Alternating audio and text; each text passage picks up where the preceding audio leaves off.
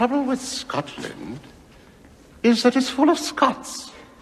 No bar, no pinball machines, no bowling alleys, just pool. Nothing else.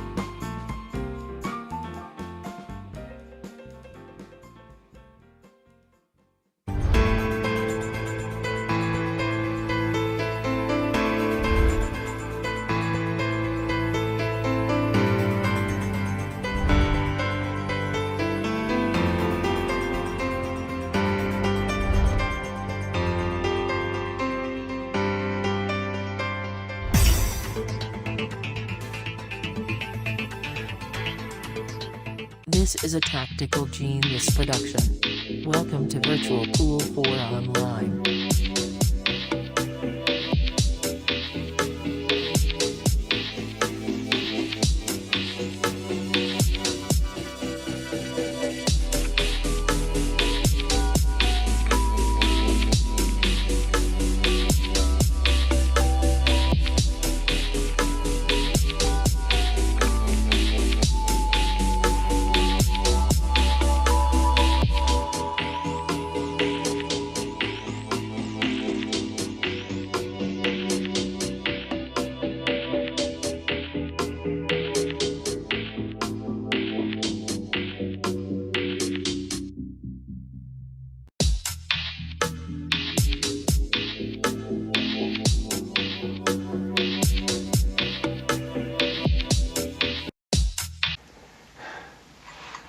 Remember, when things look bad, and it looks like you're not gonna make it, then you gotta get mean. I mean plumb mad dog mean. Your assignment tonight is strategic. You can't give the enemy a break. Send them to hell.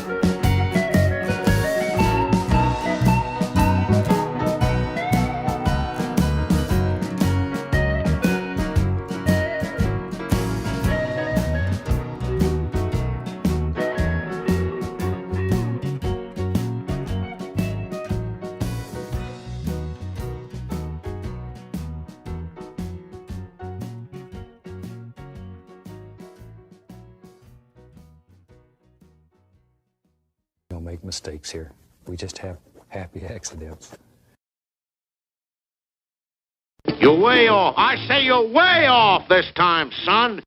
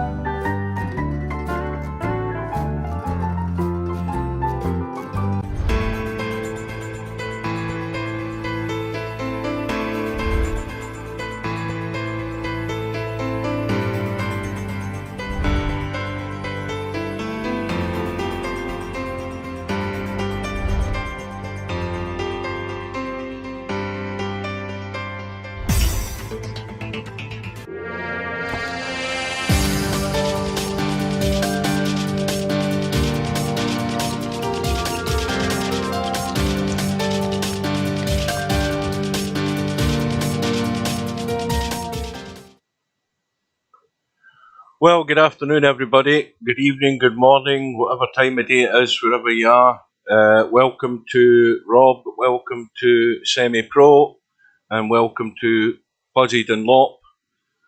Welcome to VP4 TV, and welcome to VP4 Online. We're here for yet another final, as is ALBINARIO.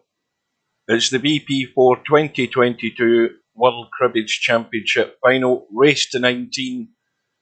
ALBINARIO from Sweden, COBRA from the UK, and COBRA has to find a way to overcome ALBINARIO in these close matches. They've contested the last two finals in the black ball final. It was the other way around though in that tournament, because COBRA sent ALBINARIO to the one-loss side in a final rack decider, and ALBINARIO got the better of him I think he won by 15 racks to 13 or 15-12 in the black ball final. Albinario's just arrived in the lobby. Cobra has been putting in practice for most of the afternoon that I've been keeping an eye in the lobby. And so Cobra's goal tonight is to get the better of Albinario. I think it'd be safe to say that these matches are going to be close. There's no reason why the final won't be just as close as previous matches. Welcome to Matt. So it's going to be a close call. We all know the factors in this game that affect it. It doesn't matter how good you pop balls. It's how your luck is with the lay of the table and how important a good or a bad break is. We've seen it, how it affects. We've seen how tough it is to get back into this match or this game. If you end up 2 or 3 racks behind, you need things to go in your favour. Both players will be relying on that. I think it could run very close. I can't see somebody running away with this unless somebody has a nightmare. We've seen some people have nightmares. It will come down to who makes that little mistake more than the other player. So we have Steve who's going to join us. I don't know whether he's in Discord. We'll have a quick look. Just double check whether he's there. I'll move that thing out my way so I can see what I'm doing. No, he's not there yet. He should be along in a minute. Couple of things to mention. The last thing I checked, Friday night 9 ball had 11 players in it quite a little while ago. Let's just double check now and see. 1, 2, 3, 4, 5, 6, 7, 8, 9, 10, 11, 12, 13, 14 in it this week. So we've got more than an hour to go, and it looks as if Friday night 9 ball is going to be full again for the first time in a little while. So there's only 2 spots available. The other thing to mention is that the let me just put the banners in the lobby. That the 10 ball World Championship, so the last time I checked, it was about 43 in. There is 43 in. 21 open seats still left. And Semi-Pro is still missing from it. He's still to get in. So, welcome, Matt. Yeah, this is going to be really close, I think. I'd be very surprised if if one of the two of them fell apart. They're too good to fall apart. It's going to be a toss of a coin. I'm going to sit right on the fence. I'm calling nothing. Well, just to bore you, I've been suffering from the effects of an illness, which has now gone to my chest, as it normally does when I get a heavy cold, and that's part of the recovery process.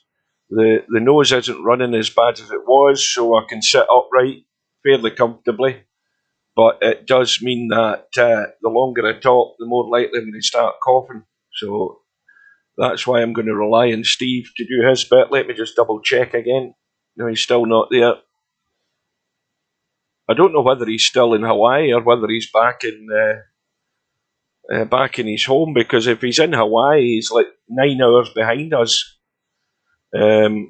which is like 9 o'clock, 10, 11, 12. It's like 9 o'clock in the morning, so I don't know whether he's still there. We'll find out.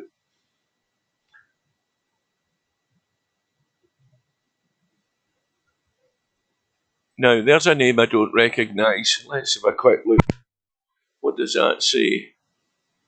Chen something, I can't see. Welcome to everybody. I think the voice is beginning to crack already. Right, so these are the 2 best players in Virtual Pool 4, and it's up to anybody else out there to prove me wrong. The same players getting to 2 major finals in a row, both of them contestant, and everybody who's watched these matches know why they've got to the finals, because they're far more consistent. They've got far better control of the cue ball than anybody else, and they can get the job done. That basically sums it up for the 2 of them. Welcome to Jose. Well, I hope that Mooncake arrives because he can speak Spanish and keep Jose company. And he can also do the translation. Now another quick tab out. He's still not there. So we've got about 3 minutes to go. Now the question is whether Cobra's practice is going to do him any good. Albinario, I mean, we'll take it for granted that Albinario doesn't practice offline. We're just assuming that he turns up. I mean, this is the most warm-up that Albinario's had before any of his matches. He's turned up 5 minutes before it's due to start, and he's popped into a room to have a little warm-up. That I don't know whether that'll work in favour of him or against him. It might jinx him in terms of his procedure to each match. When you start changing your pattern, the voodoo might start working. You never know. 1915, machine calls it. Or is it Cheeky Chico? Sorry, Jose, I knew one of the guys spoke Spanish. I don't know whether he'll drop in, and I'm going to have another quick look. Right, Steve is there. Good afternoon, good morning, good evening. Welcome to Steve. Yeah, morning here. Are you still in Hawaii? Yes. Right, so it's 9 a.m. over there, isn't it? You're about 9 hours behind. It's 7 a.m. 7 a.m. Good God! Imagine getting up and missing your breakfast for this. So, right, Steve's going to explain how Cobra's going to overcome Albinario in this final. I think he has a chance to. I mean, I would say Albin's a favorite, but Cobra has shown he's improved in some areas. He's definitely been banking better, which is a big thing in this game. And he just went hill in the last match, so I wouldn't count Cobra out. Albin's the favorite, but Cobra could win this. Yeah. I'm just going to check that my cloth colour's the right colour before this room goes up. Let's check. No, it isn't. We'll just change it. Miscellaneous. Blue. Okay. And quit. Right, so let's check and see if this works.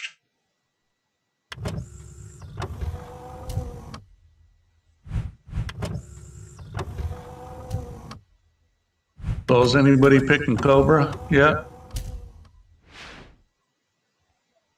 Well, I think a few of the guys have stuck their neck out. I'm sitting in the fence. Now, who called 1915? I can't see the name. It's gone up above the chat, but somebody called it 1915. Matt says, Hugh got a new mouse ready for the league. I'm back to old school form now. No, that's good. Oh, that's a good reminder there, because I've got a question for Steve. And the obvious question is, this league night when it starts, which incidentally is a week tomorrow at 7 p.m. Next week, I presume all 6 teams are playing next week. Yeah. Right. We have an even number of teams, which means that every team's going to play every week. Right. So that also means then that we've got a whole barrel load of matches to be playing. That means that the 3 players in my team are going to be playing the 3 players of the other 5 teams. So how long do you reckon this is going to last, this league night session? You only play one team per night. Oh, right. Now, that's the bit that was confusing us, because Whit was asking me, and I'm thinking, well, I presume all 6 teams are playing. So on this Saturday night coming, we'll be drawn against a team, Team B, for example, whoever they are, and the 3 guys will each play each of those players in that team, and then that's it for the night. Yeah. Right, that's fine. So you'll play, yeah, each player will play 3 matches. Right, because I think what was thinking that if it was going to be all the teams playing, then if you're playing one player off each team during the night, it could go on for hours. That's okay. Right, so the room is up. You. I'm probably rattling away here and it started. So we've missed the lag. It has. Missed a break too. Well, the one thing about the break is Cobra's got a ball. 2 ball in the break. No, sorry. Albin broke. No, Cobra broke according to my screen. Little dots in the bottom left of his name. Are we out of sync? On my screen, Cobra broke, and he's got the dot next to his name, and he couldn't get the partner ball. Now I'm out of sync or Steve's out of sync. In fact, let's have a quick look. Steve's gone worryingly quiet because he's not in the room. Oh, there he is.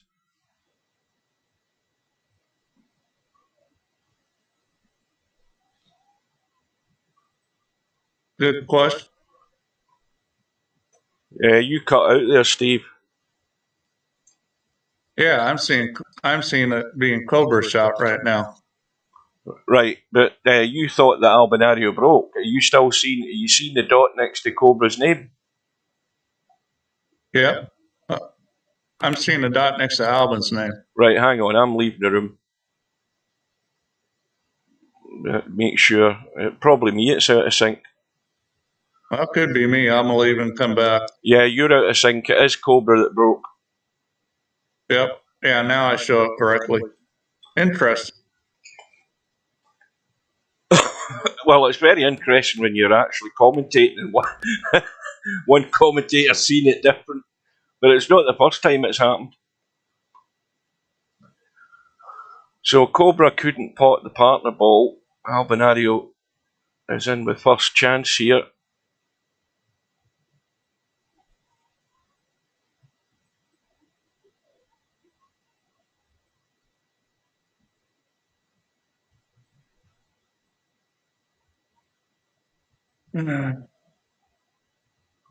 Well, he's just going to try and drop this in dead weight and let the cue ball come off the rail and hope it doesn't squat up the table too far, which has got dead weight pace.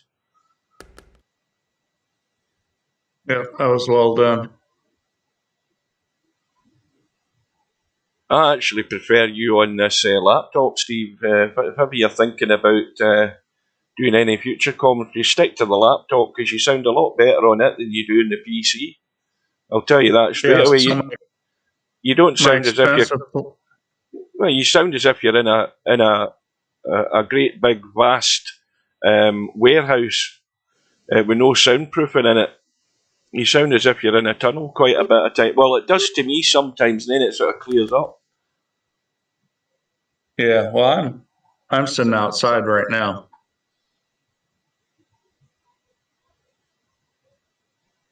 But that's an expensive headset I have, or it was. I mean, it's old. It's a Plantronics, which is a expensive brand of headsets. But it's probably 20 years old.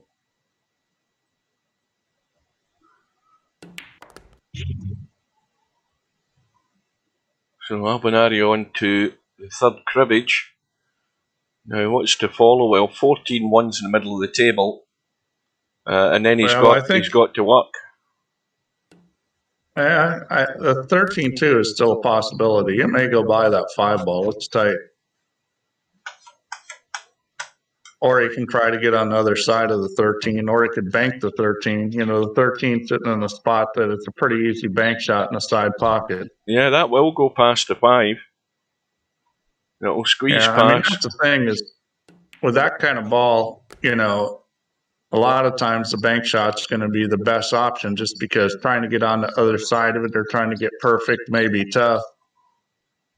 Whereas getting on the bank is going to be easy. He hasn't quite got into that.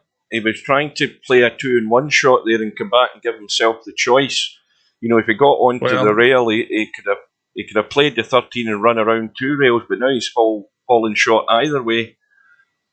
it's sitting perfect to pot the 2 and come up on the other side of it. Like if you just roll it, it's going to come up on a perfect line to get on the other side of that 13.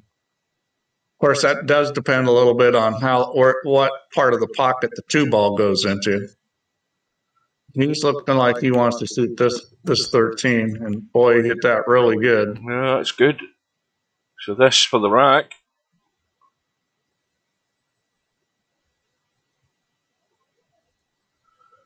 And of course, it steals the break off Cobra. Yeah, that was a fine shot on the 13. That was tougher than he made it look. Oh dear. Commentator's curse. Well, he tried to sort of baby it in, and maybe it'd have been better to just stun it in, and then if it rattled, it might have went along the rail and he got away with it. Well, the question now, I mean, this is a real strategy rack at this point for Cobra because he's down 4-0 in the cribbages. The table's not good, so what he needs to do here is he needs to figure out how to break balls out, and if he can't, then he's going to need to figure out how to play a safety. Well, I'm surprised he didn't take ball in hand and take a risk. Why not try and pot the 2, come in between the 8 and the 13 onto the side rail and down into this corner and try and nudge something? He's going to take 13 too, but I mean, he did have a chance here to break it and still. There's no angle here. There's no angle here. Yeah, I think the problem is the shot I was talking about. He'd have been taking a huge risk to try and break those balls and still get lucky and still have a cut in the 13. But he's going to hang off and try it this way. I think the problem there's nothing wrong with playing the 2, but the problem there is that he needed to get an angle on the 13. He was almost dead straight on that 13, which that makes it tough. Welcome to Tommy. 1916 Albie is being called by Tommy. I think it's 1916. He's got a combo on this 5 ball. I mean, this will work. He can combo this 5 ball and get a shot on the 10. I'm sure he's got to be looking at that. I mean, that's what I would be playing, is this combo. Yeah, it's not difficult. He's got room to do it. Now he needs a little roll, which he's got, and now the rack's his. Well, that's not really a roll. I mean, he's playing the path of the cue ball there. The 7 ball's going to come out. You just need to play the path of the cue ball so it didn't run into the 10. I mean, if exactly he might have come up with a shot. Yeah, he just had to avoid the double kiss. That was very well played. Well, this is a good start for Cobra, considering that he was sort of dead and buried, more or less. And he's going to pinch this. He's been able to solve a difficult rack. Needs that 15 ball twice, remember. Yeah, but it's sitting in a great spot for it. Yeah, I'll just roll it in and drop it into the left side. You don't have to do a whole lot with a cue ball there.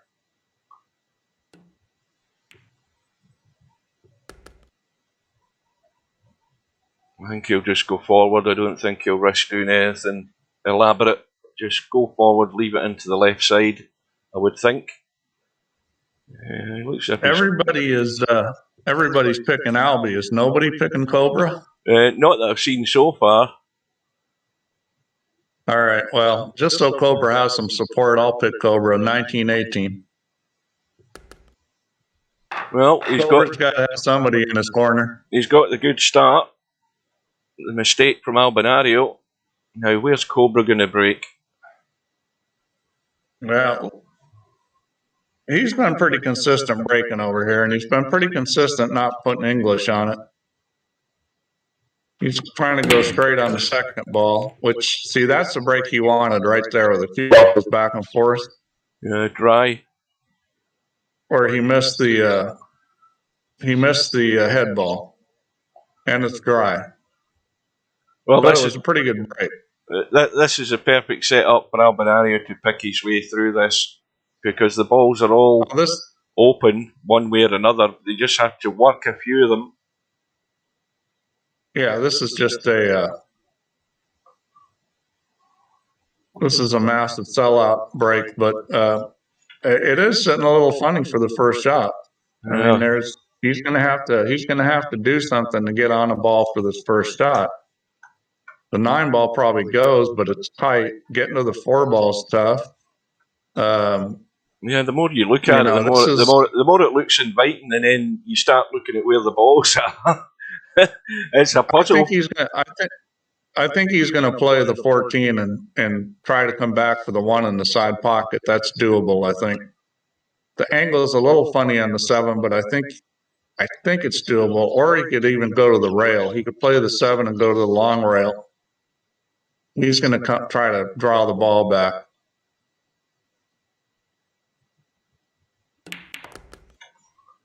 That'll do it. Yeah, that's a good shot.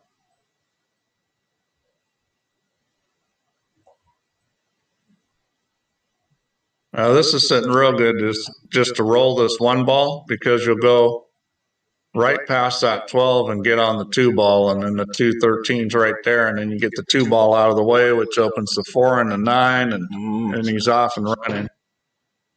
I think that's what he'll do. Oh, he didn't hit it hard enough.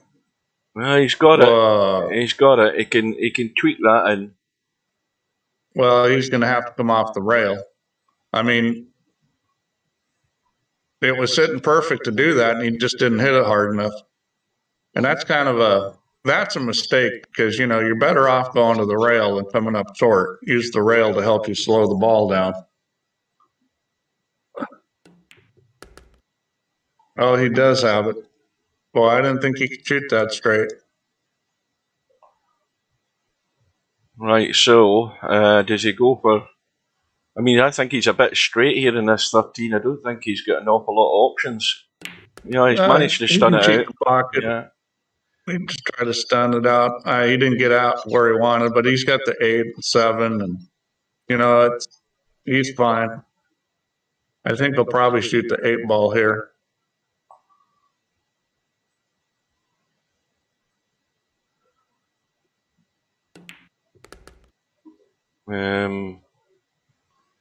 Now, does he stun this 7 in and come out for the 5 to play the 5-10, or is he going to play 6 into the side down for the 9? He can just roll this ball. He's digging in. I think he'll roll it. Yeah, he's digging in just to stun it. He stunned it. Yeah, so now he can go. If he gets the right angle. It's all about getting the right angle in the 9, because probably the simpler shot would be to. Yeah, I think he's thinking about that first. Might be that he's perfect on it to play the 6-9. Yep. Yeah, this rack is over. I think they'll probably play the 4 ball here. Just roll forward and shoot the 4. Yeah, because again, he's got nothing to do other than just drop this in, come out on, make sure he's got a good line in the 4 and roll through. I mean, it's the rudimentaries of the game. Just keep it simple. Well, he's came out, so he's got other ideas. It's going to be 10-5. Yeah, from here he may play the 10-5. He's a little funny on the 4 ball.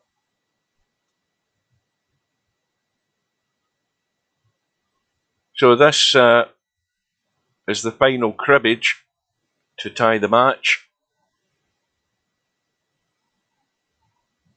And he's taking the 5 first. Now this will really look stupid if he can't go on the 10. That's fine if it keeps rolling. So both, the first 2 racks have gone against the break.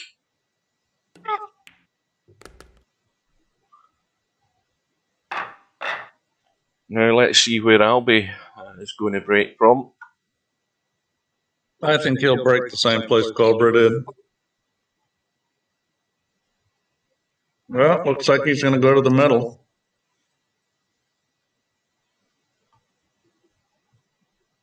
Looks like he's got a little bit of left English on it. Right, 2 balls have gone in, 13 balls hanging, and the 2 ball might have been one of the balls that's gone in. Yes, it is. Well, there's a bonus, and the 1 ball's right in the middle of the table. So Albinario's laughing here, and he's got a dead easy combo. What ball's that? It's a combo. The 4 ball is a dead set combo. The 11 balls on the right side. This racks over as well, and this isn't going to take long. This is on the scoreboard already, guys. Oh, he's overcooked that. Where the hell's he going here? Well, there's the commentator's curse, if ever you're going to see it. What happened with the control there, Albinario? No, what he was afraid of is playing it the normal way you would, which was cut a little thin on that, brings the side pocket into play the scratch. Yeah. He tried to play a shot. He tried to play a shot where he could take the side pocket scratch out of play, and he didn't do it very well. I understand what he's trying to do, but well, I definitely jinxed him. It wasn't a well-executed shot. I had already marked this on the scoreboard, this rack. Yeah, well, I mean, that's kind of a shot by fear. It would have been wiser to play the shot where you take a little piece of the 13 and be confident in your line that you're going to be able to hit a diamond out in the side pocket. And, Albin was scared of that shot and tried to do something else and got himself in trouble. Well, I'll tell you what, Cobra didn't think he was going to get back to the table. I know that for certain. I mean, this is... and Cobra will be kicking himself if he can't get the job done here. Larry, you forgot about how hard a shape is from a hanging ball. Well, actually, I don't think it's that hard. I mean, that comes up all the time. I'm not saying there's not situations where it could be a little tricky, but I mean, that's one of the most common shots in pool is the ball hanging in the pocket. And that's something that every player needs to get really good at because it happens so much.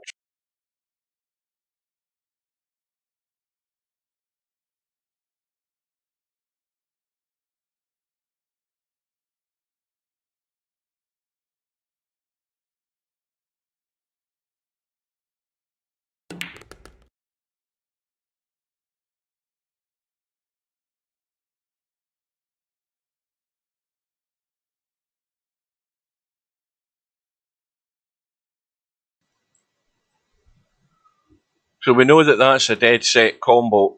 I mean, that 4 is always going to go in.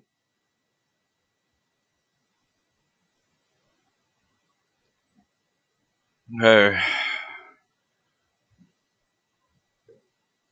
if he's taking the 6 ball, he needs a bit of inside left on this just to check the cue ball. And now this is where he's got to just get careful here, because this could end up being a wee bit tricky, especially with those 2 balls close to one another, the 12 and the 14. I think it's the 12 and the 14. Well, he's got a chance here. If he wants, he can play. He'll probably play position for the 10 or the 5, but he can play position on the 12 ball from here pretty easily. Yeah, he just dropped into a spot. Now he's gone a wee bit too far for the 3. No, he's going to play the 12. I mean, you got to be a little careful here. I mean, he could roll it and cinch the ball and then leave himself a cut. He's looking at the 10 ball. This is a. He just needs to make sure he gets past the 15 here. It's a little tight. Yeah, he's fine. I think he probably did play for the 12 ball, but it was not wonderful how it was sitting, so he changed the plan. That's fine. That just opens up the 14 and the 12. I mean, that actually made the table a lot easier. Welcome to Hair Pig.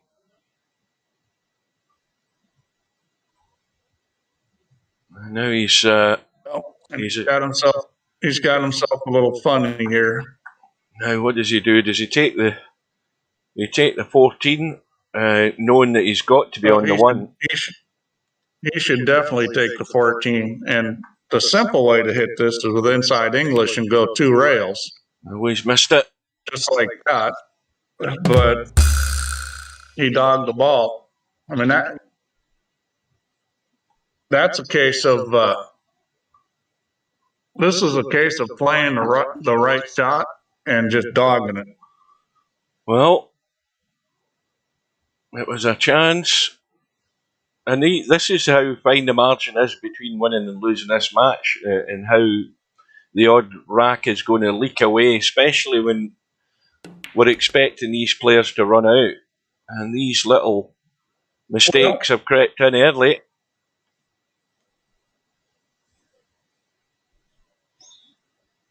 Yeah, that was actually a pretty big mistake. I mean, he made a little mistake with the cue ball shape, but that's going to happen. You know, it's hard to control the cue ball exactly. He got a little funny on the 14, but that was really a fairly routine shot to go back and forth with a little inside. And, you know, he missed the ball by a mile.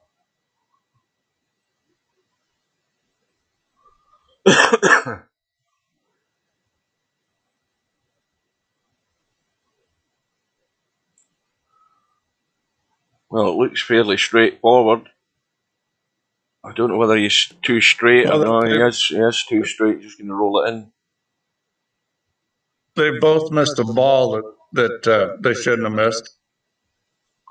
Cobra shot was a little tougher than Albin's, but they're 1-to-1 in missed balls.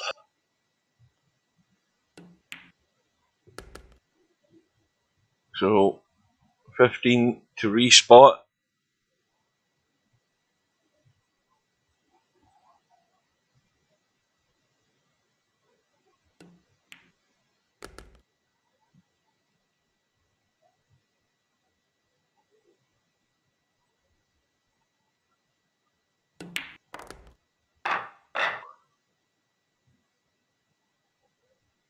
Now is Albie going to stick with his centre break? Well, I would imagine he would. I mean, he had such good success on the last break. I can't imagine he's going to change it. Slightly off centre.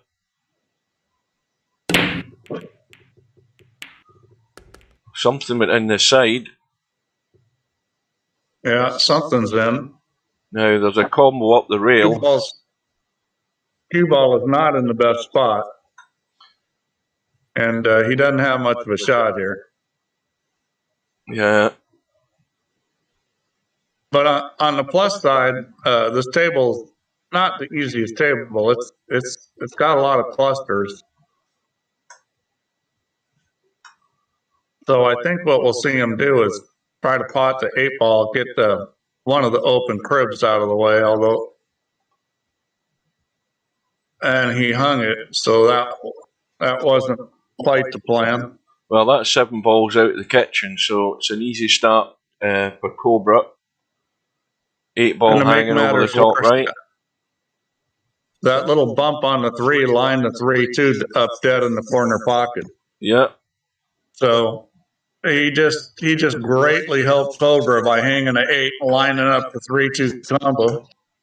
I mean, that 11-5 isn't dead set, but it can easily be made.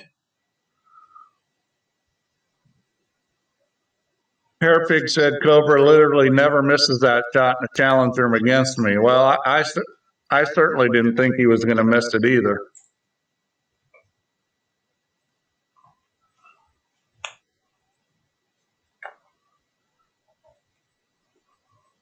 But I think that's just a little bit of nerves here early in this match.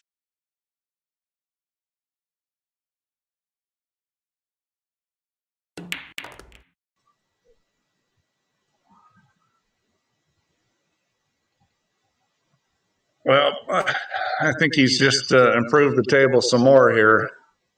Well, he may well be going for the combo straight away here because he's got the angle to make the combo and come back across the table for that 13. Is that a 13 there? No, it's a 9. No, it's a 9. I'm looking at the 9, thinking it was the 13. The 13's more central. Yeah, well, I mean, he can come back and shoot the 13 in the side pocket. The shape there is a little touchier. Yeah, 114. He's not going simple. to.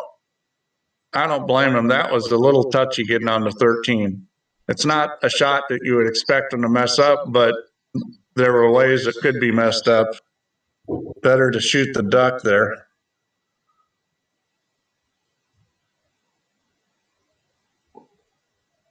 Now I wonder whether he's contemplating coming off the 14 and playing the 9, and then dropping that 6 into the side on the left-hand side. He's looking at the 9. Well, again, he's making sure he knows where he's going before he moves. And I wonder if he's going to play that 9. He's a little funny. I mean, he could play for the 4 ball and then shoot the 5-11 combo. But I think you're right. He's going to play the 9 ball. Well, he's gone a bit too straight in this. He's going to have to. Let's have a look and see if he can drop through. Yeah, he can drop through. He's just a wee bit straight. He would have liked a wee bit more of an angle. He just needs to get there, and he has done. Yeah, that was perfect. Well, now, having got rid of the 9, that clears the problem for the 13 ball. That's the pocket open, so he's got the easy combo on the 3-2. If he does need it, he's got that other combo up top left that he has to make. He needs to get into a good line on that to make it. But well, he's always had this 5-11. He's always had the 5-11, so he's going to be out here. I mean, I can't see him not getting a couple more cribs out of this. He may play the 4 ball right here. For this, I think it's safer playing it this way, just because you get a little funny on that 5, and all of a sudden, because it's not a dead combo on the 5-11. You need to get the ball down there pretty close to the side rail for an easy shot on that. Yeah, he's going to go to the 12-3 and not even mess with it. Yep, doesn't need it. He's got the crib in the open, so.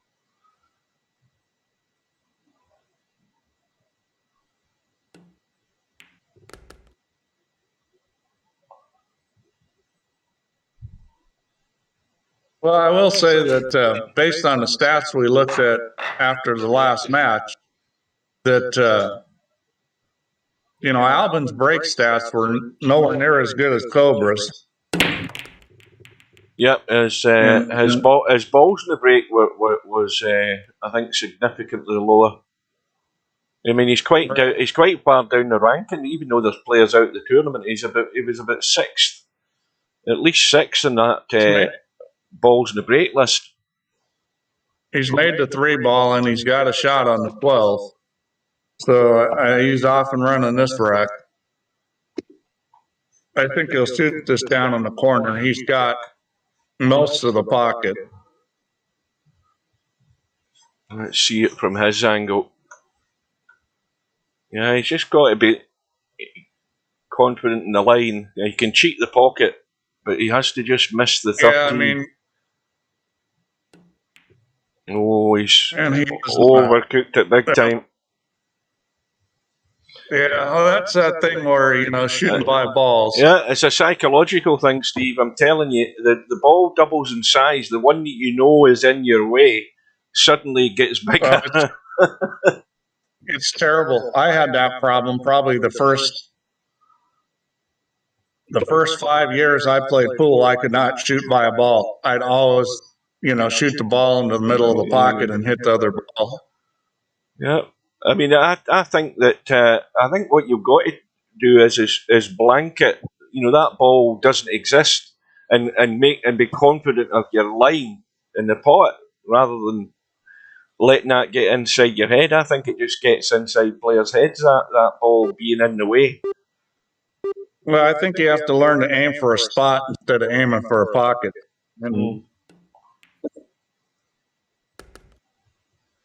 Well, again, it's a rack that was looking good for Cobra. It was looking great. Yeah, that's pretty much a giveaway there. Well, we've got the 14-3 married together, and we've got the 9 and the 1 down here in the bottom rail. So Albinario is going to have to create something if he's going to get the 5 cribbages he needs to win this rack. He's going to have to work something out. And you'd have to say that with the 7 and the 8 where they are, he's going to have a reasonable opportunity to get on to that 14. And I don't think it goes in the corner, but it goes in the side. But the other problem is the one's up the table and locked up. So I mean, these two clusters are a major problem in this rack. And he's overcooked that. Oh, that almost been going. That wiped its feet 3 times. Goes. Let's have a look at the that. 3 ball goes. So I mean, I don't think he's got a big problem with the 14-3 because he can shoot the 3 ball. Well, I was looking at the 14. Let's look at the 3 then. Yeah. He's got to get an angle he can roll through to shoot the 12. I mean, it's not like it's super simple to get on it, but if you play for getting on the 3 and you don't get on the 3, you've got the 6 or the 7 sitting there, so you've got some bailout balls.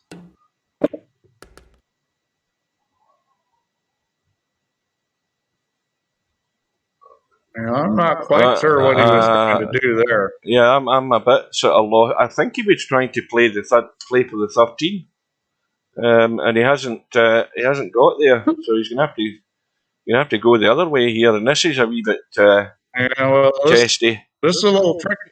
This is a little tricky with that 6 ball there. I mean, if you hit this too hard, you're gonna hit the 6. That was well played there.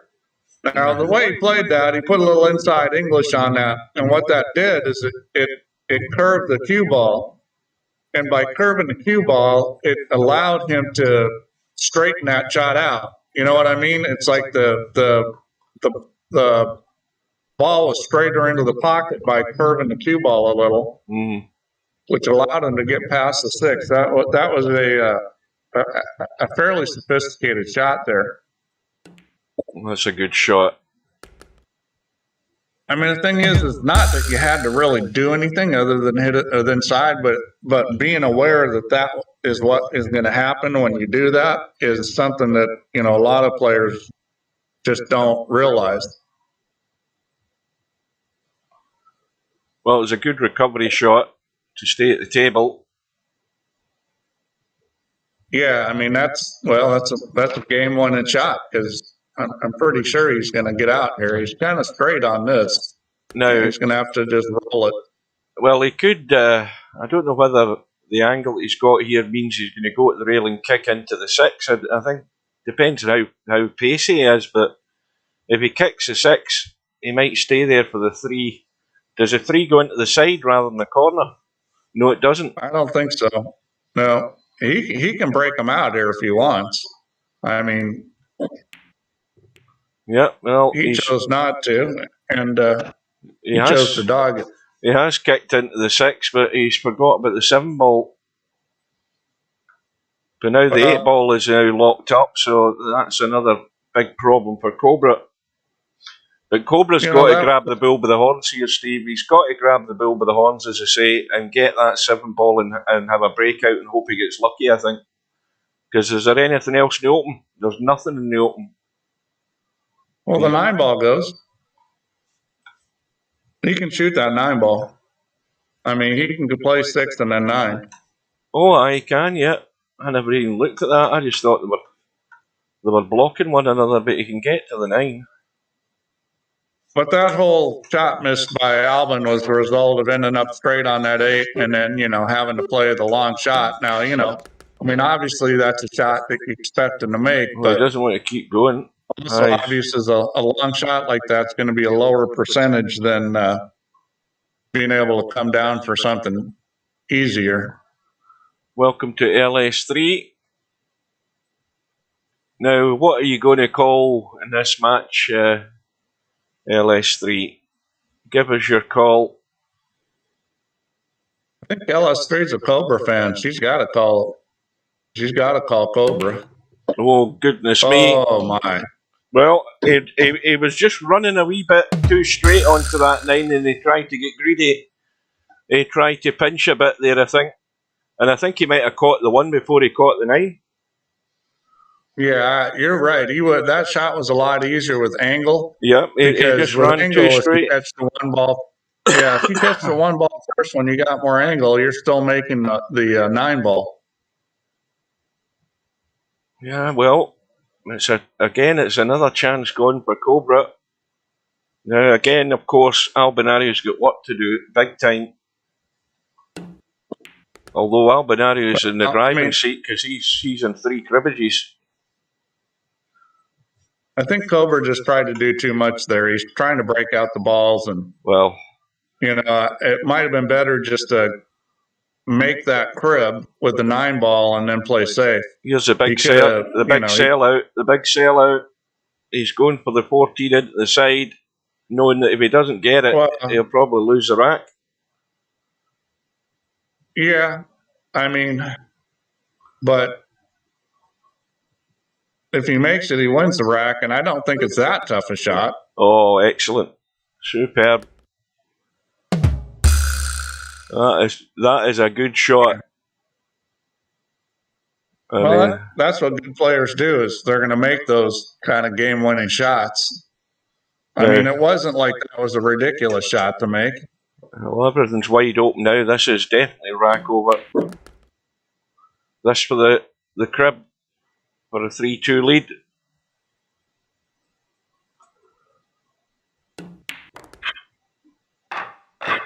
Well, I definitely think Cobra should have made that 9-ball crib and then pocketed the 1 ball and hit the cue ball into the corner pocket and left them all stacked up there rather than trying to break that out. He just tried to do too much. Yeah, well, and he paid the price for it. It just worried me slightly when he was coming down onto that 9 ball that he was just rolling that bit too far. As you said, if he was further into the table, he had the cut in the 9, and he was more or less guaranteed to get it from the higher angle rather than going fairly straight. And I think he did try to pinch a little bit and caught that 1 ball. And this is ugly, this table. Yeah, but he could have still made it from there by just rolling it. I mean, he blasted it because he was trying to do some kind of crazy breakout shot. Good evening to Bedhead. Yes, I'm here, but the voice is holding up for now. The infection's gone to my chest as it normally does when I get colds. But I'm here for the duration, however long it's going to take. And by all accounts, it's going to take a while. Well, this is get to work time for Cobra, trailing 3-2. The table's ugly, and he's going to have to call on all his ability here to find his way through this pack. Yeah, this is kind of a mess, but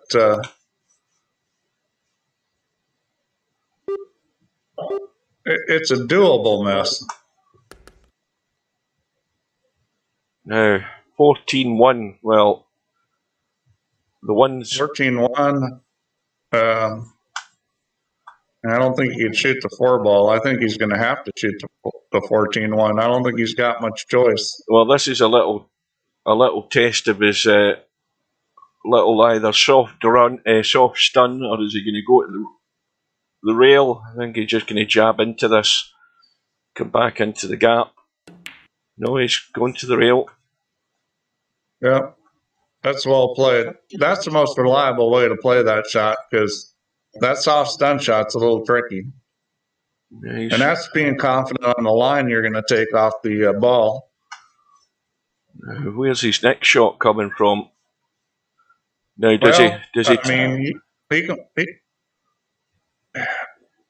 does he come out for that 5 into the side if he gets good on it, or if he finishes short on it, he's got the 10, but the 5's limited in where it goes? He's going to play for the 11 ball here. Well, he's just going to make the 4 and slide across to the 11 in the same pocket.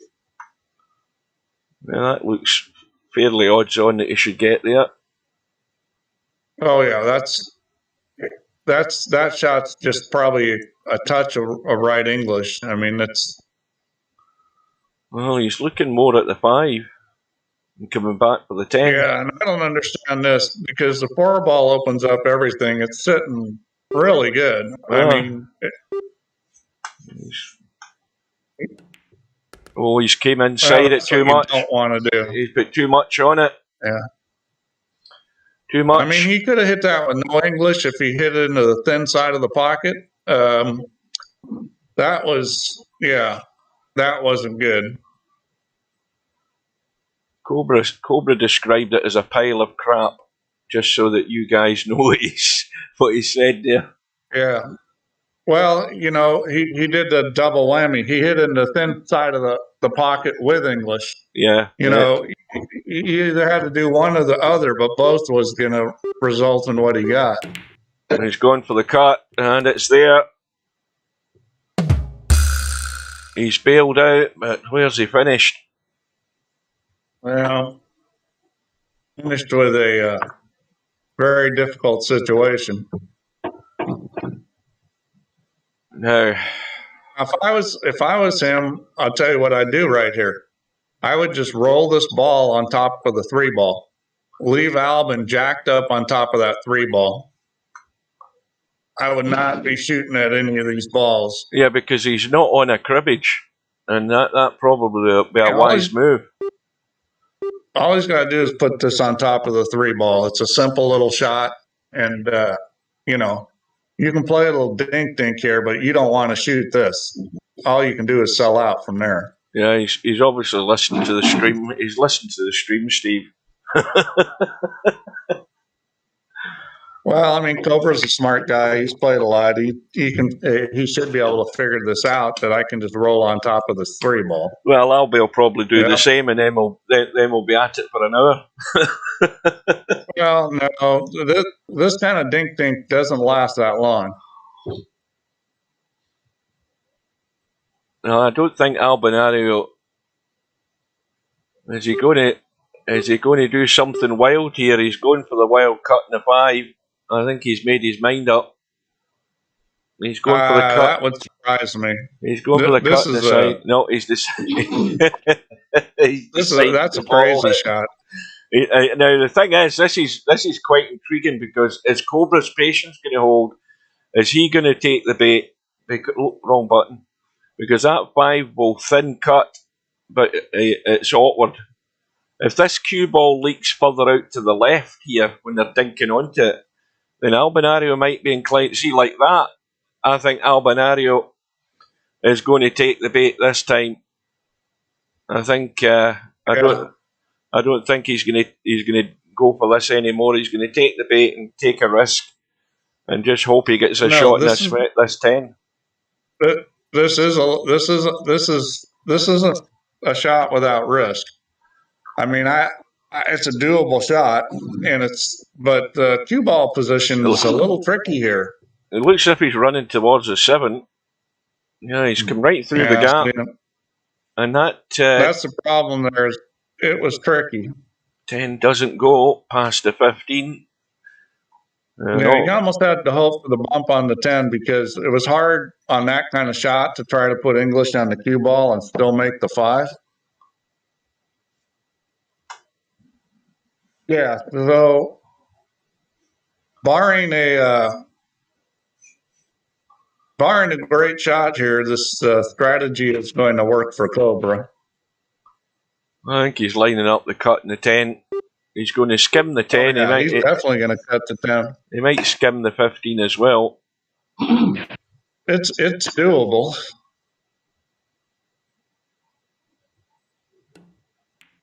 Well, again, he's nailed it as far as the pot goes. Where's the cue ball ending up? Well, that 8's now a dead set combo, but pot in the 13 and trying to get in the 2s, he's got a slim to zero chance of that. Well, he can pot the 13 and cut the 2 up the rail. Shoot the 13 in the corner and stun it over and cut the 2 up the rail. Well, that's a big ask. That's not anybody's favorite cut shot, but it's there. It's either that or play safe. Well, he's had a good go at it. Yeah, that's what he tried to do, and didn't make the first part of it. There was no guarantee the second part was going in if he did. So Cobra on 3 cribbages, Albinario on 1. Albinario with a slender 3 racks to 2 lead. We know that the 2-8 are a dead set combo, but of course the 7 ball's an issue. Yeah, I'm not sure you can put that in the side. He looks like he's trying to throw this ball with some right English to, this is tricky. Yeah, he's played it. And he did. That was a very well executed shot because he had to throw that with spin to get that in the pocket. Yep, and that's probably the shot that's won him the rack. Yeah. Now, most players that I've seen on this would not have shot that shot. That was that showed some knowledge there to be able to throw that ball in. Now, I think he's just got enough to work with here. He's just got to watch he doesn't hook himself when he pots this 12. Yeah, this is one of those kind of stun run shots where you're going to kind of pop the ball, and I think this is the kind of shot that's hard in VP. If he just rolls this with top, he is not going to get on that 3. Yeah. Oh, okay, that's excellent. He played for the running into the ball. He must have played for that the way he hit it, because I'm sure he knew he wasn't getting over on the other side of it. Well, it's come up smelling the roses. Well, that was well played. It wasn't just smelling the roses. I mean, he played that. You could tell the speed he hit that he knew he was going to have to move that ball. Oh. That was really well done. Back all square. Cobra sticking with the game plan. Cue ball's gone. Whoa. Well, here we go. We haven't heard this for a little while.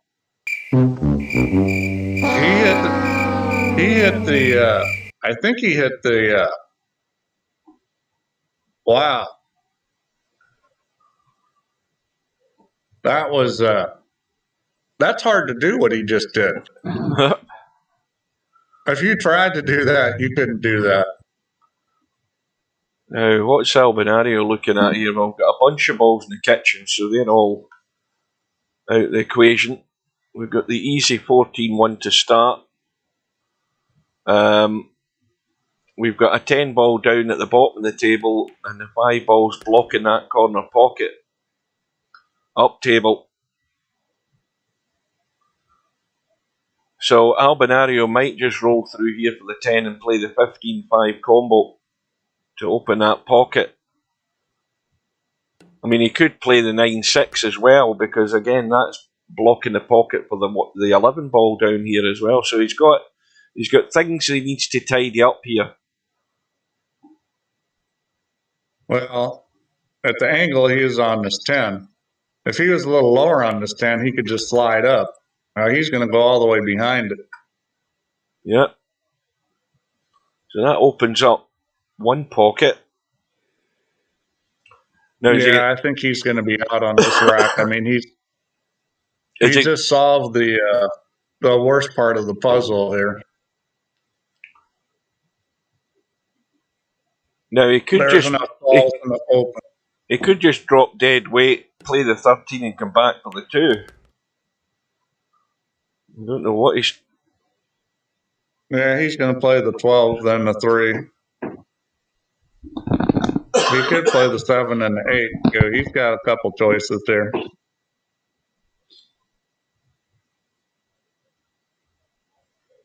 I think he'll play the 12-3, but they both work.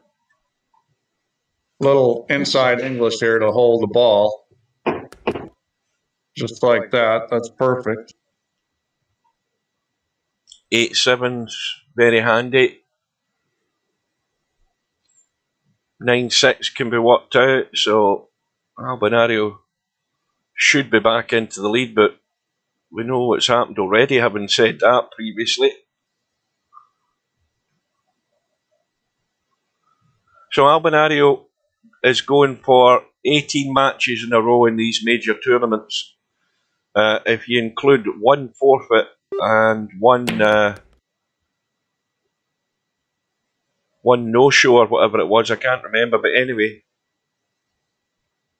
Albinario's on a 17-match run in major tournaments. He's won the last 2, and he's looking to make this 18 in a row and his 3rd major event in a row.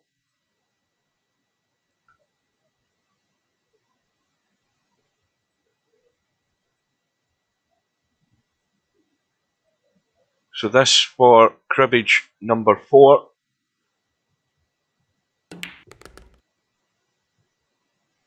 And he's going to play 11-4 for the final one. And so far it's just been a 1-rack lead either way. We're waiting on the breakthrough. Oh, that was the 13. I thought that was the 11. That just shows you this blue cloth does my eyes in looking at these striped balls from a distance. But anyway, and Albinario sticking to the slightly to the right break. Yeah, and he's hitting that with just a touch of left English. Now that looked That's like an interesting break. The 3 and 10, I think, went in. Again, I might be wrong. I think Albin's been practicing this break. He's hitting this with a touch of left English. Yeah, 3 and 10. I mean, that's beautiful cue ball position. Yeah. He may not have come up with anything, but that's beautiful position. I think he's going to play the bank, the carom off the 6 ball. Oh, is he? Let's have a look. I think that's what he's going to end up playing. Well, he could try to play this combo, but that's pretty tight. And that's a tough carom. At the angle that you're going to have to hit that with a lot of speed. I was thinking we were going to try and bank that up the table, but the 6 ball's in the way. Yeah, no, he can't. That bank that's pretty tough because the cue ball is going to throw the 12 into the long rail. He's going to play this 15-12 combo. Well done. And he's going to hit it great.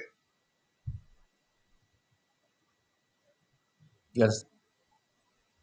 3 heapings. Heaping?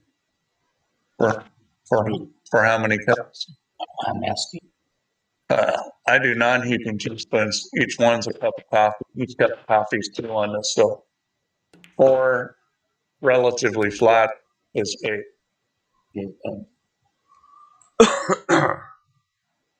That would probably be 8 also. That's fine.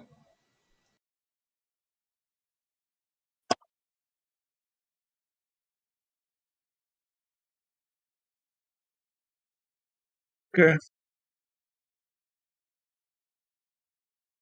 Well,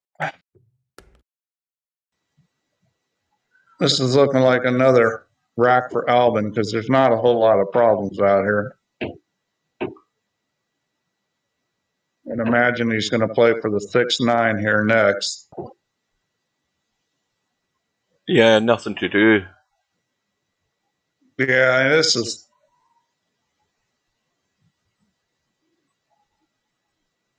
a chance to get some separation. So this is going to take him to the 4th cribbage. And the 14 and the 1 are available as well.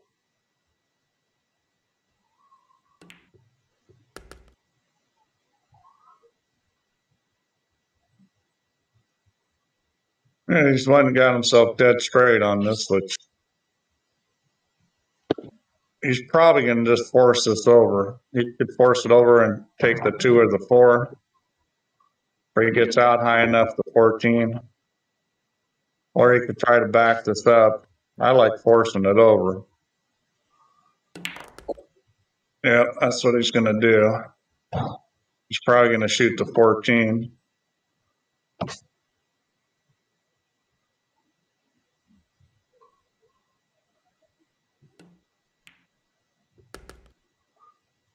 Well, we're going to have daylight for the first time in a match between the two.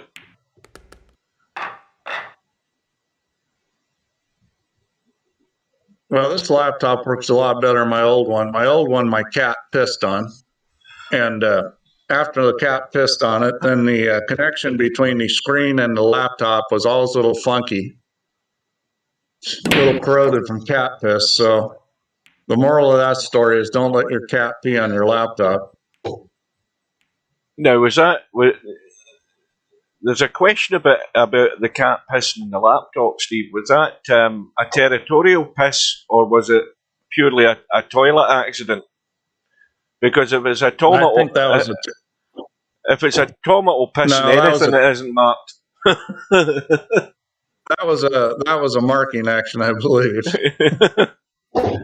That was a statement to say this is my laptop, where I normally walk across the keyboard while you're busy.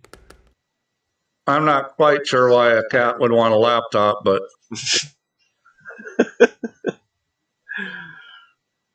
yeah, liquid and keyboards don't mix very well. You're more or less writing it off as soon as you get any sort of liquid into the keyboard. That just going to corrode things. Well, Cobra, we're now looking for a response. Yeah, he doesn't want to get further behind here. And at the same time, there's no reason to play any desperate shots. He just has to bide his time.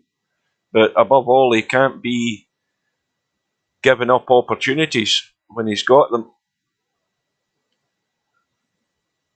Yeah, that was well done. I think he'll probably play the 13 and the 2, or the 2 to the 13 this next one.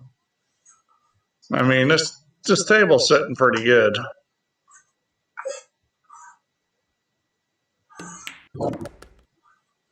Well,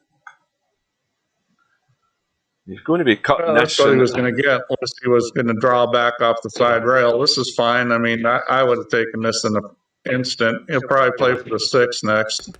Oh, he decided to move balls.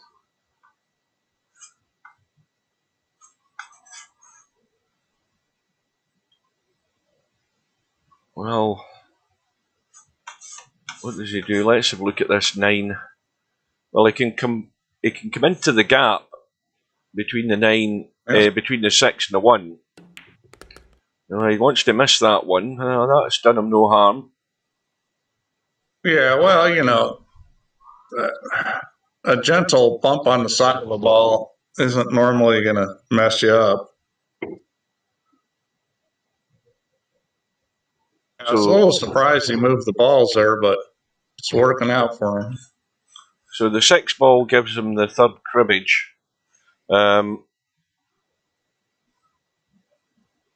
His next cribbage. Well, he's just got to be careful with this next one, where he's going first. I think he's going to play the 7-8. That's a safe one here because it's pretty hard to mess up position from the 7 to the 8. He's looking at the 12 ball maybe, which is also pretty hard to mess the position up. Oh, he needs to get there. He's okay. He's okay, especially since he can run into the 14 if he wants. Although, if you make the 14, you're going to have a long shot on the 1. I don't think he wants to do that.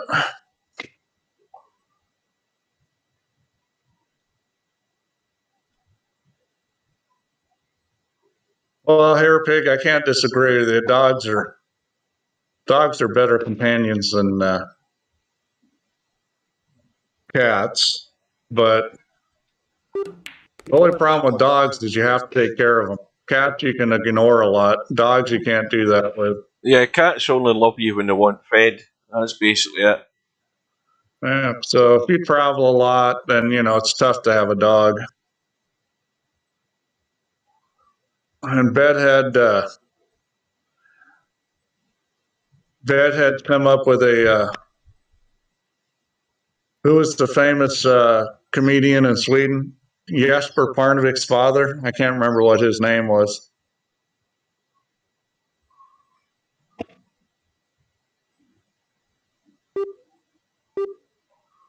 If you knew that, Hugh, but Jesper Parnevik, his father was a famous comedian.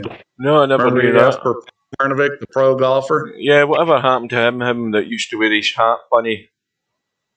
Yeah.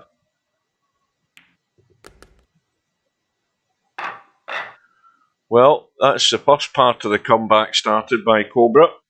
Mini comeback, sticking with the break. And dogs are way better roommates. Well, it's come up is dry. your dog paying rent or something? Oh, Parnevik? No, I thought he was Swedish. Yes, he's Swedish. I thought he was.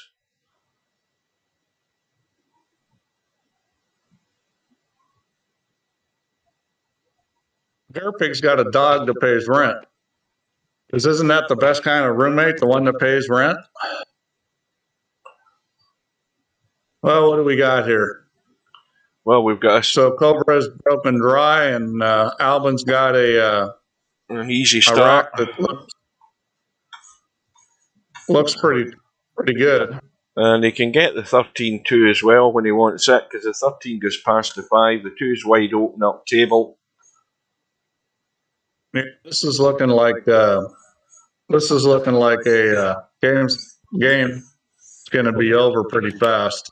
That 14 goes as well. That 10-14 combo, it goes in off the jaw, no problem. Well, he ran the cue ball on the wrong line. And the reason I say that, he runs a little further and he could be hooked on the 2. That's the sort of thing where, you want to run that cue ball on a line where it's going to be on the other side of the 2. But he got away with it. The speed was good.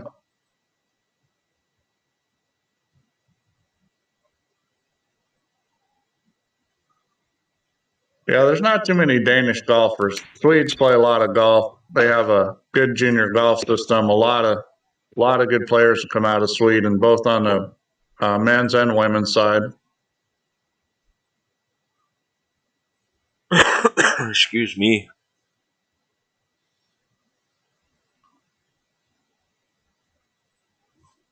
He's going to. Well, this is. I would assume the. He's looking at this combo.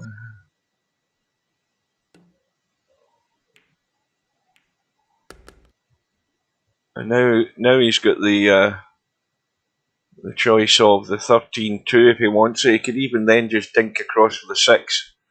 If he's going to do that, he's got to be careful about getting on that 9. I think the 13-2 looks simpler to me. I agree. I think he'll play for the 13-2. Albin doesn't usually do too many stupid things. So that 14 ball goes past the 9, and we know that this 12-14, 10-14 is a combo. It will go in if he needs it. Yeah, it's sitting pretty good. And I wouldn't be surprised if he plays position for it. Because getting that 1 ball out of there is pretty much that's the rack. I mean, because you're going to have the 9-6 then, and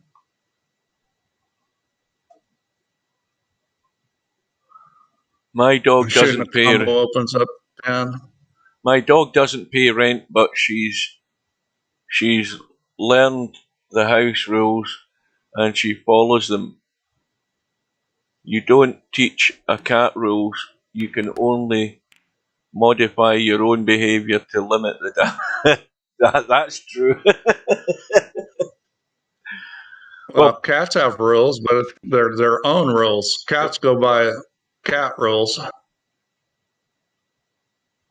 Well, I'm not sure why he did that there. I don't think that was a wise move, running into those balls. I mean, all he had to do is hit it with inside English, and he had the combo, and the rest of the rack was simple. Well, and now he's made things tough.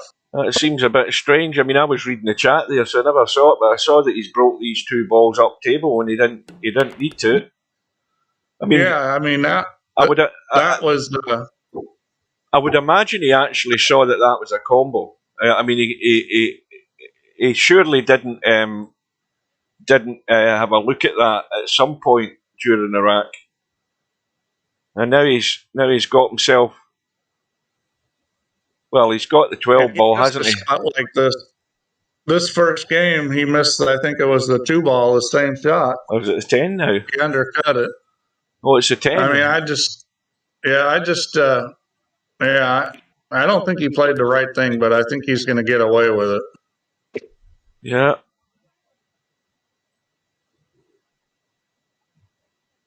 No, I think he's going to have to shoot the 1 ball, and I mean, he should be fine here. He should be able to find the gap.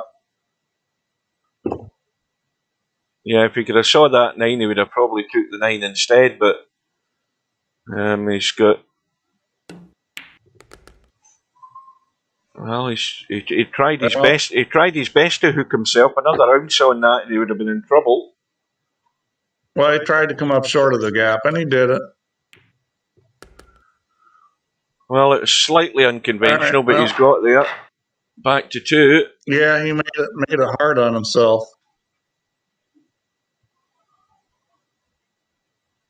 I don't know whether you guys like my little change that I did to the names on the screen. I decided to shrink down the flags and put them in next to the player's name to make it a bit more tidy. Yeah, I like that. That looks good. Well, Albin's broken dry, so Cobra has a good opportunity here. The rack looks fairly good. The one cluster there, 11-10, is a dead combo. Yep. So he's probably going to start with the 7-8 here. And he's hitting us a little left English, which is the way to hit it, because that just helps you slow that cue ball down. Right, so... Don't have to baby it. 8 ball next. I mean, the 12 and 3 are available. The 3 goes past that cluster of balls, not a problem, but what other ones are there? I would imagine he's going to try to play for the combo, just because getting that out of there is going to open up things. But we'll see. I mean, he does have some other options. Yeah, I think the only worry I would have is playing that combo soon, especially that if he's going to take the 5. Well, he's going to have to take the 5. Well, he doesn't have to, but I think he may play the 9-6 here. I mean, eventually, I think he's going to want to play the 5 to get to that combo, just because it's easier going that way. The shape getting the other way is a little tricky with the 3 ball sitting there. Well, the I only think he'll play the 9-6 and then the 5 and 10. Yeah, there's just a slight worry about playing this. What's the angle he's got? Yeah, he's... well, he underhit that 6 ball, that's for sure. I mean, he's left himself a little funny here. This is going to be slightly awkward if he's going to leave himself at this 5, because, well, he's certainly got the angle to make sure he gets out. But he can take this. I talked about the 3 earlier on. He can take the 3 and stun out. He'll be unlucky if he ends up hooking himself somehow or other. But he's got a gap to go out. He's too funny on the 5 to shoot it. I think he's going to have to shoot the 3. He's really funny on that 5 ball. Yeah, he's bumped to 1, which is fine. And I think he'll come back here after the 12 and shoot the 5. Yeah, bumping that 1 ball has opened up the middle of the table and given him more room to get to that combo. So when he pots the 12, he can certainly play for the 5. He might even play, I don't know whether he wants to play for the combo first because the 5 is wide open. It might be better to play the combo first. Well, he's put himself in as good a line to do it. Oh, this is the perfect angle. And he can just dink down the rail behind these 2 balls. the simple shot is just 2 rails here, side rail, and back out into the middle. Yeah, He may shoot the combo here. yeah, he may go for it. I'd probably just shoot the 5 ball. So simple. Well, I think the way he's looking at this, it looked to me that he might be just dinking into the rail and coming out behind, and where the 14 and the 4 ball is. Or he's maybe taking your option now. Yeah.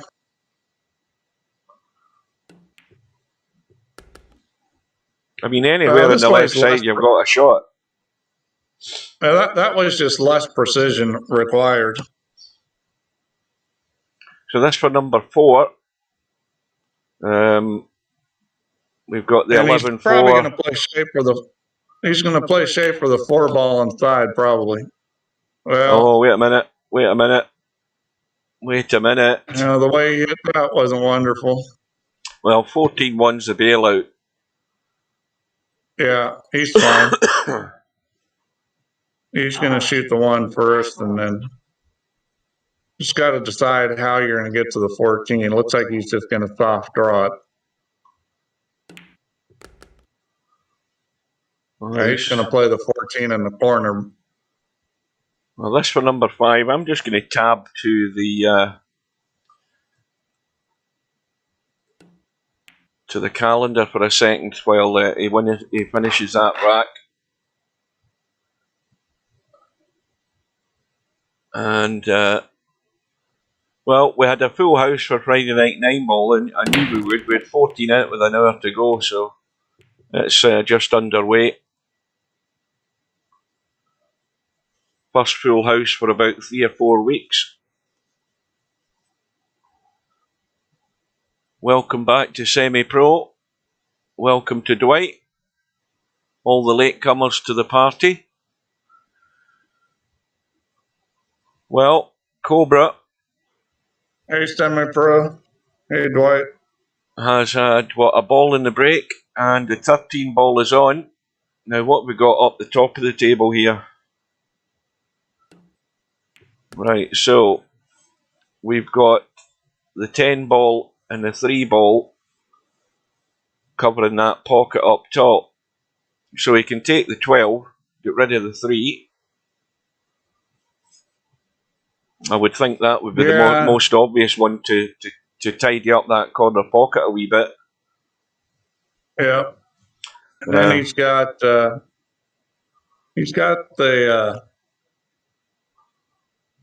well, I mean, he's got 9-6. I mean, 7-8 doesn't look good, and the 10-5 doesn't look good. I mean, there's a lot of balls down in that corner that don't look good right now. This table's a little tricky. I mean, obviously, if you can get to the 11 ball or get on the other side of the 5 ball, he's going to have to do something here. I mean, he could play 9-6, but he's got to get on the 9 ball the right way. Yeah, that's what he's playing for, is the 9-6.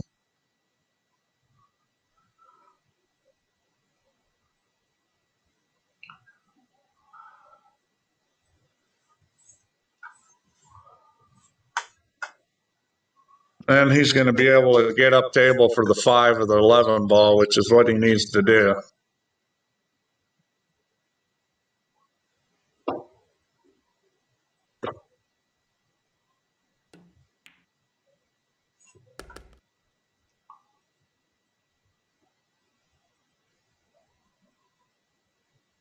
Well, is he going to cut this up the table, or going to just drop that into the side?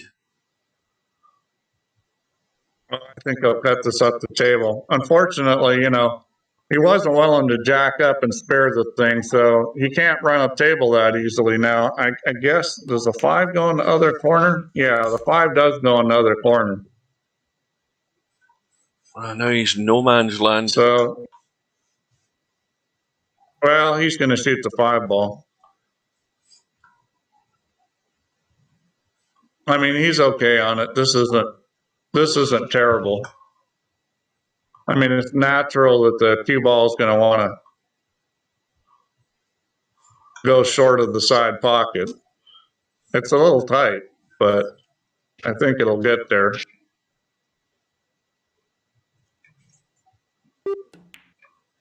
Yeah, played it well. Yeah. Centre pocket. He's fine. Yeah, so, he's the tough thing is, I think he's really better off trying to come up table here. It's either that or play shape for the 14 and then, come up table for the 1. Yeah, I think it's far easier to just get across the table and brush the 1 in and rest onto the 15, use the 15 anyway. He's going to be doing that, I think, with the angle that he's got. I guess he's playing for the 1, like you said.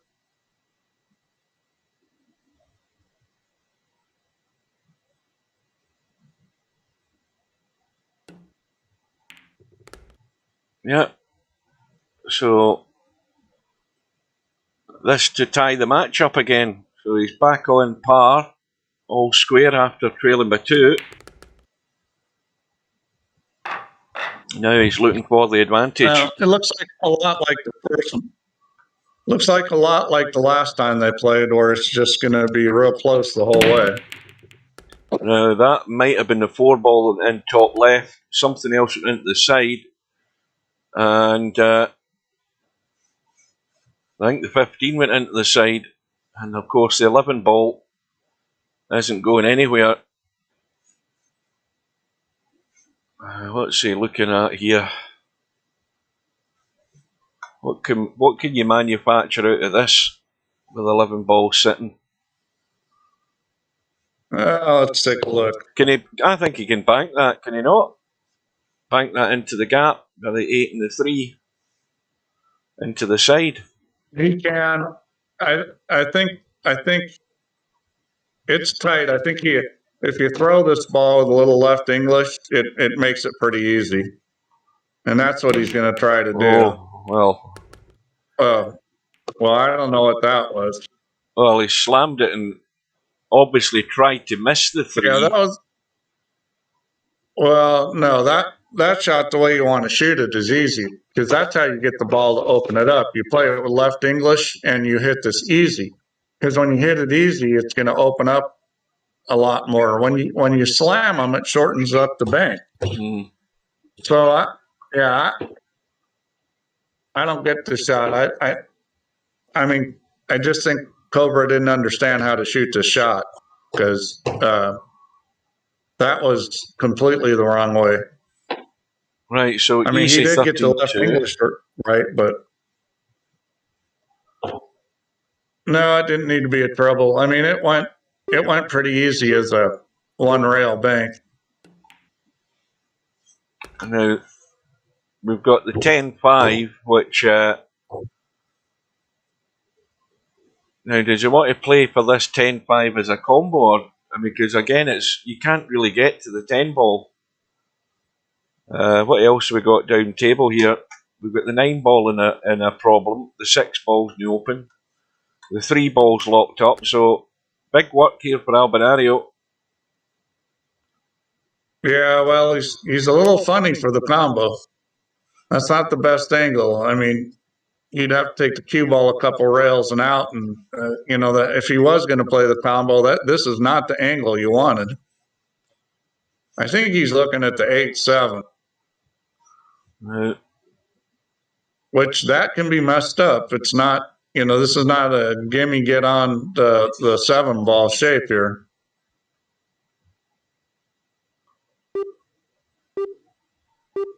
You can't hook yourself on the 5. That's the big problem of playing the 8 to the 7, is that if you let the ball get low, you're going to slip on the 5. He's played that well.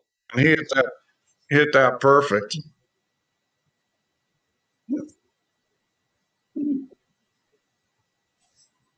Now, is this an opportunity to go to the side rail and try and bump the 3 and 4 and still hold for the 11, or you? Well, he's come across. I don't know whether he played that or not. I don't know whether he played it or not, because he's now dead in the 10-5. I think he did try to bump that 4 ball and just missed it. Yeah, I think his idea was to bump it, open it, and hope for the 11. Yeah, I mean, he just didn't hit it the right way. It was just an execution mistake, and now he's got a world of trouble. Well, I mean, if he's done anything, he's made the 10-5 combo a lot easier. it's sitting even better now.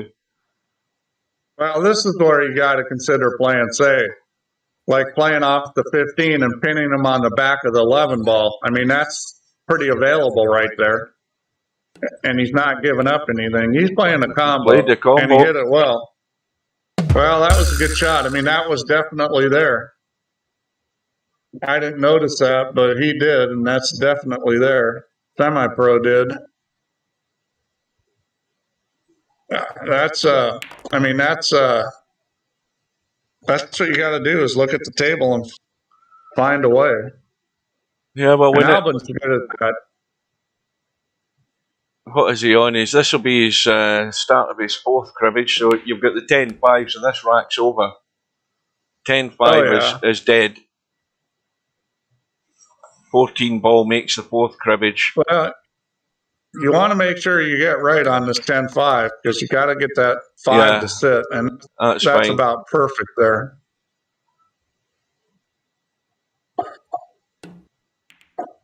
Oh, well. Well, that ain't it. That was. He's checking. That's a fair shot. That's a fair shot because he's afraid. He's afraid he's not going to hit the 5 dead onto the 10, and the 5's going to move. Yeah, so he tries to. He tries to, kind of soft touch it and ends up screwed. I mean. Yeah, and that's not going to go.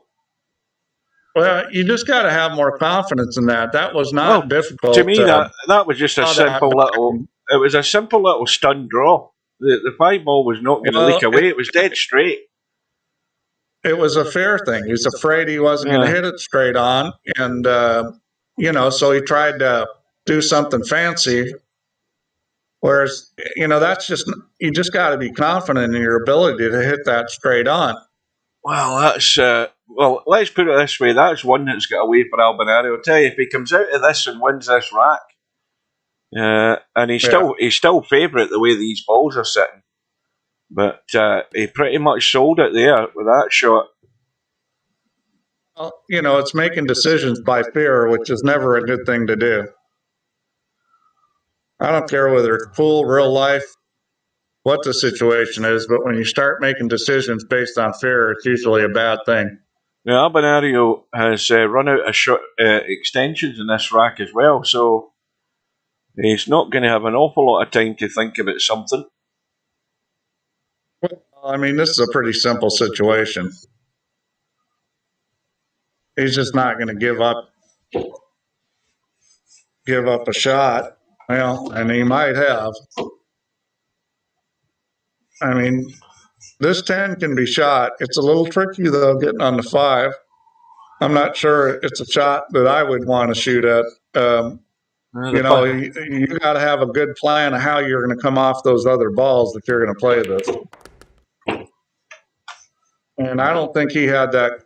Well, if he had a plan, he didn't execute it. Yeah, he may well have.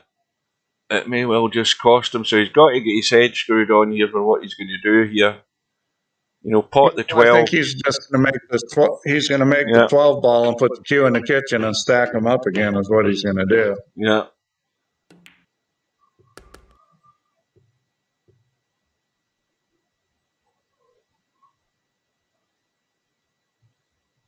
Well, ALBINARIO, of course, is the one player in this situation who doesn't need to make a move.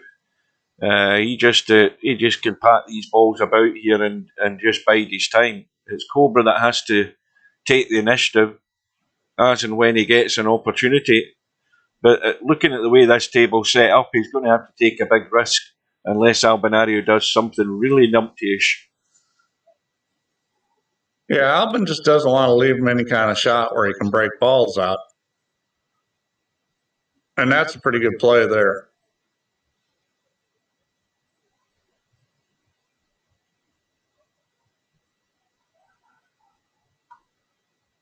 Well, this 15's going in the stack in a minute or two, I would think. Yeah, and the nice thing about doing that is you don't have to worry about the guy banking the bottom ball if it's a 15. No. He decided just to run the cue ball.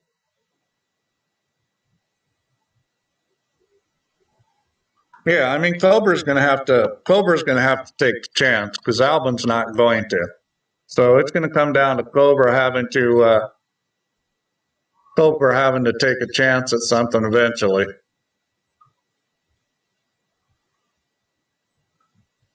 And the only thing Albinario just has to be careful of, as you said, that he doesn't leave something where Cobra has a shot where he can get some sort of breakout and hope he gets lucky, because that's basically what Cobra has to do here. He has to get lucky if he does have any sort of snip of a shot where he can try and get to these balls.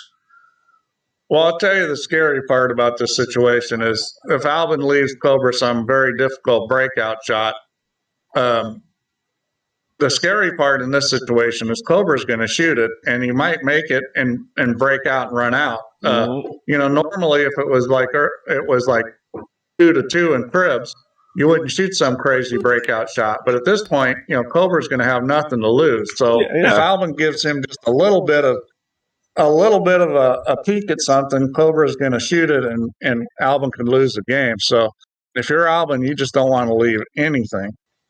That's exactly it. You know, Cobra's more or less resigned to have lost this rack.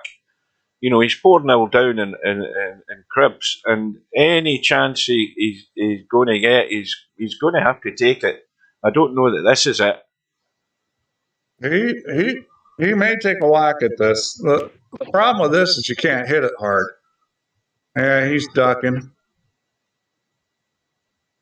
Well, the problem with those kind of shots where you got to move the ball over with English is you just can't hit it very hard, which means chance of breaking the rack stack up good is low. I don't think it was a bad shot. The fact that he's covered it, I think it's actually quite good that he's covered that 11 ball. And Albinario's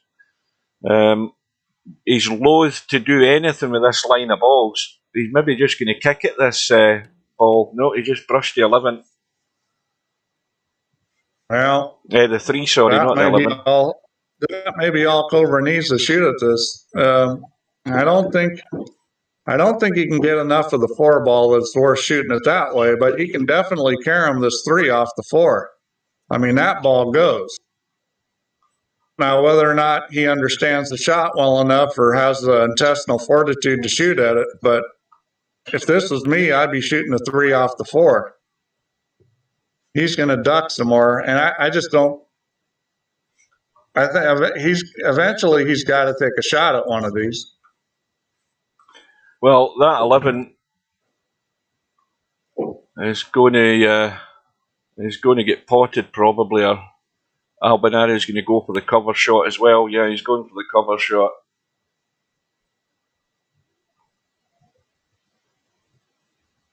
Now, Albinario, in the same situation, brushed the 3 in his last shot. What's Cobra going to do? Bump the 5 and lock the cue ball?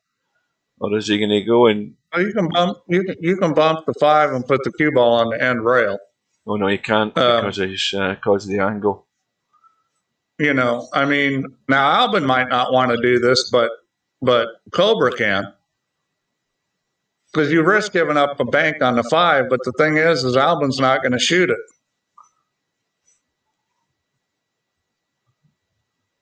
I still like that carom shot off the 4 ball. It's not that difficult of a shot. If Cobra gets another shot at it, I think he should take it. You know, Albin could just push this up the table and try to make the 11 or something.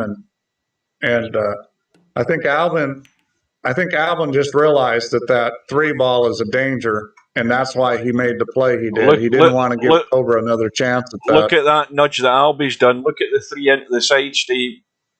I was looking at to see if that was on. It's now on. It wasn't on previously, but it is now. Here's a shot. This is a shot to win the rack if you can get lucky. Well, you can push the 12 ball right over to the side, and the cue ball is going to go up above it. So this is perfect. Well, Well, it's He's dead got set. it. He's got the combo. It's dead set. But now, does Yeah, he? I think Does he play this? Does he play this with a bit of right and hit it firm to try and get a nudge? Can he get a nudge playing this I think combo? he can. Yes, I think he definitely can get the nudge. Well, he's not playing to get into them. No, he's not playing to get into them. He's going to play for the other crib. No, he's got the other crib sitting out there. I think if he had gotten this cue ball further to the right and just been able to see that ball, he might have played for a bump. I don't think he can play for the bump now. I think he's got to be sure he gets this 11 ball. Yeah, I like going up and down the table here. A lot of VPers don't do that. Yeah, that's what he's going to do. That's the right way to play that shot. Well, ALBINARIO must have, again, when you're playing these little tippy-tap shots, that previous shot by ALBINARIO, when I looked at that 4 ball into the side, it wasn't on. When ALBINARIO played his safety, he nailed it dead on into the side.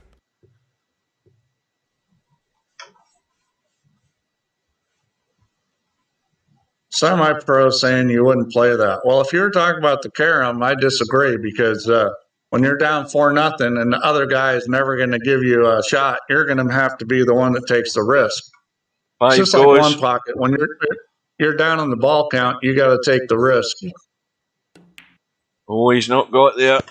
Now, how's his luck? Well, it's going to be. Was he trying to shoot that? He was trying to shoot that 5 ball straight in. Yeah, he was trying to cut it. It did go. Yeah. Well, ALBINARIO's going to have to dig into this cue ball. Well, Cobra's That's sort of a shame there because Cobra got the chance and wasn't able to take advantage of it. Well, it's still got to be a good shot by Albi to get hold of this cue ball. Oh, he's played it well. It made it a lot easier than it looked. Well, that's. It was all looking at that Cobra might have just turned it there with that combo into the side and missed the 5 ball, and all that hard work and all that patience have come to nothing. ALBINARIO regains the lead, but it's a scratch from the break by ALBINARIO. Now, ALBINARIO interestingly went back to the side break and it cost him. And look at this table. We've got it's a good one. We've got a 10-5. We've got a 7-8 very adjacent. We've got a 9-6 very adjacent. So we've got 3 cribbages in the bottom half of the table here as we look. Everything in this side of the table below is all a cribbage. Everything here can all be taken care of. Yeah, it's hard to get a much better table than this. 11-4 goes. The 4 goes. There's not a problem there.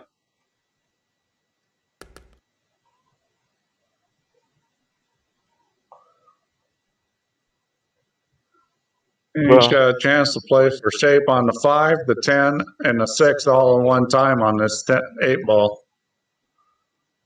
Just stick it out there in the middle and then choose the best one. It's probably not going to be the 6, but you never know. Okay, he decided to go forward and bump, and I think that was a smart play because that 6-9 was just a little funny. Well, we are 96 minutes into this match, and we're in rack number 14 in a race to 19. So we could be here a while, folks. Yeah, well, I assumed this was going to be a 4-hour match.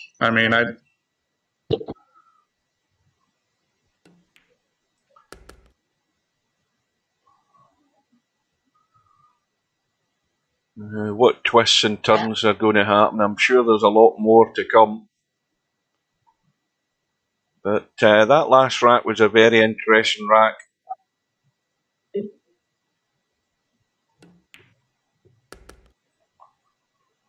Well, this takes care of the bottom half of the table as we look. He's tidied up all the cribbages. play the 10 here and then play the 5, and be interesting in what he decides to go for after that. Because well, if he comes back for the 10 into the side, he's rolling the 10 into the side for the 13-2. That's a gimme. 13 past the 4 ball. He looks like he's going to play the 5 first. Yeah, and that's perfect. He can, well, if anything, it's a bit too perfect. He's a bit too straight, but he can pinch a little bit if he wants. He can just pinch a little bit if he wants to just go to the rail and come down a bit. I would think he's going to play the 11-4, but he could play the 14-1. That does look like what he's doing is the 14-1. 14 is just a straight roll through. 13 is a little dig just to hold the cue ball for the 2. And he's killed it, stone dead.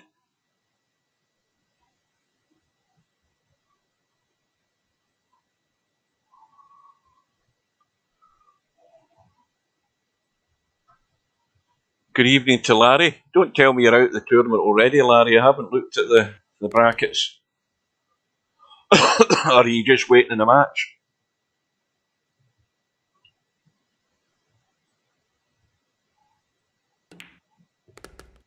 So, the easy 4 ball seals the deal. Back all square. Yeah, I'll tell you, Cobra's playing well. He's got a really good chance to win this match. Oh, that 9 ball would thought about going in. The 5 has gone in. Where's the cue ball gone? Well, he's got a. Well, he's got no shot in the 10. Well, this table is this table's not good. If you're Cobra, well, he can play the 7-10 bank into the side pocket. I mean, he could just go for total stubbish, but it's hard to do that where the cue ball is without popping it off the table. I mean, he could try to kick at this. He could bank it into the other corner. Kick one rail into the 10 and bank it into the corner. Now, you talking about hitting the 10 right in the face or coming in behind the 10? I don't think. Well, either way, but I would try to hit it in the face. He's just going to try to load balls up, which I don't think is a good strategy against a player of Albin's category at the beginning of the rack, because he's only tied up 2 balls, and Albin. Yeah, that's not going to mess Albin up much. He's got an easy start. I think Albie might play the 10 onto the 9 here, and he could he could go for a breakout here as well if he wants to take the risk. Yeah, I didn't like that strategy. As low as percentage of shot as it was at trying to play the shot on the 10 ball, I think it was still a better play than what he did, because Albin's going to run this out. And if he doesn't run it out, it's not going to be because the 5-10 were sitting in the middle. I mean, he'd have to do something really stupid. He's played the little bump, and that's everything open. Yeah. Now he just needs to tidy up that top left-hand corner. The 10 ball obviously is blocking the 7, but he might not need that.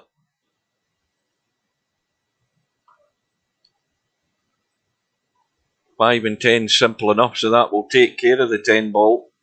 And this rack, I'm going to say it right now, this rack's over. Yeah. I mean, he's got to do something crazy here to fail. Lock himself on a ball or something. Yeah, Cobra's got to rethink that situation. I mean, if the table was more congested and more clustered up, that was a good play. But with the table sitting the way it was, he needed to take a whack at that 10 ball somehow.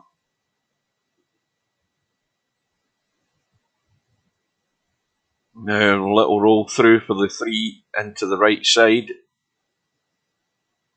Yeah, 3, 4, 11. I know. This is basic join the dots. This is. Yeah, you'd be running this table out here. Oh, I would have a fair chance of doing that in this. Yep, I mean, when they're sitting like this, you've got nothing to do other than just find your way to the next ball.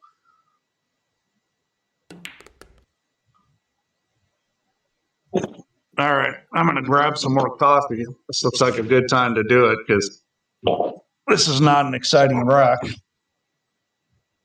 Well, Cobra, again, whoever's been watching this from the start will remind me, as far as I'm aware, Cobra's never been in front. He's always been behind. And he's been behind by 2. And he's odds on to go behind again. Albinario goes to the 4th crib. 14-1 available. 13-2 wide open. So it's all over. And while he's winning this rack, let's have a look at the Friday night 9-ball brackets to see what's happening.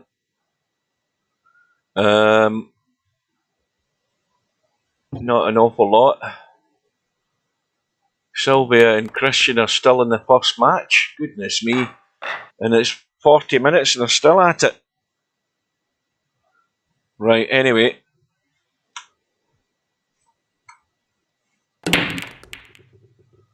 Well, something flew into the top right-hand corner. And it was a 3-ball.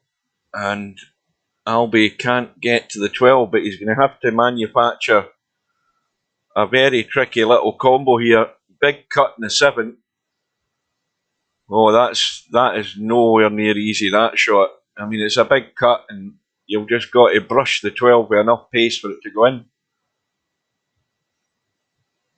I mean, this has just got to graze the 12 with enough pace to get it to go into the hole. And he's tried his best. That is unlucky. That is very unlucky. I mean, I don't think he'd have played that much better. It just needed a graze with the pace, and it just died on that point.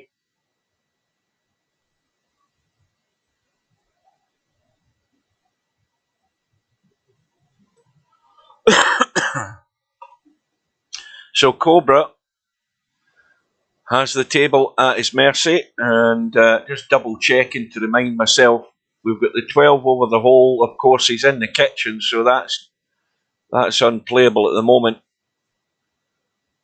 He's now looking for what his first option is going to be. That 11 ball is dead where it's sitting. That's awkward. The 15 ball is a problem because it's obviously got to be the last cribbage, and it's creating a problem up that end. This is straight away. This is a bit awkward here. He's trying to run into the 13. Oh, that's gone completely wrong. He was trying to run around into the 13 and hold for that 8, and he's finished the bottom side of the 8, ran into the 8 instead, and he might well have just shot himself in the foot here because that's turned out really badly.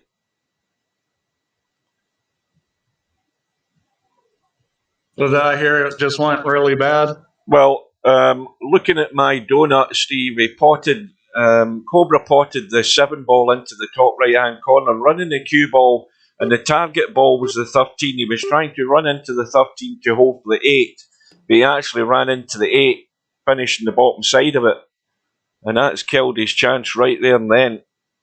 And Cobra's, whose cue ball movement is usually pretty good to get on the spot, that was a big fail. And again, the table looked good at first glance, but you know it wasn't as easy as it first looked. And the first shot that Cobra had to play there, he's fallen short. He played a pretty nifty little shape here, though. I mean, this is a not a gimme situation here for Albinario. That was a pretty smart safety play. Yeah, Albinario's got an easy start with ball in hand. If he can get in, can he get in behind that? No, he can't. I mean, he's. Yeah, I was thinking that was on a crib. So yeah, I was thinking he was stuck where he was. This is no good giving him ball in hand. I mean, there's definitely going to be something here. Well, he's playing the 2, and he's trying to squeeze this 13 in behind the 15. This is tight. Yeah, this is no gimme. This is no gimme. That's pretty amazing that you can give a guy ball in hand in the kitchen, and this is the best you can get out of it. But I mean, well, that was really, really tight. Really tight. Yeah, well, he hit it really good, and it still didn't go in. I mean, that was a tough shot. The 15 ball needed to be a little further off the rail because you couldn't hit it much better than that. So we've 13 over the corner, top left. We've got the 12 ball over the bottom corner, and we've got the 3 tied up. We've got the 2 tied up as well. So the 2 balls that are over the corner pockets don't have partner balls. That may have been the safety of the tournament. I mean, that was a pretty incredible safety to leave him nothing where the ball was and nothing with ball in hand in the kitchen with all these balls left on the table. I mean, that was something else, that safety. Well, that one wasn't, because it's given Albinario a start. Because 14 into the side. Now, he's got to leave himself an angle here on this one, I think, to try and bump these balls, because we know that there's a ball over the corner here, but the crib ball's locked up. So I think he wants to get a bump going here. Yeah, this was an easy breakout. I mean, and he didn't hit it good. Well, as easy as that was, he didn't hit it good. You didn't want to pick off just the end ball there. He could have hit either any of the 2 or the 7, and they split up, and he picked off the top ball.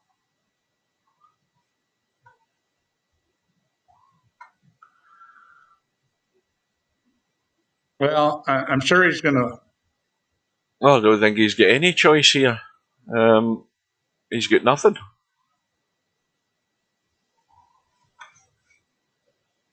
Well, I mean, you can try to break the 2 out with the 8 onto the 13. That's no simple shot. You can play the bank shot on the 9. He tried to move the 9. Now he doesn't have the bank. So that didn't work out. I mean, if he wouldn't have moved the 9, he could have banked it, but not from there.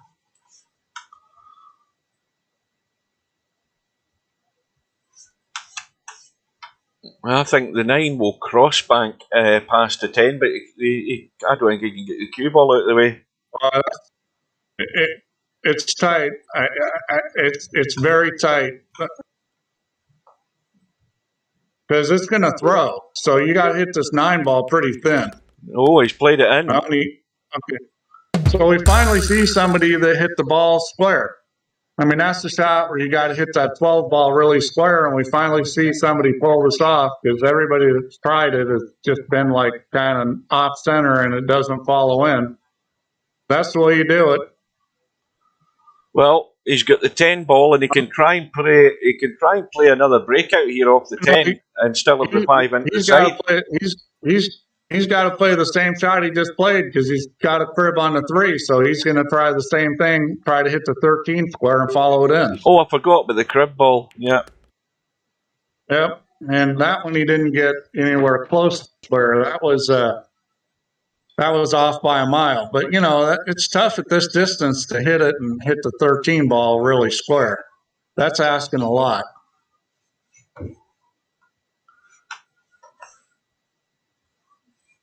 Well, so we've now got 13, 7, 2, and 12 in the lineup.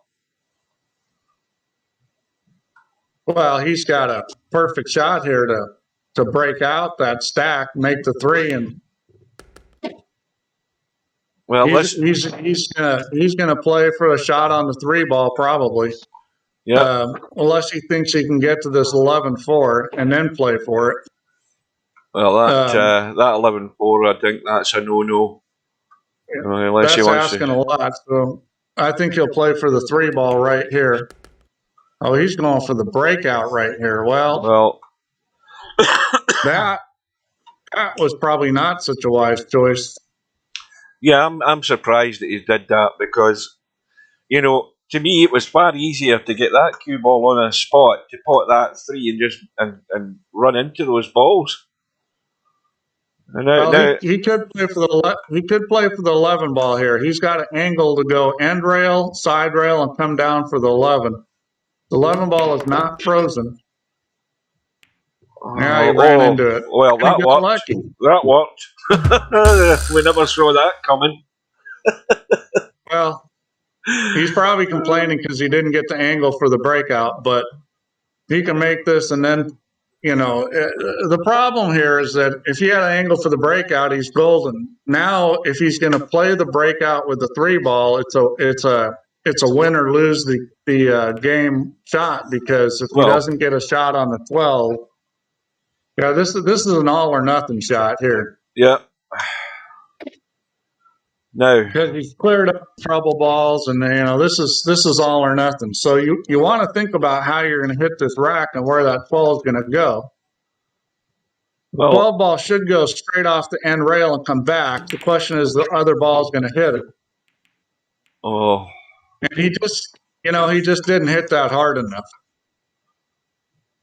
I mean, you needed to juice that one because you needed the 12 ball to move, not come right back together.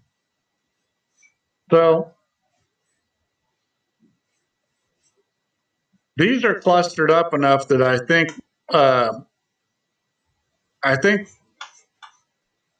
think playing safe here is going to be the option.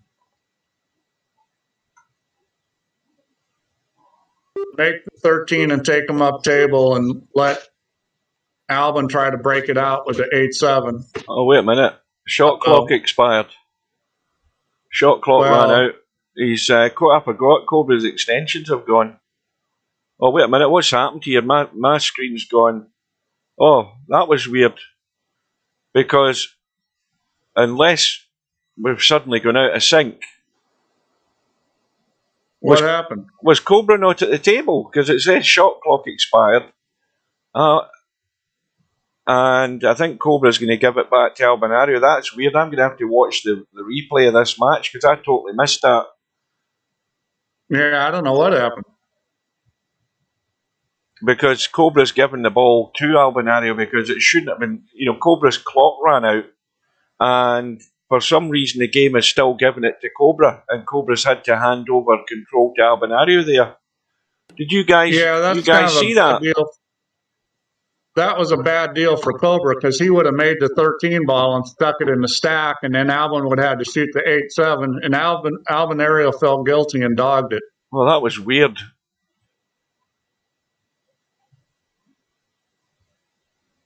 That was really weird. That I think that's one way you need to get both the players' logs. Yeah, I'm gonna have to go back and watch that too because I don't know what happened. Well, as I saw it, Cobra was lining up to take the 13 to cut it into the corner, and then I changed my camera, looked at the chat, looked back, and then the next thing I know, it's saying shot clock expired, but Cobra's clock was still counting down, and it still gave it to Cobra. The game still gave it to Cobra, even though it was a foul. There's a bug in the game with that timer expiring. I've seen it completely bug out when it expires when you're calling a ball. Rotor Monkeys mentioned something. Right. Semi-Pro says, whatever happened messed up Albies. It was showing he had to pot the 12 ball because of the passover. Cobra was on the 12 ball. Yeah, but Cobra obviously couldn't pot the 12, so he was going to pot the 13 to lock it up into the line of balls. Yeah, that was weird. Did the shot clock actually expire? Yeah, it said it. I heard it saying that, and it said it on the screen. Well, I showed time on the shot clock. My screen showed there was still time when it said it expired. That was weird. Well, I don't know whether that's to do with lag or whatever. It's got me. But anyway, whatever happened, it's 8 racks all, and I'm going to have a cough before I go into a fit. My brother Monkey Sam's the timer expires when you call an 8 ball. I wish people would email or send support stuff on this because I'd fix it. I've got a couple bugs on the plate to fix. Semi-Pro came up with one the other day. And Cobras. But if I don't get emails, then those things get lost through the cracks. Cobra's had a run here, I think, with this break because he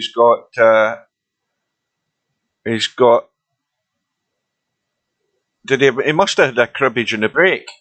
He must have had a cribbage in the break. The amount of balls that have gone, plus he's now on the 1 ball per cribbage number 3. So he's had a great run to get him off in this rack, because you need a run of the ball when you get these balls in the break. And I think he's landed on his feet here big time, and it's a chance to take the lead. Now, what rack was that? That was rack number 15, wasn't it? Right, I'm going to just tab that in my little clicker so that I know it was rack number 15. Hang on a minute. 13, 14, rack 15. That means I don't have to remember. I've got it. I know that it's rack 15. I can go back and look at it. Send myself an email on that one. But maybe Rotor Monkey's got a point. But as I say, as Steve mentioned, if you get anything weird like that happening, the important thing is that, well, you need to tell them, Steve, or do a write up or something to remind people how to get their message log. Don't shut VP4 down. If you finish the game, don't quit VP4 and shut it down and restart it. What you need to do is get your message log, copy it and paste it into an email to VP4 at Solaris, so that Steve can look at the log and see if he can decipher anything from it, and that way he can try and deal with bugs like that. I can't remember how you get the message log. I always need to remind it how to get it, but I can get it eventually. But anyway, the important factor in all of this is that Cobra now has got 3 balls in the break there, having to play a combo for the cribbage ball. He hasn't got it. And ALBINARIO now with the choice of in place or ball in hand.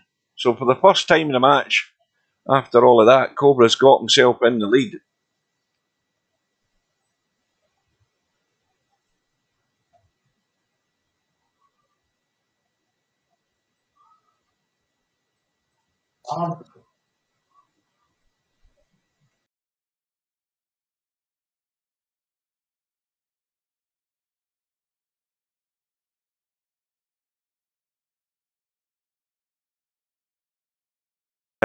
When you're doing live streaming on YouTube, you can have it on. The way I've got it set on YouTube is for more or less instantaneous playback for the guys watching the stream. There's another way to do it where you can have it where the guys that are watching it on the stream can rewind the video for about the last, I don't know whether it's the last hour or so, but if you're watching on YouTube, you can rewind the video that you're actually watching and re-watch that incident. But the way I've got it set, you can't do that. I'm not going to change it, but I'm just mentioning that to let you know that you guys could have rewound that back and watched it had I got YouTube in a different setting. I don't know whether you can do it in Twitch though.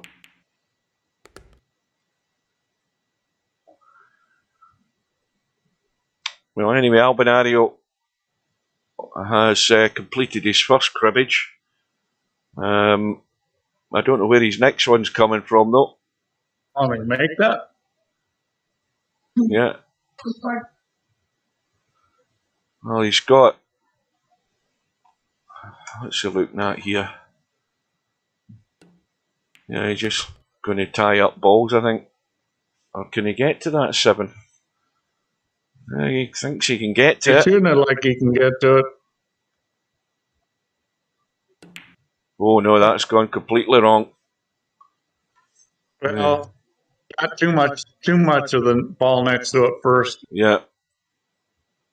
Now that was asking a lot to shoot that one. Well, what it has done though is it's given Cobra the choice of ball in hand or from in place, plus the fact Albinario has now opened up that stack of balls. We've still got the slight problem of the 7 and the 4 down table here. Now that 4 ball, I think, well, you can get the 4 ball from here, I think. It might be a bit tight even from here looking at it. I think it's a bit dodgy.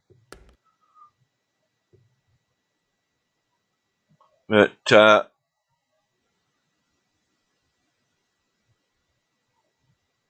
14 ball along the rail. He might be going, the obvious one would be 6.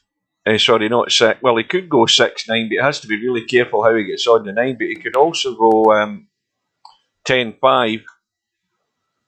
I mean, I think he's going to play the 2 to the 13 there. 13's blocking this. Well, it's blocking the pocket for the 15, obviously, but. I mean, you got 9-6, but that 10 ball is a big ball there. I think the 2 to the 13 is the safe option.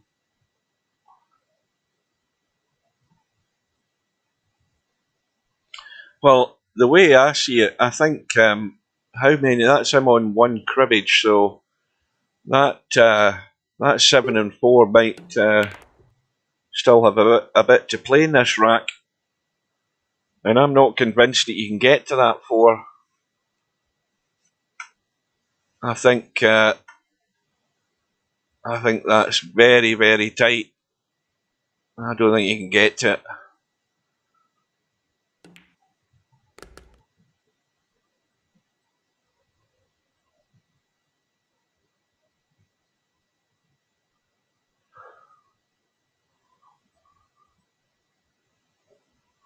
So we know that there's a 9-6 to follow, and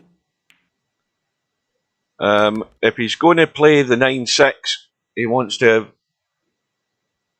some sort of angle where he can just nudge and chip that 7.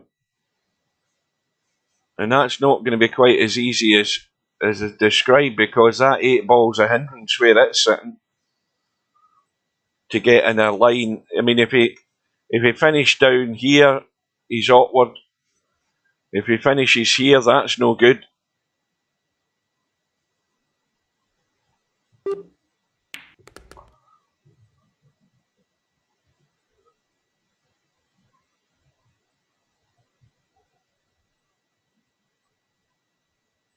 He's having a look at the 9 at the moment, but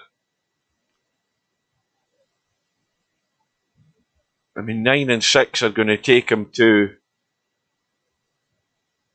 the 4th cribbage, but he has to try and somehow get himself in some sort of shot with a very narrow window. And he's trying to drop dead weight down onto the 9. And he's just gone to bedhead territory. Now, does he want to just, I mean, to hit this soft enough where he's still going to catch the 4 looks like a tall order to me, where he can still get the 9 to the pocket.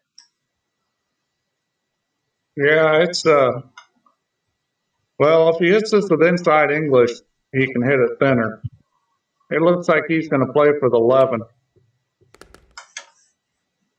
Well, I'm again having looked at that 4 2 or 3 times. Well, he's not on the 11, but having looked at this 4, I'm not convinced you can get to that 4. I think this is a tall order getting on the 7 ball. I think you can billiard it in. I think that's a possibility. That's about the best bet you can get off that. Well, I don't know. This is looking ugly here. You can get on the 7 ball here. You know, you're going to have to hit this real hard and come across. That's Well, what he tried. That's sold the rack. Yeah. Oh, wait a minute. He's hang on a minute. I wish I had that replay going there. I probably missed it. He's made the 4 ball. Yeah, I've missed it. He's fluked one in. Well, right now, everything is going Cobra's way. I mean, that's, Albin's got to be pulling his hair out a little bit at this point. Because that was a complete fluke. Yeah.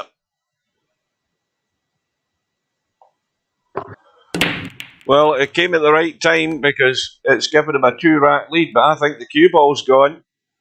I think that's that calls for one of them.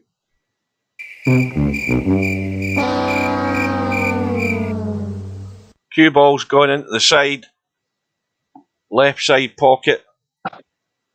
What ball's that over the corner? Is that the 2 ball? 2 balls over the corner. Well, I got a question. What's the idea of putting your face there with the monkey? Are you trying to make the monkey look better? You saying I'm ugly, Steve? No, I'm just wondering what the goal is by putting your face with the monkey. That's my little brother. My little brother. We're all descended from apes, Steve, even you. I mean, I don't think there was many 6'7" apes going around back in the day, but I mean, even you have got ape DNA. I'm descended from aliens. I'm not the same as you guys. It was aliens that visited once upon a time.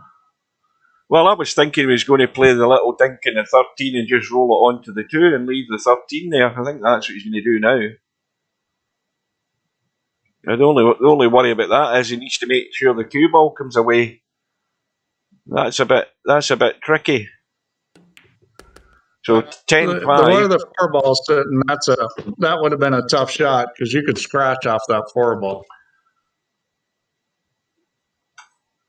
He could. Good here. He's a little funny on the 3 ball, which is, I think, what he wanted. Well, he's got to play the cribbage ball first. So if he plays the 12 and gets rid of it, and now he's looking to avoid the 15. I'm not. He's trying to come in. No, I'm not sure. Well, I presume he tried to avoid both of those balls. He's run into the 8. And now... Oh, he's a little funny here. I mean, he can shoot the 2 ball, but that's tough. He can shoot the 8 ball, but that's tough too, where that 6 and 9 are sitting. Run into the 3, though. Can you not run into the 3? Well, yeah, he can play for the side pocket, or I guess he can play for the corner too. Absolutely perfect. Yep. Commentator called it. Right onto that 3 ball, and he's staring the 7 up the table. Yeah. Well, now he's got the 13 too, and he's going to be out this rack. That was well played.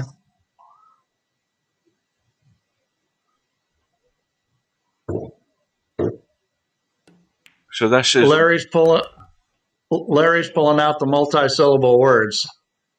What does that say? Let me have it. I need to get out of my chair to read that because it's a long word. Gigantopy. I can't read that, Larry. Gigantopy. It's either a word. It's either a dinosaur or a word he made up. Gigantopithecus. Gigantopithecus. I've got it now. See, it took a while for the tongue to work. You got Hugh with a tongue twister. Tall Stevicus. Well, Albinario back to within 1. And Albin's back to the side break here. And he's lost the cue ball down, but it's come back up the middle of the table. A couple of balls have gone in. Yeah, he didn't hit that real solid, but he's come out looking pretty good. The 13 ball looks good. The 5 ball is going to be interesting. I think what he's got to do on this 13 ball is hit this with a lot of inside English and try to get on the other side of that 15 ball so that he can either shoot it in the side or shoot it up table in the corner. You know, so this makes the pot a little tougher hitting this with a lot of inside. I don't think he's any good running into the 5 ball, so he's got to get to a path where he's going to hit the 15, and this is tricky. Oh, he hasn't hit it. He hasn't hit it. Well, yeah, that was. Well, I'm not sure. That was the kind of a. Well, his only shot is kicking off the end rail, trying to kick it up in the corner, and there's a reasonable chance of that from here, but he's going to have to put English on it, so that makes it harder.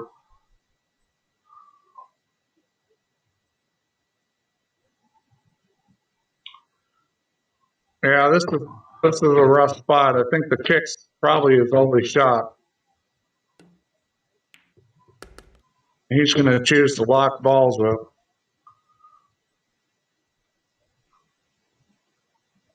Which isn't the end of the world because the 15 ball is blocking the pocket.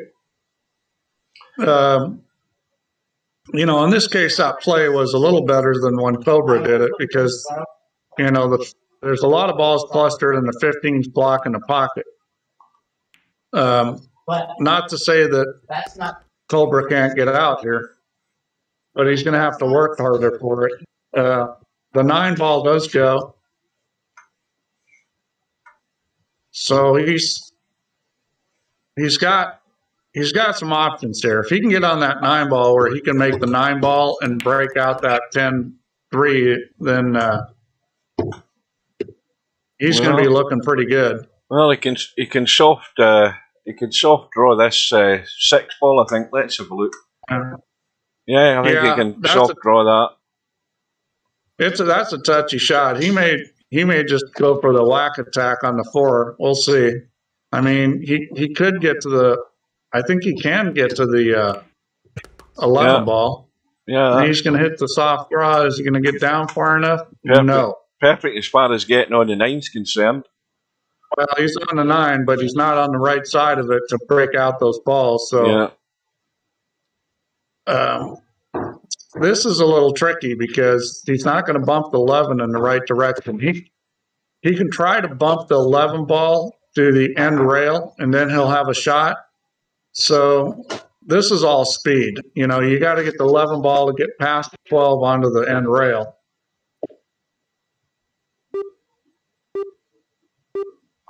Well, he's doing something else. He looks like he's going to draw this. He's broke. He was able to successfully break them. He's broke the 2 balls. Okay, good shot. He's on the 12. Yep, that's a good shot. Now, he wants to not get too much of this 11 ball.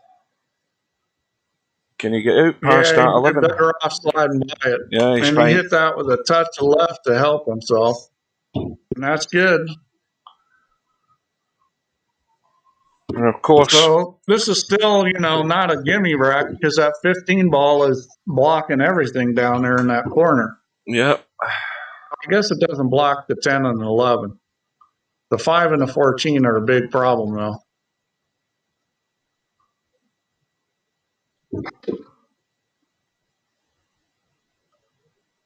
Rotor Monkey says it's like watching a Warner Brothers cartoon.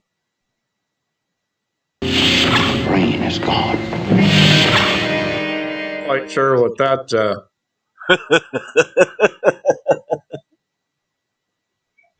What that is.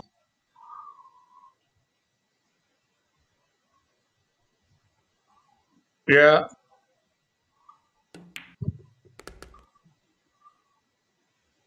Okay, that's well played. Well, he's got an angle where he can come down in behind this 13 ball if he wants to. Let's see how he plays this. He could bump the 5 if he wants to. I mean, either play for the 14 here or you try to run into the 5. I'm not sure what he's doing here.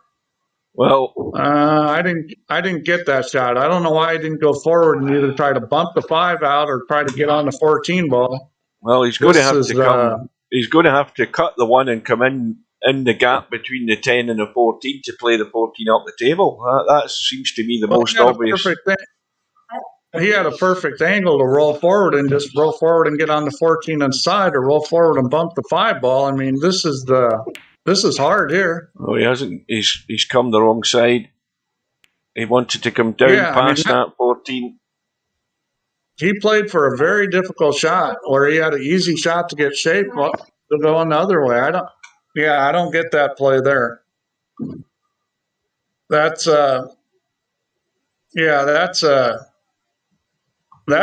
was a mistake. I mean, he just played that the wrong way. He should have shot the 4 ball and gone forward and either played to move the 5 or played to get the 14 on the side.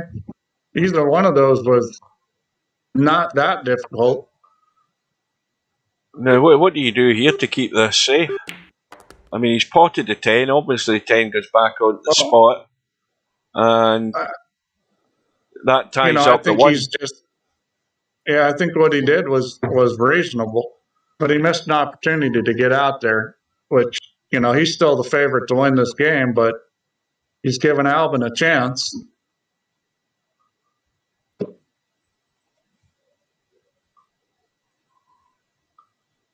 What's Albie thinking? Because I have not got a clue what Albie's trying here. Oh, and that's probably the worst shot of the night. Well, he almost fluked it in, though. Yeah. I mean, I think Albin was trying to take a chance there, but that was a very difficult shot, whatever he was trying. I mean, it was so difficult, I'm not sure what he was trying. I guess he was trying to bank the 5 and maybe either break the 10 out or get a bank shot on the 10. Yeah, it's weird. Well, I suppose when I do think he was 4-1 I do think when down. you're behind in the ball count that much, you got to take a chance. But that one looked like. Well, I think he wasn't. He wasn't trying to catch the 15, and that's where it went wrong. He caught the 15 ball, and that just opened everything up. He was trying to play some sort of bank. Maybe he wasn't trying to make the ball. I don't know. That was weird. Well, Cobra back to a 2-rack lead.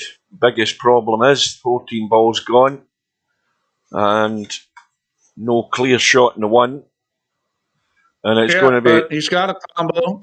Difficult combo, but it's doable. We've seen Cobra make these shots in the past. I mean, he has made these kind of combos in other games, and this one is really difficult. Where that 11 ball sitting is very tough. Superb. Yeah, that's a fantastic shot. First class. Absolutely spot on. Yeah, the distance between the Q and 11 and 11 and the 1 made that shot very difficult. Had to be very precise.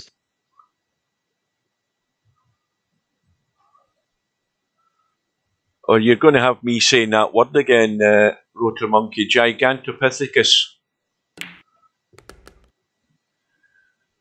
Well, at least you can say it now. Oh, yeah. Once the brain kicks in and the tongue starts working in the right directions, no problem. Well, this is a chance for Cobra to widen this gap. Stretch it to 3. Yeah, well, I mean, everything's gone wrong for Albin. First, he had that little hiccup that was to his disadvantage. And then Cobra had fluked the ball in, and, everything's gone Cobra's way. So this is a big mental challenge for Albin, because he needs to tighten up here and not make mistakes and get himself back in this match.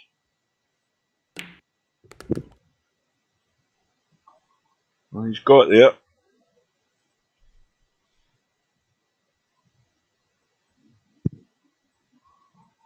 I mean, Cobra's lost to Albin so many times that, he wants this match really bad.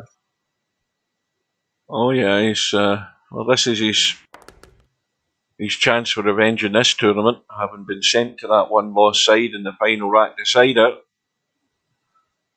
There's a reason why Albin's won so many of these, and he just needs to buckle up here and play his game, and he can definitely come back and win this. He's only down 2, and even if Cobra gets out here, it's only 3. And there's a lot of pool left to be played. Now, correct me if I'm wrong, but has anybody been 3 racks behind in this tournament and come back won a match? I don't recall seeing any. Well, I think that's yet to happen, Steve. I don't remember, but I don't remember. That would kind of surprise me if somebody hadn't. But I don't remember. But it's definitely going to be a 3-rack lead. Yeah, he's putting the pedal to the metal right now. And if he breaks and runs out again, I mean, this is this is a time you want to really do it to it. Is he's got a ball, the cue ball's in a good place. Is he going to come up with a shot? And it's not looking like it. Well, no. I believe this ball will bank, but it's really tough. I think it kicks in off that 12, the back of the 12, Steve. I think that's what he's looking at. Yeah, that's probably his best shot. Or he can play it off. He could play off the 3. 3 ball too. Yeah. Oh, that's worked out. Look at the kiss he got off the 12. Look at the kiss off the 12. That was a little bit of a fluke there. I think he was trying to play it straight off the 3. Yeah, he got the little edge of the 12. But he'll take it. Yeah, I mean, that worked out. But, this is what's happened is the momentum is with momentum's with Cobra, and everything is going his way right now. I mean, this is the... Yeah, please. Sonny? Yeah, but don't make the whites nasty. I want those solid. If you have to flip it, that's fine. Sunny side up, Steve. Yeah, just flip them over easy. I'm doing my breakfast order here. I got my buddy here making sure that I don't fall out of my chair during this match. I need food. I always have, my eggs have to be done in a particular way. If I'm frying an egg, it's got to be, the yolk's got to be bust. Quick flip, and don't leave it any longer than 30 seconds once you've flipped it, and then get it out. Because I like my yolk still to be sort of soft. I don't like it to be rubber. Got to get your eggs perfect. I like the whites cooked, so that's a sunny side stuff to do that. Over easy, you can get the whites cooked.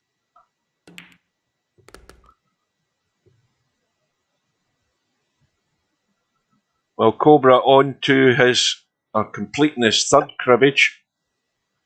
Now, does that one ball go? Yes, it's tight.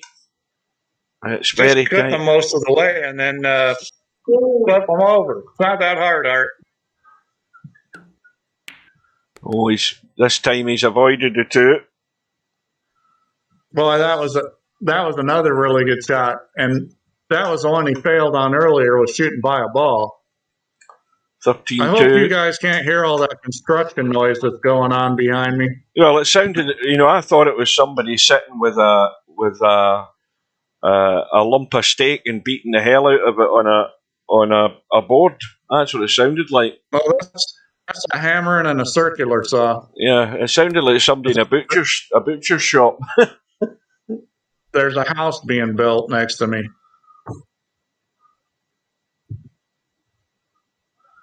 So Cobra about to complete the 5th cribbage, and this is going to give him a very comfortable lead. It's going to be 4 racks. This was bound to happen at some point in this match where somebody, put a run together. And it just so happened it's Cobra. And the question is when's the run going to end? How many racks is he going to put together? Well, that's a ball in the bottom right-hand corner. Got a ball down, and the cue ball's in a reasonable spot, and the ball is the 4 ball, which does not look like it goes by this 14 ball. No.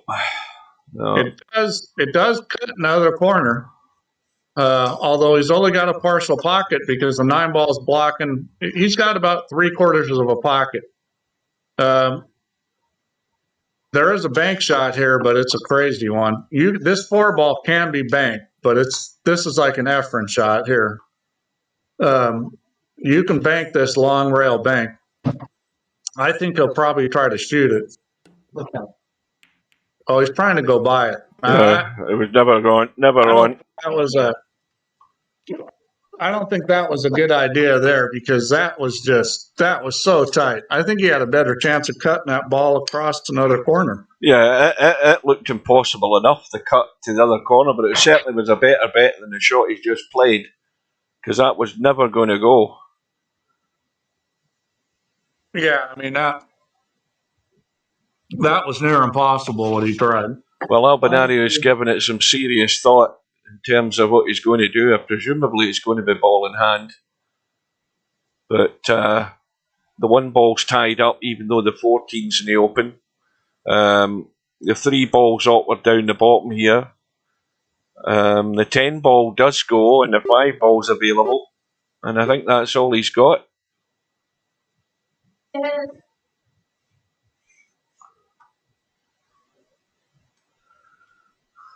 Well, this is a chance for ALBINARIO to show how he copes with the pressure because he's now trailing before. He's got a table that's not pretty, but he's got a chance. Now, what can he make of it?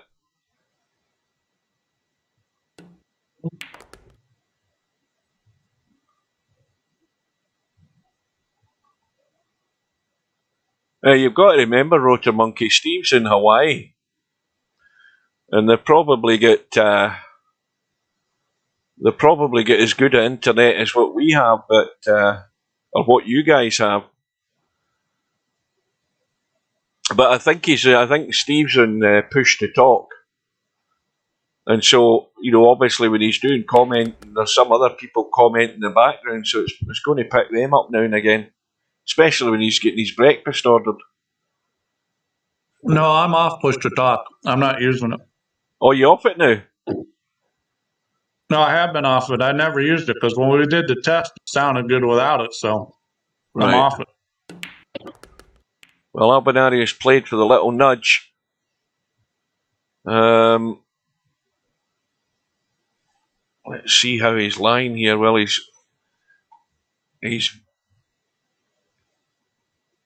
well, the 11 goes.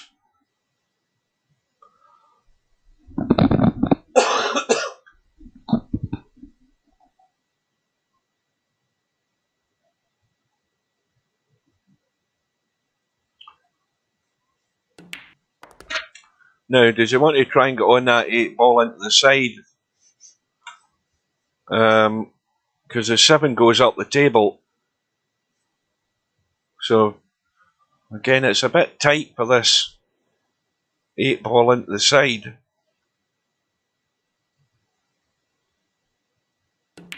No, he's got other plans. It's going to be 13 and then the 2 into the side, I would assume. But he could have done. We maybe having this angled open slightly more. But he's fine.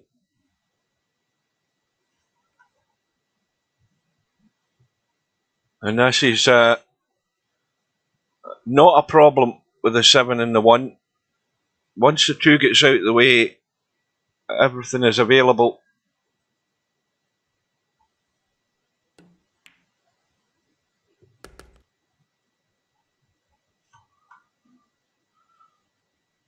So 14 ball. No, he's taking the 1 into the side. 14 ball, then 8 ball, then 7, and that will give him. Well, Pat, this will give him the rack. I'm losing count in cribbages again. Well, That's what Albin needs to do. Albin needs to just keep running rack now.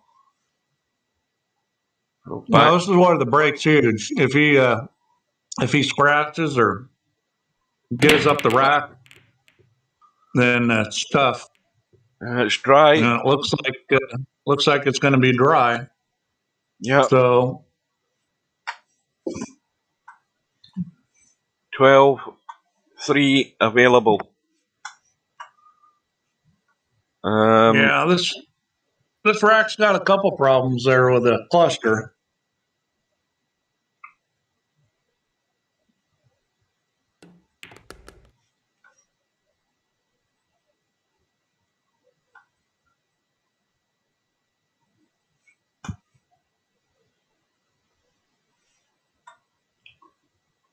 So he's obviously running into the 15 ball, but if he's running into the 15, what's he holding for? So he's trying to force it through. Needs to be careful here how he catches this 15 and what the pace is. Well, I see 5 cribbages on the table. Yeah, that he can get to. The last one being the 4 ball. Dead set. Plus the 10-8. Yeah. The 10-8's dead set. So, yeah. He's going to be out here.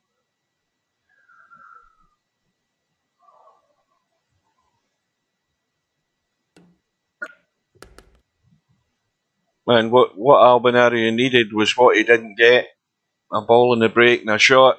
And he's come up dry. And COBRA looks as if the mini ALBINARIO comeback has been stopped in its tracks.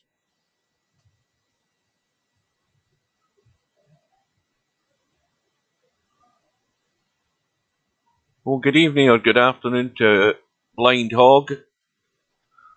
All these latecomers joining the battle. Oh, there's Slim turned up at last. Oh dear. Well, big miss there from COBRA.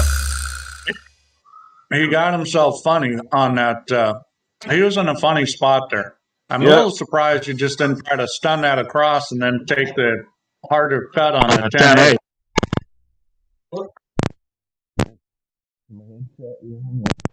That's better. Yeah, he got himself in a little bit of a funny spot there. Well, that again, we'd more or less given this rack to COBRA with that combo sitting there. That combo's now blocking the 7, but it's easy enough to get rid of the 7 and still leave the combo. And that's the sort of favour that ALBINARIO needed from COBRA.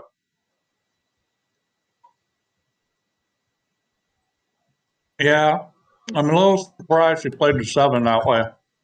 He could have drawn it back and taken a bigger cut on the 10-8, and he decided to get really good on it and caused him to miss the ball. Right, now, I'm assuming that ALBINARIO knows he has to leave himself on the 7, that he doesn't want to try bumping anything here. There's no need to bump anything.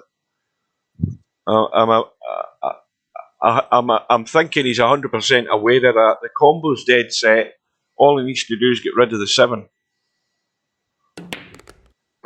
Well, that to me is crazy. I mean, I don't know whether he was... Yeah. Why didn't he leave himself a cut on the 7 where he could just come out into the table?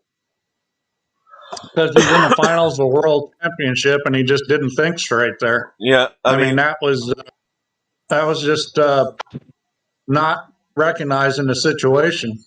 It's strange. I mean, the one thing that ALBINARIO would never be doing is trying to run into those balls. When the 7 goes out the way, the 8's dead set, you're home and dry. And he may well just have... well, that could be a big, big mistake by Albi in the context of the whole match. I mean, he's got to find another way out, and he's going to probably do it, knowing what he's like. He's now dead set in a combo again, as he is at the moment, but he's got to play the cribbage ball. I forgot about that. And has he got on the cribbage ball? Has he got on the cribbage ball? I don't think he has. He can't get there. He's going to have to play the combo. He's going to have to play the cut in the 6 onto the 5, and this could easily catch the little point.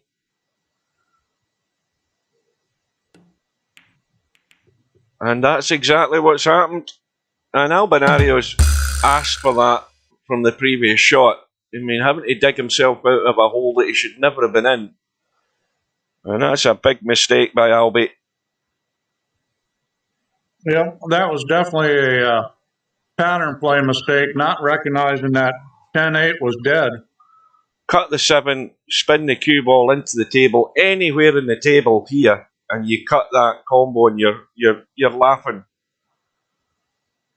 And all he had to do was roll that 2 ball, and he was on the 7. Well, it's a 2-rack swing, Steve. That's what it. The bottom line is. It's a 2-rack swing right here and now.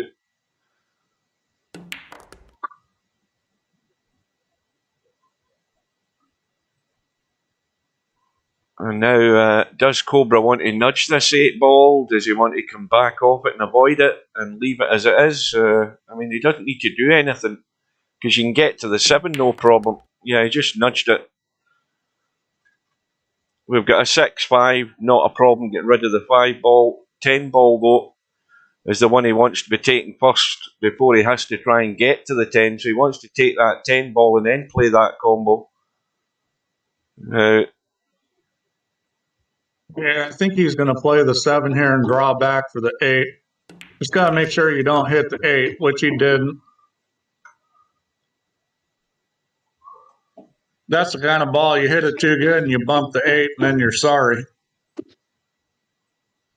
3:30 where you are, Hog. What time? Well, you're you're obviously East Coast because you're 5 hours behind me. Oh, goodness me. It's all happening here, folks. Well, Albinario is getting invited to the party here. Wow. That's... You would never have thought of that, would you? Well, I mean, I think we got to title this game The Gift That Keeps Giving, because neither one of these guys wants to win the game. Right, Albinario's having to take a bathroom break. The problem is his shot clock has got no extensions left. Is that him back? I don't know when he typed that in the chat. He must have typed that a little while ago. Well, he didn't think Cobra was going to miss the 8 ball. Yeah, that's probably that's probably why he thought it was a good time to bail out. Yeah. And he's missed it. He's missed a hit. That was just a yeah, I mean,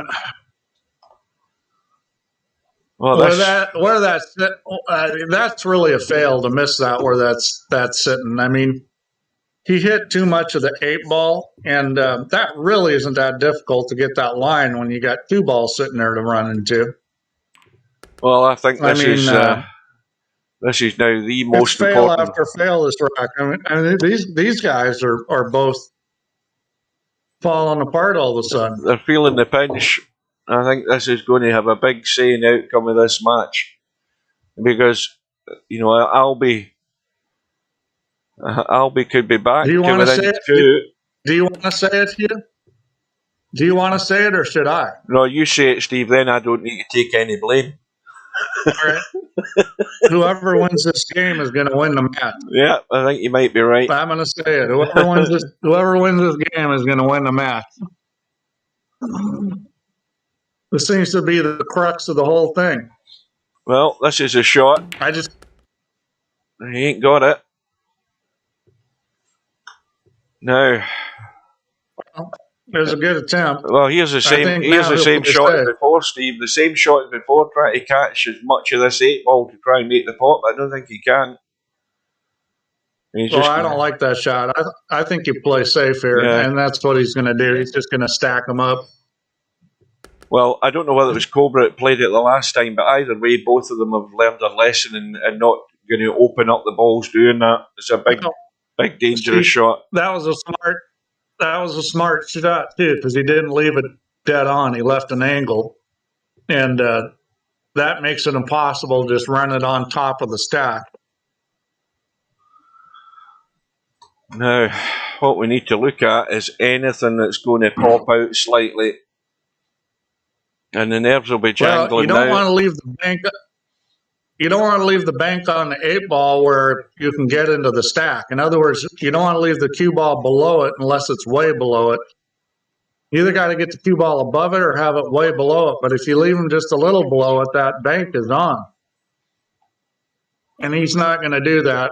Because if you're Cobra right now, you just don't want to leave Albin anything, because Albin's going to shoot at it, even if it's tough. Well, this is exactly the opposite of the rack we had earlier in the match, Steve, where Cobra's not going to do anything, and he's going to leave it all up to Albinario. Cobra just has to mind his work here and not bring anything out. And don't forget, Albinario made the mistake in that previous rack, or the rack earlier on in the match, where he then left the combo with the safety and left the combo and the 4-ball into the side.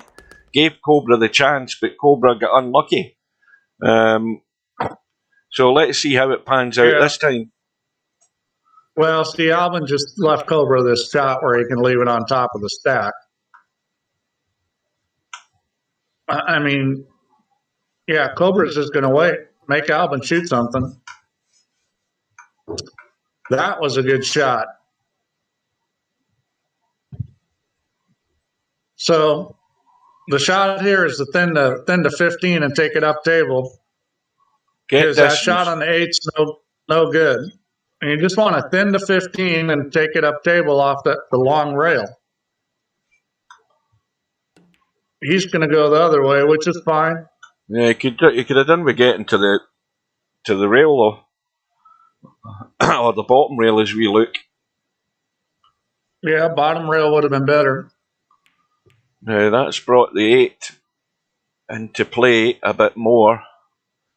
Nothing. See, the advantage Albin has is he can leave shots that are not simple shots, and Cobra's not going to shoot them. Mm-hmm. So that's a good play because they got a ball out. Cobra's not going to shoot at this. So, you know, Albin's getting himself in position where he's going to get a shot. It may not be a perfect shot, but he's going to end up getting a shot. There's another ball that's popped out. So I predict that Albin's going to get a shot here pretty soon. Well, this is... Albin just has to not give Cobra a good shot. Well, this situation isn't that tricky. Yeah, see? Well, that's giving him a shot in the 7. And it's giving him a shot in the 7, and the 8 ball's there. Well, that was a shot he couldn't afford to give him. He couldn't afford to give him this. Because this is no good. You know, I don't understand why he just didn't roll the cue ball up to the and scratch. He could have just taken a scratch there and given Cobra ball in hand, and Cobra didn't have any easy shots to do that. That's exactly it. You know what I'm saying here? And that's the thing about it's the thing I spoke about before this tournament started, is knowing how to use the rules to your advantage in the safety situation. You know, the thing there is that you gotta take the score into account, and the fact that Cobra was up 4, he wasn't going to take chances. Exactly, and Albin was. So you know, scratching and giving Cobra ball in hand, I mean, the shot breakout was not easy. So that would have been the correct play. So instead, Albin goes back down 4. Well, this is a must, this rack. And straight away, he's got himself hooked. He's going to have to play another long combo here. And this is awkward. I don't know. He's going to have to play the 11-ball combo. I don't think that 13-7 goes. I think... I don't think you can see the 11-ball. Now, you can kick off the back of the 11-ball and billiard the cue ball into the 7. Or you can shoot the 9-7 combo, which is, I think, more likely what he's going to shoot is the 9-7. Nice. Now, he's deciding to play a billiard off 10. What a shot. And hit it beautifully. Well, this is like Efren-esque here. There's a shot. This is like Efren-esque. I mean, this is the kind of shot you'd see that Efren shoot. This is a phenomenal shot. Excellent shot. I hadn't even got to that one yet. There's the shot of the night. Oh, look, yeah, that's definitely the shot of the night. Look who's arrived in the room. The guys will see it in the chat in a second if Steve doesn't get there soon enough. A shark. Yeah, that was... It's been a long while since we've seen a Sharky shot, I'll tell you that. It's been about 15 years since we've seen a Sharky shot. I'll tell you what, that could be a key shot in this match. It certainly could. There you Albin's got ways to come back, and he needs everything he can get. That was huge because he doesn't get that. He potentially goes down by 5 with needing over double 2-1. Well, all you guys know that Stubb's in the room because Stubb knows where to type the chat so it shows on the screen. Oh, he's brought Sylvia with him. Sylvia's arrived in the room as well. There's a double act. Sylvia and Stubb.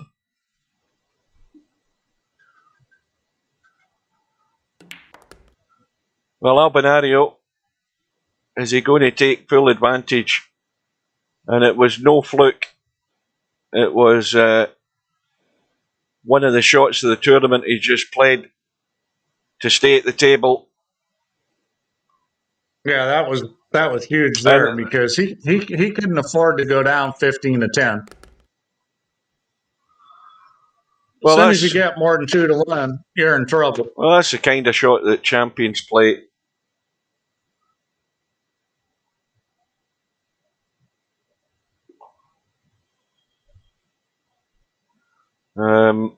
Because we're approaching the business end of this match, and Albinario needs to move. He needs to make a move to survive.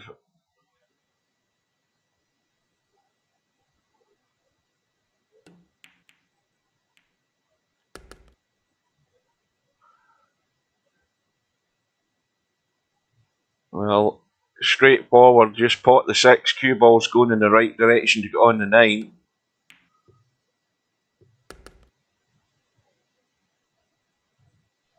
Now, he could have done with not running into this 12. Is it a 15? What ball is it? I can't see what ball. Oh, yeah, I didn't need it anyway. Again, I forgot about the cribbages. So now he needs a break and a shot. Well, every break is huge at this point in the match. He's gone to the center break again. Oh, the 2 ball has gone in. Something's gone down. 13 ball.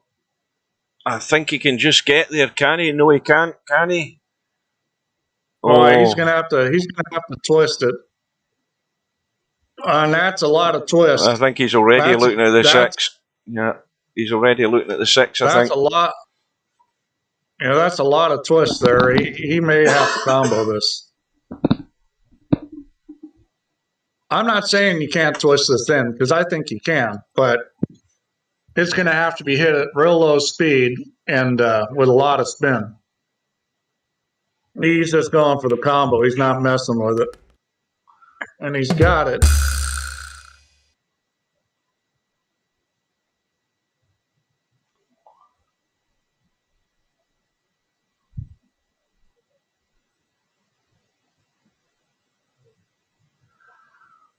Well, Albinario's digging deep here, as he has to. It's no miss now for Albinario. He cannot afford unforced errors. So he's fully focused. No, but this rack's pretty easy. I think he shouldn't have any trouble getting out here. Now, remember those words that Steve just said there, guys. And we'll see. we'll see what happens. Well, I mean, this is a key shot here because he's got some decisions how he's going to play this rack because it's not a connect the dot rack. I will say that. I think he's playing for the 1 ball, and that's well hit. So just needs to come out past the 7. It's not connect the dots, but at the level of player Albin is, you got to expect him to run out. Is he coming in behind the 7? Yeah, he's coming down below it. Yeah.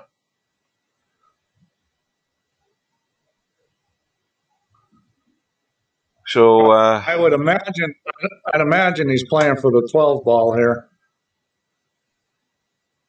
Well, he's just going to go in between the 4 and the 12. He's going to stay high on it, which is fine. That's probably better, simpler.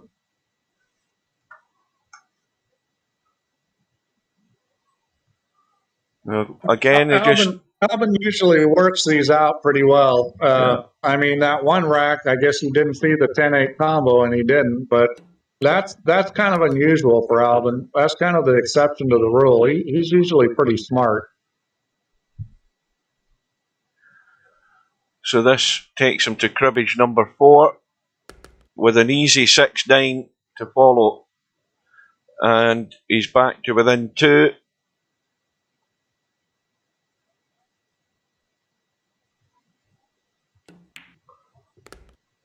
Yeah, it's game on again here. Well, you said in that previous rack, Steve, that whoever won that rack would go in and win the match. Yeah, I did. That doesn't mean I'm always right.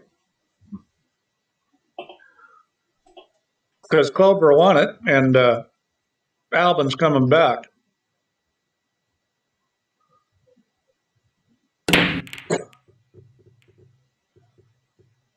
Yep, your brain gets fried because you've been well, these guys have been thinking for 2 hours and 53 minutes. They started at the top of the hour at 6 p.m. British Summer Time. We're almost 3 hours here. There's only been one bathroom break, and I haven't been yet either.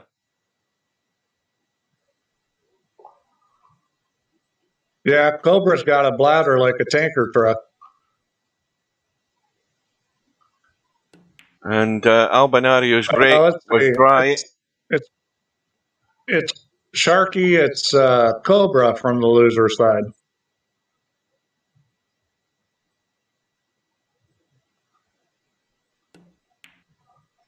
Well, and this is the problem with getting down 4 like that, is that it's hard to put runs together because of the break. And, if Cobra does what he's supposed to do, then he's hard to catch. Yeah, he's so, it needs assistance here for Albie to get back in this. Yeah. And, this is the kind of rack he's supposed to run out. Well, 4 ball along the rail, plenty of room, no problem. 14 ball, not a problem. I would think he's going to play for the 14. Well, now I'm not sure. Looks like he's playing for the. I don't know. He was playing for the 6 or the 8. I think he was playing for or the 12. I don't know. I think he was playing to nudge that 5, Steve, and he's missed it. I think that's what he played for. You think so? Yeah. Well, that's why he's ended up there. I don't believe he's ever played for the 8 ball. I don't believe that. I think he's going to shoot the 8 ball now. It's either that or the 6. Well, I think it's either the 8 or the 6. You got your choice there. Well, I think the 6 is a little safer. You just got to watch that 10 ball, because you could get hooked on that 10 ball if you bump it wrong. Well, he's going for the big draw, and he needs to watch he doesn't hook himself, and he's going to be fine. He's got the pace dead on. Well, I mean, that was the tricky part there with the pace. The line wasn't hard. You're getting the pace right, and he hit that beautifully. I mean, that just shows a lot of control there. Understanding with the ball close, you don't have to hit this too hard to get a lot of draw on it. That's really well played. That previous shot that he played, where he might have tried to bump the 5, I mean, at the end of the day, even though he missed it, he still landed with a couple of choices, which was still good. And from his point of view, he still had choices. Yeah, he was in a good place. Well, that was a questionable. That was a questionable shot there. Well, what's he done here? He's going to have to play Well, the 6-5 combo and draw back into the table for the 10. That's a shot. that was no good. Yeah, that was no good. This is a tough shot. So I think he's got the angle that gives him a little room, but this can be messed up. And he hit it pretty good. Just overhit it I mean, a little tad. So what's he on? Yeah, but that's reasonable. So this is cribbage number 4. Yeah, now this is a little tricky here because, he doesn't have anything automatic from here. I mean, this is kind of tough to get on the 14. If you're going to get on the 14, you really need to hit this 10 ball with a little bit of left-hand English and come off the long rail.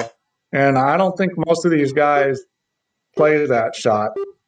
Yeah, he looks like he's going forward and trying to bump the left side of the 11, but you better not hit this very hard. And he was able to do it. That was a good shot there. Well, I think he can get enough of the 14 for it to go in. It'll go in off the jaw. I don't think. Oh yeah, it's going to go in. He needs to hit this with just a teeny bit of right English to avoid the 6. No, maybe not. I think he just hit that straight. So back to a 3-rack lead. Well, 3-rack lead, and it's not 2-1, but Cobra breaking. This is a huge break. If Cobra breaks and runs out here, it gets real tough for Albin.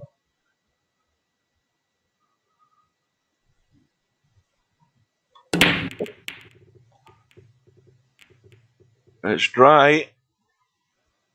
Look at where the cue ball's finished, though. Albie, I don't think it's got anything. I don't think you can see the 4. He can shoot the 14, but it's hard to get on the 1 ball and shoot it. He's got a 1-6 combo, but that doesn't do him much good. The 9 balls here. Yeah, this is a terrible break for Albin. I mean, the 14 might be his best choice, and he can't hit it too hard to get past the side pocket. Let's see, does he have a bank shot?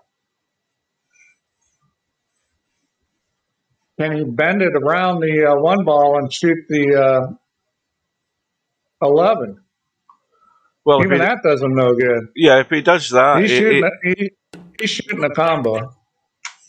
Oh, that's a cracking shot. And with the 1 ball's going in as well. And yeah, is that going to help him or hurt him? Oh, he's good. Yeah, he's 14's good. here. 14's in the 4 balls there. Now, he doesn't want to hook himself behind a 15. He's got to be careful here with the angle he's got.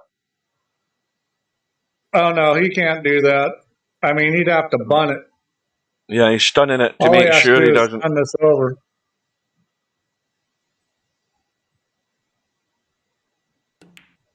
Yeah, he's taking all of that. See, somebody could, some players would run that in and let the cue ball run loose and end up over there and do something daft like that.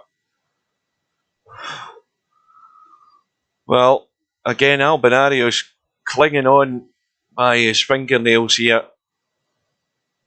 Now the 8 ball does go by the 12. Well, I mean, that was another, well thought out play he just played there because. Yeah, the bonus was a 1 ball going in as well. To go down another. 7 and 8.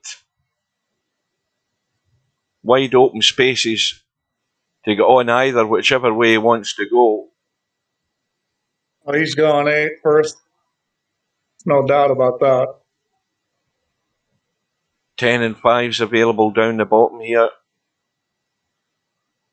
Yeah, Albin's out on this rack. Once he gets rid of the 7, that opens up the 3 for the 12-3.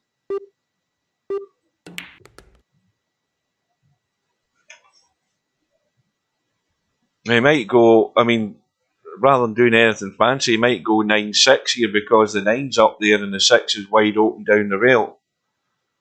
Unless he wants to start. Sitting, he probably will. You don't want to start trying to do acrobatics with the cue ball just to get somewhere. You don't need to do anything. You just stun this in dead. Leave yourself on the 6. It doesn't want to be too straight in the 6 though. Yeah, again, the stunt, well, he is a bit straight, but he shouldn't really have a problem. He just needs to either come back for the 12. 12 threes right there.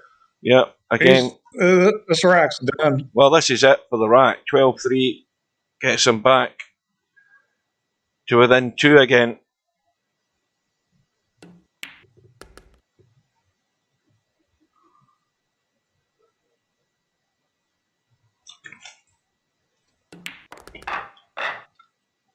Yep, and now the all-important break again. Well, this See is whether it. he's going to do this.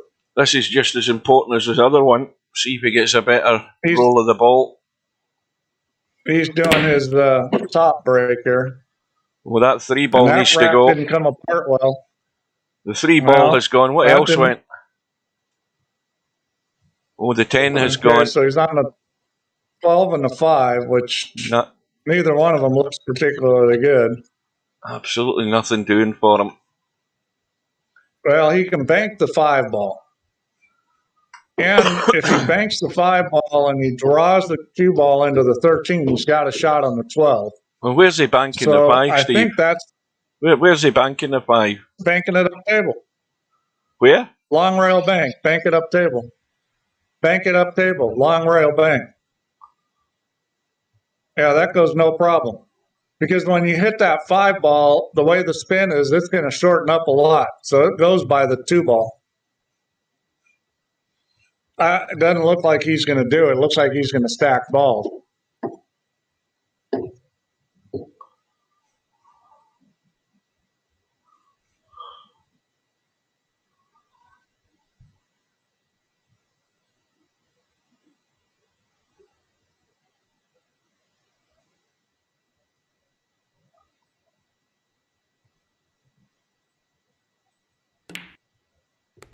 I'm trying to get onto the rail.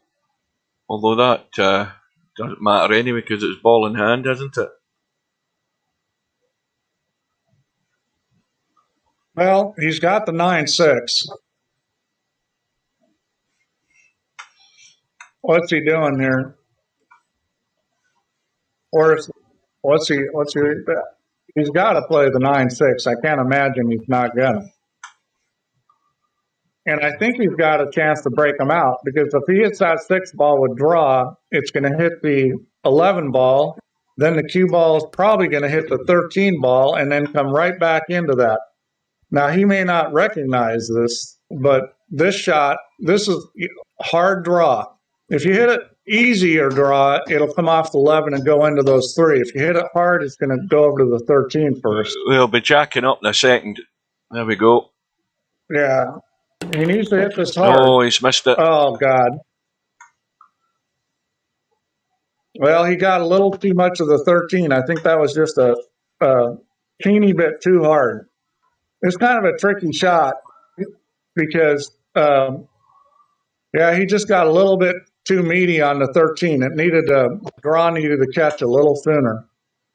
Well, but he did open it up some. 114. He's got the 2 ball. He's got the 13 ball.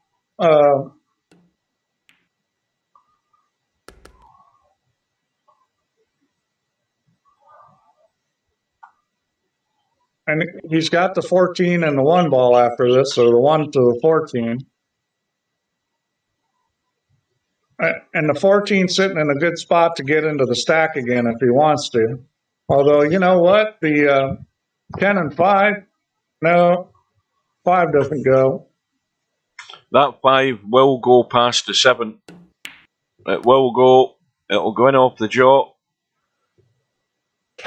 Well, he's put himself in a pretty funny spot here. I'm not sure what he was thinking there. I mean, he can play the 11-4, although that 4 ball is pretty close to the rail.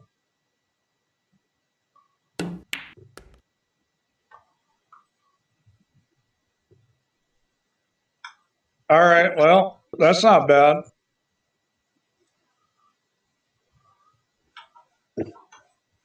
Right, well, this is where he needs to get a roll of the ball one way or another. Now, unless he's looked at that 5, is he going to kill this for the 5? because the 5 will go. I don't know. This is kind of a tricky situation here. You got to make a decision whether you're going to try to move balls or just play for another crib. Because moving balls makes that shot a lot tougher. Now I'm not sure what he's played for here. Well, I mean, he's got a chance to get on the 12 ball, but it's tricky. I don't really like that shot. The 3 try to break the 12 out. He's looking at the 8 and coming back for the 7, but he's going to be hitting a fair bit of this 12 ball. I like that shot. No, he's just going to run he might be going forward. 8, yeah, he's going to go forward. Yeah, I think that's a smart play. Oh, it's catching the point. It's catching the point. Boy, that's brutal. That was a good, he's really played this rack well and just barely caught the point. And that was enough. Wow, that's brutal. That's a huge, huge miss at this point. Well, Albie. Because it would have been 2-1 if he won that game.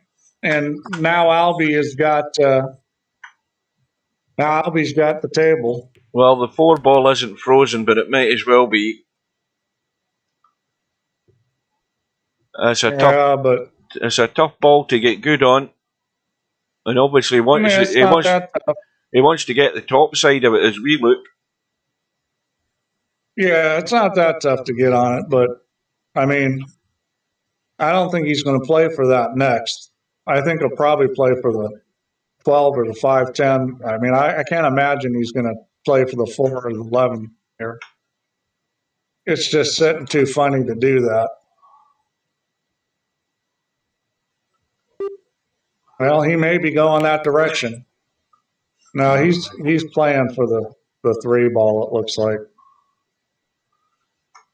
He doesn't like it. He might have been playing for the 4 ball there. Well, he might be. Well, he's looking at the 4 now. If he was going to just draw it back, he would have been better off trying to come down table for the 5-10. Because you come down between the 4 and the 12 ball, you've got so many balls to shoot there, you're bound to land on something good. Yeah, can you not? Can you not pot the 3 and rest on the 11 for the 12 down the table here? He can, but this is not the shot you want. Yeah. I mean, you hit this wrong, you could scratch off the 11. Yeah, he's got the hit. Yeah. Well, it's all going to hinge on this 4 ball because he needs it. He's only on his second cribbage, so he needs that 4 ball. Well, he can get pretty good on it right now. He's got the 11 ball close enough that he doesn't really have to draw back for it, does he? Well, maybe he does. That 15-12 is blocking a lot of ball. Well, he needs the 12 for the cribbage. So once he gets rid of that, does he come back for the 11 to drop behind the 4? It looks as if that's what he's doing. It could be, or he could be taking 10-5. Yeah. Yeah, he's going to leave that for later.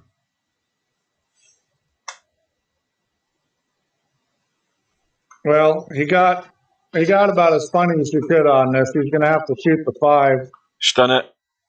Or go round behind it. Yeah, he stunned it in. Yeah.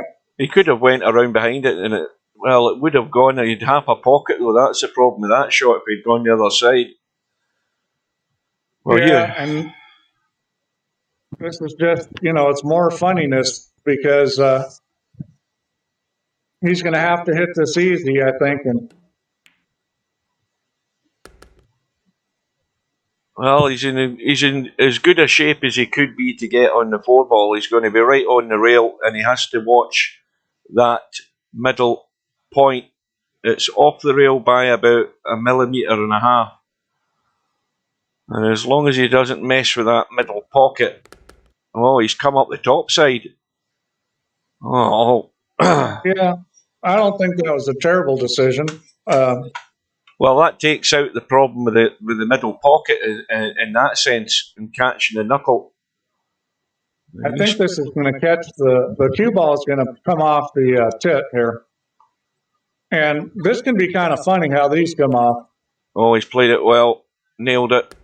Yep. That's a nice slow roll. Perfect in Well, the 15. Cobra's gonna remember this rack if he ends up losing the match, because that miss on the 8 ball was huge. That was probably the match if Cobra made that and having 2-1. Yeah. Would have been 16-13. Well, And Albie's back to his yeah, that theory was with a this huge. off-centre break here. He's back to this. Where's the cue ball going? Well, he's stayed in the table. He's potted a ball or balls. He needs the 12. Oh, look at the 12 ball. He's landed plumb in the 12. He's got an easy 14-9 combo. 6 balls in the table. You can get to it. Remember when everything was going Cobra's way? Yeah. Now it's going Albin's way. And the 8, he can take the 8 up the table next if he wants and come down. No, he can't because the 4 ball's a blocker. That's a bit dodgy. Will he take this? Let's have a look at the 6. He might take this combo in the 9. Yeah. Well, he's nudged it in off the 9. He got the kiss. Maybe a kiss he didn't want. That's the problem with playing that shot, is the 9 ball came back and hit the cue ball. Looks like he's gonna play for the 10 ball. Well, this is these tricky ones, and it's there, and he's got there. Boy, that barely got there.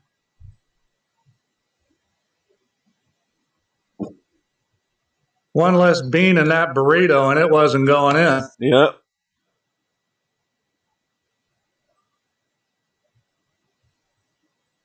Well, there's never a great deal between these two guys in any of their matches, and this is another one that's it's a test of stamina because we're 3¼ hours into this match.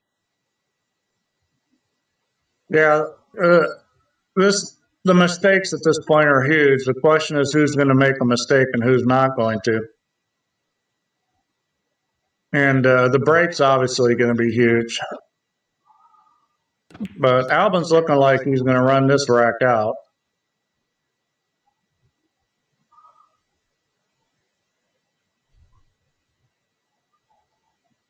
Albin's got a really good game for straight pull and 8 ball. He rolls the cue ball really nicely.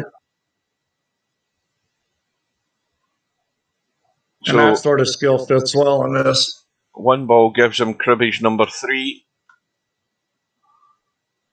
7 and 8 up table as we look, not a problem. It looks like he's going to play the 2 and 13 here.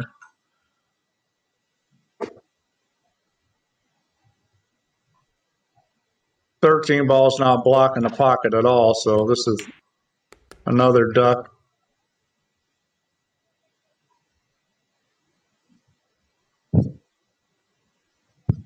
Well, and I imagine he'll play either the 7 to 8 or 4 to 11 after this. Looks like it's going to be the 7 to the 8. So this is going to be cribbage number 5, and we're tied up again here. 15 racks all, race to 4. Albinario going for 3 in a row, and he's going for his 18th win in a row in these last 3 major tournaments. And the only man that can stop him is Cobra. He's sticking with the center break, close to center. Well, this time it's definitely dry because those balls haven't really moved. Yeah, he's not hitting them full blast either. It's interesting how he's breaking. And it's worked pretty good for him this match. But I think with this break, that's the downside, is that if the rack's not so wonderful, it doesn't come apart good. Well, there's a problem here straight away for Cobra because he's on obviously the 5. at distance here. The problem with this is holding the cue ball to stay and have a decent shot in this 10. The 10, I mean, he can roll through. It does go past the 1, but the angle he's got is going to take him kind of square on if he lets it run too far. But no, I think he's he got it perfect. played the right shot there. Dead That's weight. perfect because. So let's see. The 6-9 combo is a little tricky. That's definitely not dead. Well, He can play the 3 to the 12. Well, does he want to play the 12 first though? Because this is a little dink where he needs an angle on this 12 to get on that 3, and it's a bit touchy. It's a little touchy, and if he doesn't get there, what does he have? Well, he's got the 114 if he doesn't get there. Well, he almost hit that 1 ball. No. And he does not have the right angle on this 3 ball, but I think it will work. I don't know. Yeah, I think he's going to have to play the 114. I don't like this 3 ball. Yeah, he's looking at the 3. I mean, he's too straight in. You could stun it really firm, and I think you can almost get there. He might come back a bit off it. He needs to be careful with that though if he does that. Yeah, he can get there. The shot is there. But, you know, you hit a little funny and catch the point, and all of a sudden the ball doesn't go in. I think he's smart playing this because he can break these balls with the 14. Well, he's got there. Now, the problem here is you don't really want to go behind this 4-8. And so he doesn't want to do this. He doesn't want to do it with any pace. He could scratch. He needs to draw this into the 4 ball. If he goes behind these, he could scratch. He might get hooked. Oh, he hit that with inside. Okay. Well, that'll work. That was a good shot. Well, he's now got the 312. Yep. Because this is the angle you want in the 3. Then. Now he wants to finish a bit short in this if he can in this 12. That way he can get a nudge here. If he finishes a wee bit short in this 12, well that's a bit shorter than I was thinking. He wanted to be there. And the 8 ball, oh, he's fine. He's not going to miss this. The 8 ball did go. He could have shot. The 8 ball did go, but this is going to clear everything up. This is not a shot anybody should ever miss when they're sitting like this. I mean, this is simple.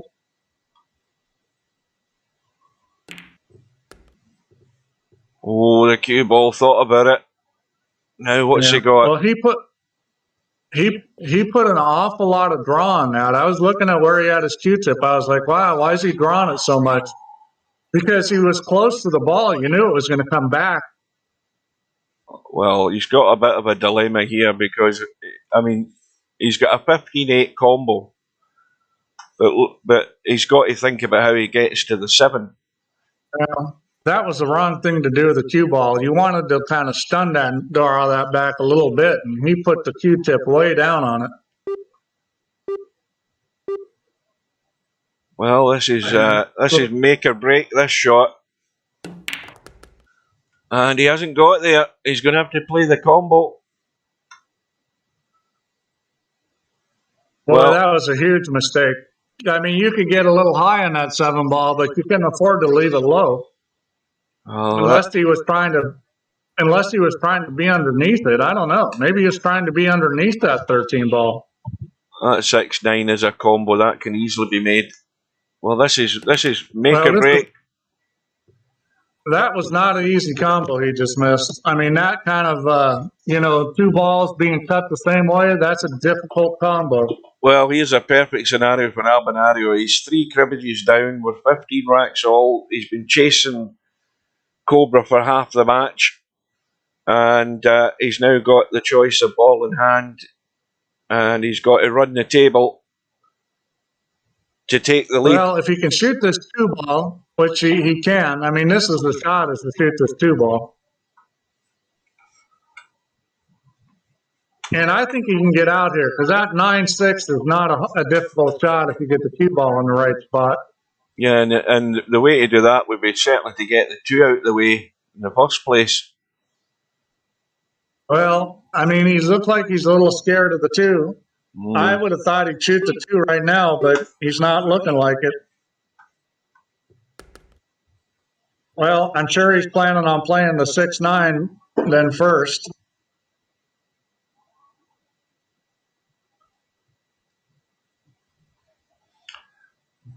Now, does he want to come back just behind that 8 ball? Or is he going to play the 8-7 first? Is he going to leave us on tenterhooks until he has to play the rack winning shot? Yeah, well, I'm interested to see what kind of decision he's going to make here. Well, did he play the 2-1 shot there, Steve? Did he play to get on the 1? I think he did. I think he played to get on the 9-6, but he's now going to have to bail out, I think. I mean, he's given it serious thought, but I can't believe he's playing that now.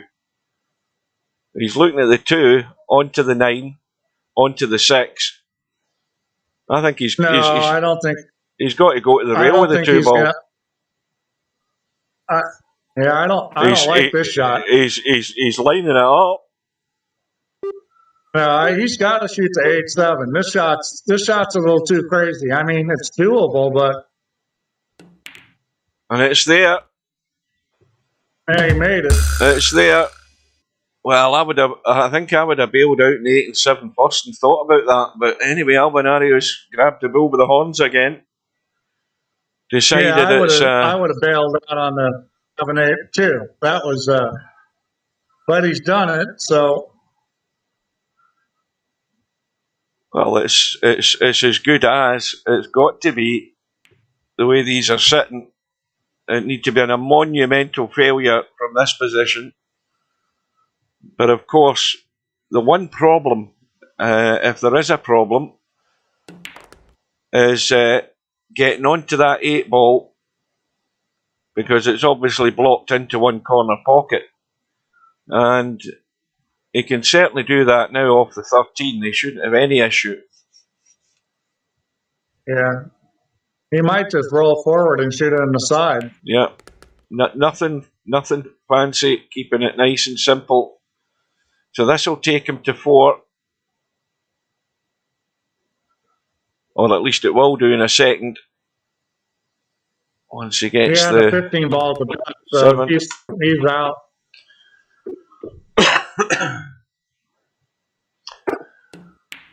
Well, Albinario might be the first player to come back from 3-4 racks down, 4 racks behind. He ain't won it yet, but he's looking the better of the 2 at the moment. 16-15 in front in this race to 19. And sticking with the break. And this one's definitely dry. No, it isn't. I think the 9's gone in. The 9 has gone in, and look at where he's landed here. What's he got?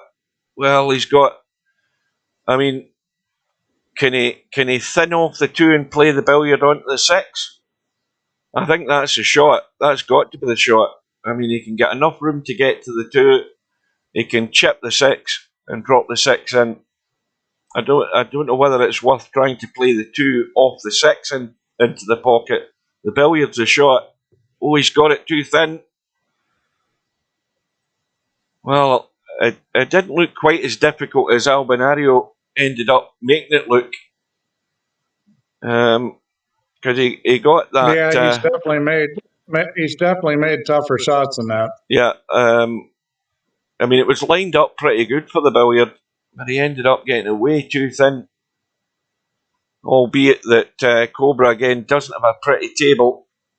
Now we've got a dead set combo here with the 11 and 7 ball, and obviously the 8 ball's in the way.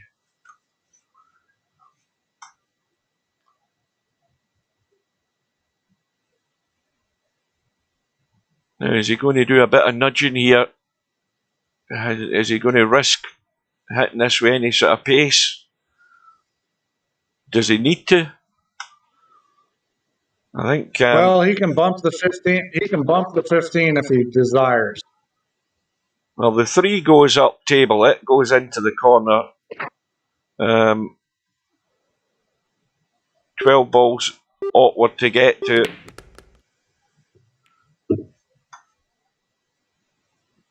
Well, that was a little awkward looking, but it was. He did get the 13 ball free. We've got the 1 ball doesn't go.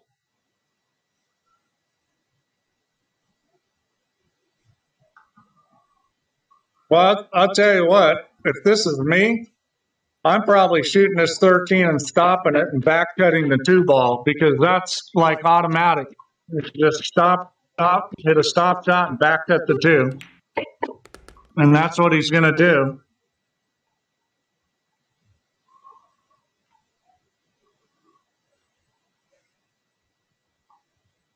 Now he's got to decide what he wants to run into. I mean, the natural path, it's going to hit the 5 ball. If he stuns it though, can he not run into the 4 and hold for the 12, and then he knows he can get the 3? He's trying to run into the 4. Yeah, he's gone dead in the rail. But the 3. Yeah, it was. Let's have a look. Well, he's got the 11-7 combo still. Now, the problem with shooting that combo is that the 11 ball, if you try to stop it there for the 8, the 11 ball is going to come back and hit the 8, or hit the cue ball. 5 down to the 10. That's tricky. Yeah, I think that's probably his best option is 5 down to 10. Now, you can afford to hit the 1 ball or the end rail. You can't afford to hit the 4 ball. So you got to be careful here how you do this. If he runs into the 4, good chance he's going to be hooked. Oh, he needs to watch. I think he's fine. Well, it's awkward, but at least he's got a shot. How has he got a shot? Can he get past the 1? Well, I don't think he can. I can't even see whether he can. I think he can. I think he can. Well, it is so tight. Maybe if he... No, I don't think he can. I think he has to twist it. Well, there's a gap. There's a millimetre gap. I think he can get there. The commentator's eye says he can get there, Steve. Not a problem. Well, your eyes are better than mine. Well, you've got to use the zoom and get right in there. You've got to get right in there and look. Well, that was big. Well, it was a big shot because Cobra is now the shoes in the other foot. You know, he's desperate to not let ALBINARIO sneak a 2-rack lead here at this stage in the match.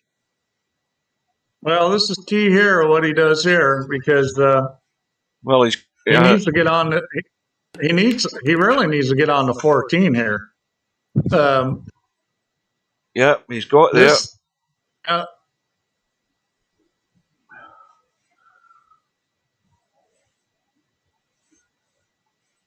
We all know. Well, he only needs his 14 and a 1 for the crib, the rack. So it's all square again. Because I keep forgetting to look at the cribbages, and I'm thinking he needs to do something with the 7 and 8. Wow, this is an exciting match. The fans are getting their money's worth, that's for sure.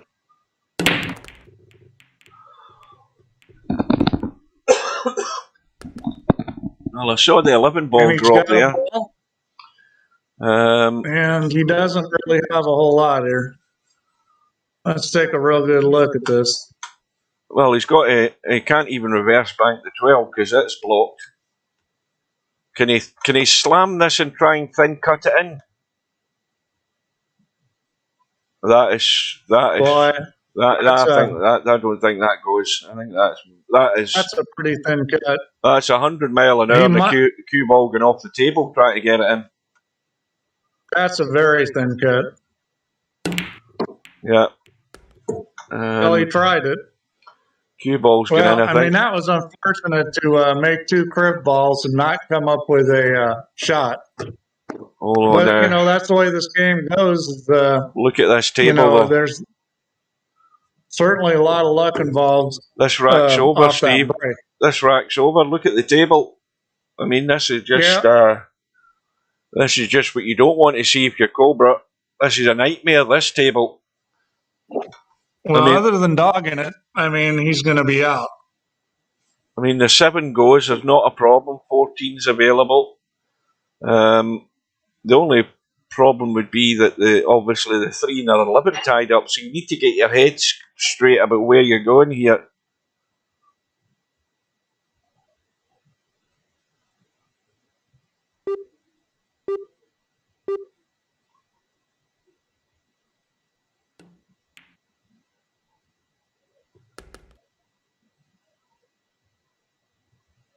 So now, well, we know 9-6 is available. He's got to get in the other side of this 9. 6 into the side pocket. I'm not sure whether he played for the 6 there. Obviously 10 and 5 is available as well, so we'll give him the benefit of the doubt. He might have tried to finish sort of squarish in a 6 so he could have dropped down for the 9.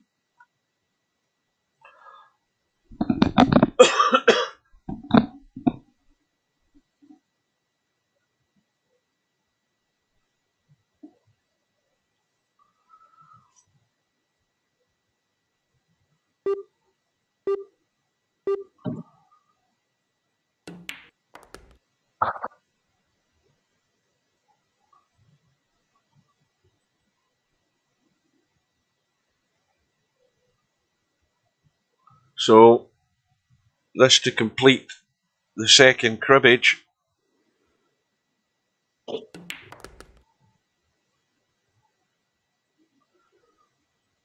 Well, it's taking him a little while to do this. I was able to put my dishes away and go to the bathroom.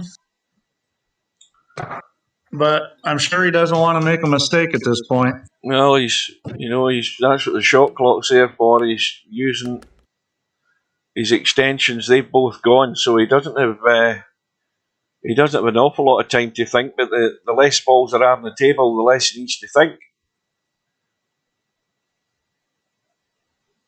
This for number 3.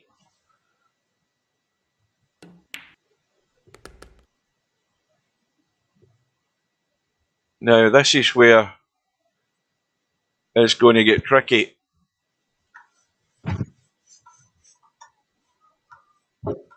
Well, this shouldn't be too tricky, should it? I guess it is. I guess 13 isn't clear. It's suddenly got real tricky the way he's sitting here. Yeah, this is really not where you want to be. I mean, the 13 goes. Watch the cue ball. Watch the cue ball. Wow.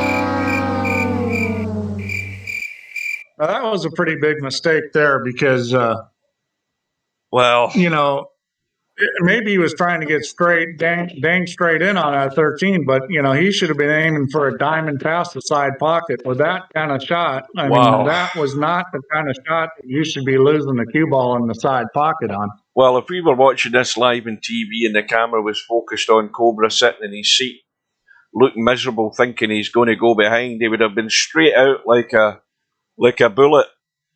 Having saw that, he's 3 cribbages to 0 down. He was looking like going 1 down with like 3 to play or whatever it was. And now, the table is there for him, but with a problem he has to deal with. And we all know where that is. Yeah, now, he's, you know, where he's sitting here, I think he could run behind the 13. But from what I've seen of Cobra, he's going to try to come straight down the table. Yeah, straight up and down. I actually like. Oh, goodness me! See, I like going behind the 13 there because it's just a more natural shot, and the stack is a lot bigger target. Going straight up and down, it's like a 1 ball target. Yeah.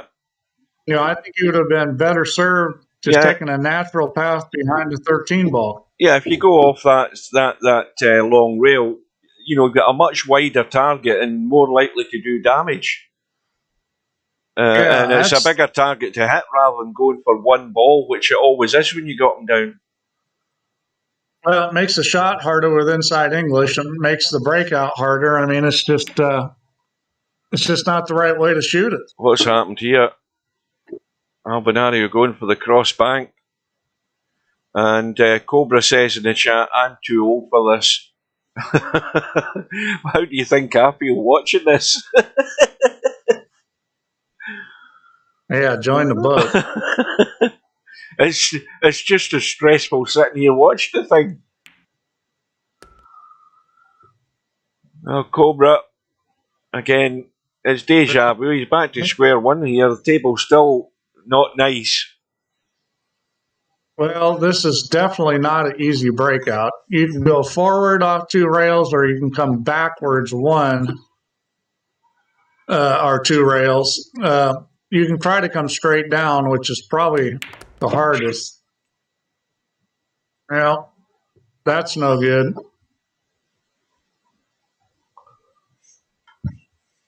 But he has at an angle here where he can make this and bump the 6.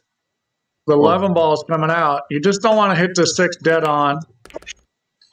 And that was well done. Now, oh dear, I don't think he's... Well, that's blocking the pocket anyway, isn't it? He can cut the 11 from the left side and cut it into the right-hand corner, but that's a toughie. Yeah, he can get this to go in past the 9. When the ball's all the way over on one side of the pocket, it makes it a little bit easier. You can hit a little off center, it'll still go in. As long as you don't hit it too hard. I'll believe that when I see it, Steve. Backup. Yeah, I'll believe that when I see it, that it goes in past the 9.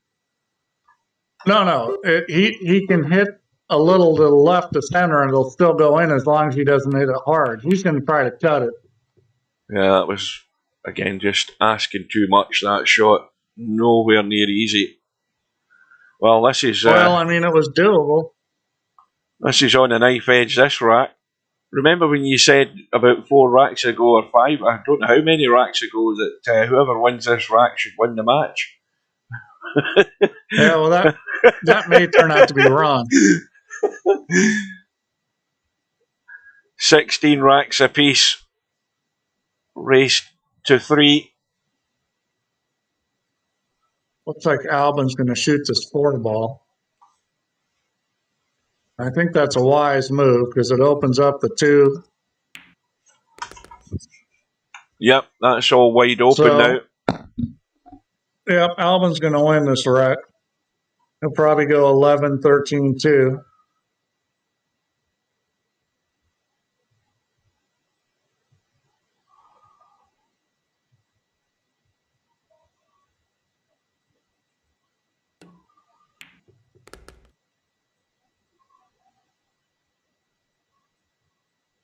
Well, I don't think you want to be quite that straight on the 13 ball. Nice. I think he can force us over a little, but you got to watch out for the 15. Yeah, that's the danger with that shot, Yeah, he's considering shooting this 9 ball. Well, this is tricky. I think he's played that pretty damn well. He's not just considering, he's doing it. That's about as good as you could play that. Good draw control. And of course, this for the lead.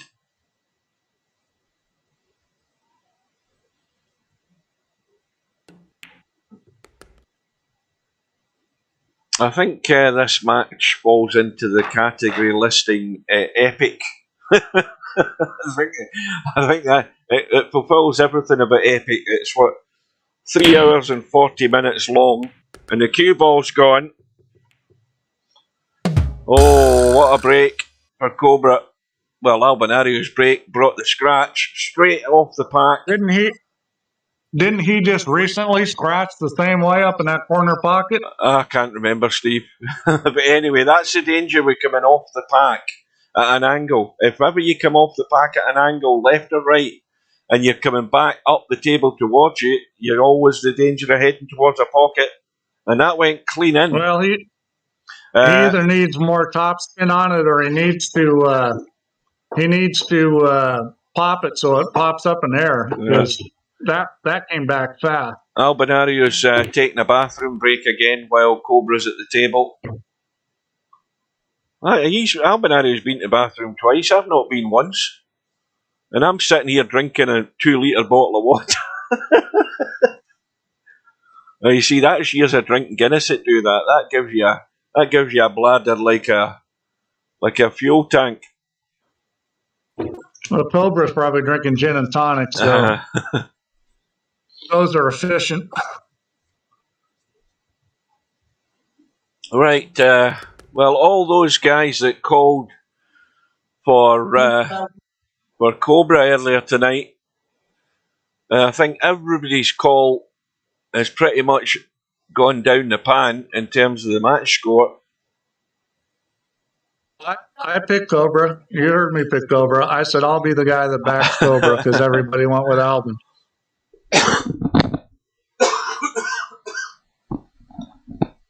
I figured it was going to be a close match, but Albin was the favorite, but Cobra's got my support. Not that I am actually rooting for anybody, but I had to pick him because nobody did. Well, this is, again, another ugly table. Boy, I'll tell you what, he took a chance there. This is a big chance, and he got away with it. He's lucky the 12 ball didn't hit the 7. He's lucky he didn't get hooked on the 15. Can he get to that 7, but that's what it takes. Can he get to it clean? I mean, and get the angle, though. Yes, he can. I mean, he's absolutely played it perfectly. And I think he's got he can play the 13 too. Although it's a little funny. Can he play the 10-5? Well, the 10 goes past the 11. 10-5. 5 goes down into the corner. Yeah, he can play the 10-5. The 11 ball, you can get on the 4 ball from the 11. It's a little funny too. I mean, nothing is simple here. 13 into the table. Now that just needs to slow up. Playing for the 2. I think that's a wise choice. He overhit a little, but he's okay.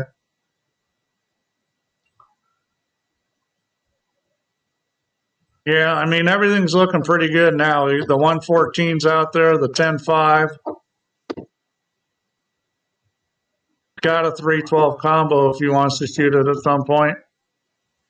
I think this is the point in the match where you can't be afraid to stun a ball. Angles like this, you can't be afraid to stun.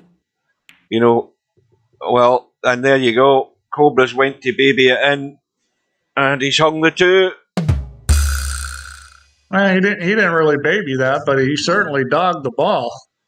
I don't know if he's trying to cheat the pocket and hit the 1 more square or what, but that was the... Again, I think the more the nerves kick in, the more people tend to want to just nurse the ball to the hole rather than risk the proper stun to give you that control in the cue ball. But as you say, Steve, he may have been trying to pinch a little bit there, and how costly is it going to be? Because let's put it this way, it's the time of the match you don't want to be doing shots like that. Yeah, I mean,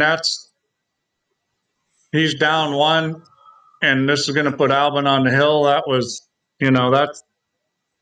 that's pretty much a match loser there. He's gonna need some help from Albin to have a chance to win this. Well, Albin's got a decision to make. Does he try breaking the 3-12 when he doesn't really need to because he can make the combo? It's going towards the jaw, but going in off the jaw by the look of it. Does he want to start bumping things?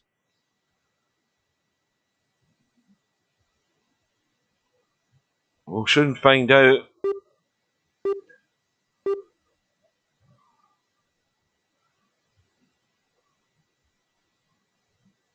Yeah, the biggest problem he's got right now is it's hard to get on a ball from here. He's just trying to drop through. I think he was trying to bump the 14 to hold for the 11, and he's missed a hit. Yeah, well, that was tough to get to that side of the 14. Yeah. Yeah, I mean, I think where he was sitting, he might have been better off trying to run into the 12-3 just because the position was tricky. He's trying to cut the 14. He's got it, but the cue ball's obviously leaking away. Where's it leaking to?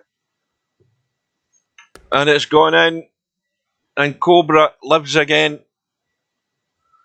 And he's got the combo decision to make. Got to question that decision when he shot the 13 ball, whether he would have. I like your idea, Hugh, coming over and running into that 13-12. Well, Cobra has the decision, and it's going to be the combo, and he needs to watch this 3 ball doesn't leak away. And he's got a hold of it perfect. Yeah, and he's got a great angle. He's got a great angle to slide over and get on the other side of the 10, 1, and 11. Yeah. Anywhere in this area, he's got some sort of shot. And he doesn't need to bump into these for any reason. If he plays your shot, well, he's dropping through for the 11, the look of it. 4's up the table. Fine. I mean, anywhere here will do. I kind of like dropping in for the 110 just because they're a little funny. But this will work. You know, he needs to hit a good shot here. Yeah, this is a vital shot. I mean, he's going to pot the 4, but he's got to get good. Well, he needs to get good on the 5 ball because that's the shot. Get straight on the 5 so he can just stop it and then shoot the 10. Yeah. I think that's pretty good. He'll get away with that. Yeah, he can just kill it. Well, that's the stop shot. That's well played.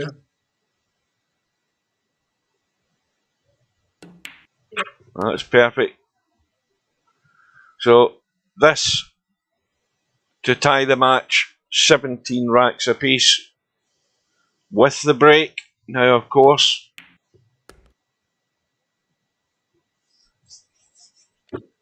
well, they both had problems that last rack. Yeah. Well, anything can happen now. Well, it's definitely an advantage to be breaking. And it's definitely, no, the 3 balls tracking. Where's the 12 though? It's in that bunch of balls, is it not? No, the 3 balls not gone. And the 12 balls in the cluster. Oh, he has got a ball. And now, he's got the 6. Oh, he did get a ball. But he's also got a cut in the 9. Wait a minute, am I reading this wrong? No, he is on the 9, yeah. He potted the 6 and he's got the 9. Got no angle that he can hit the bunch. Yeah. All right. Well, this is a shot that comes up a lot that isn't that hard that I've seen guys struggle with. And he hits it perfect. Well, he's obviously now only get what seems to be the one option, the 13 and the 2.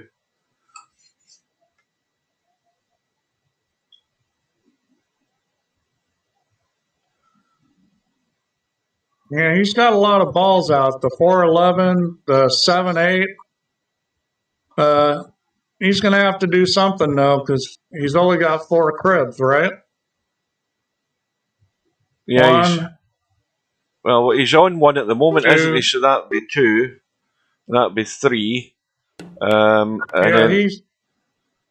He needs to do something. Yeah, he needs to do something. He's going to have to break these balls up.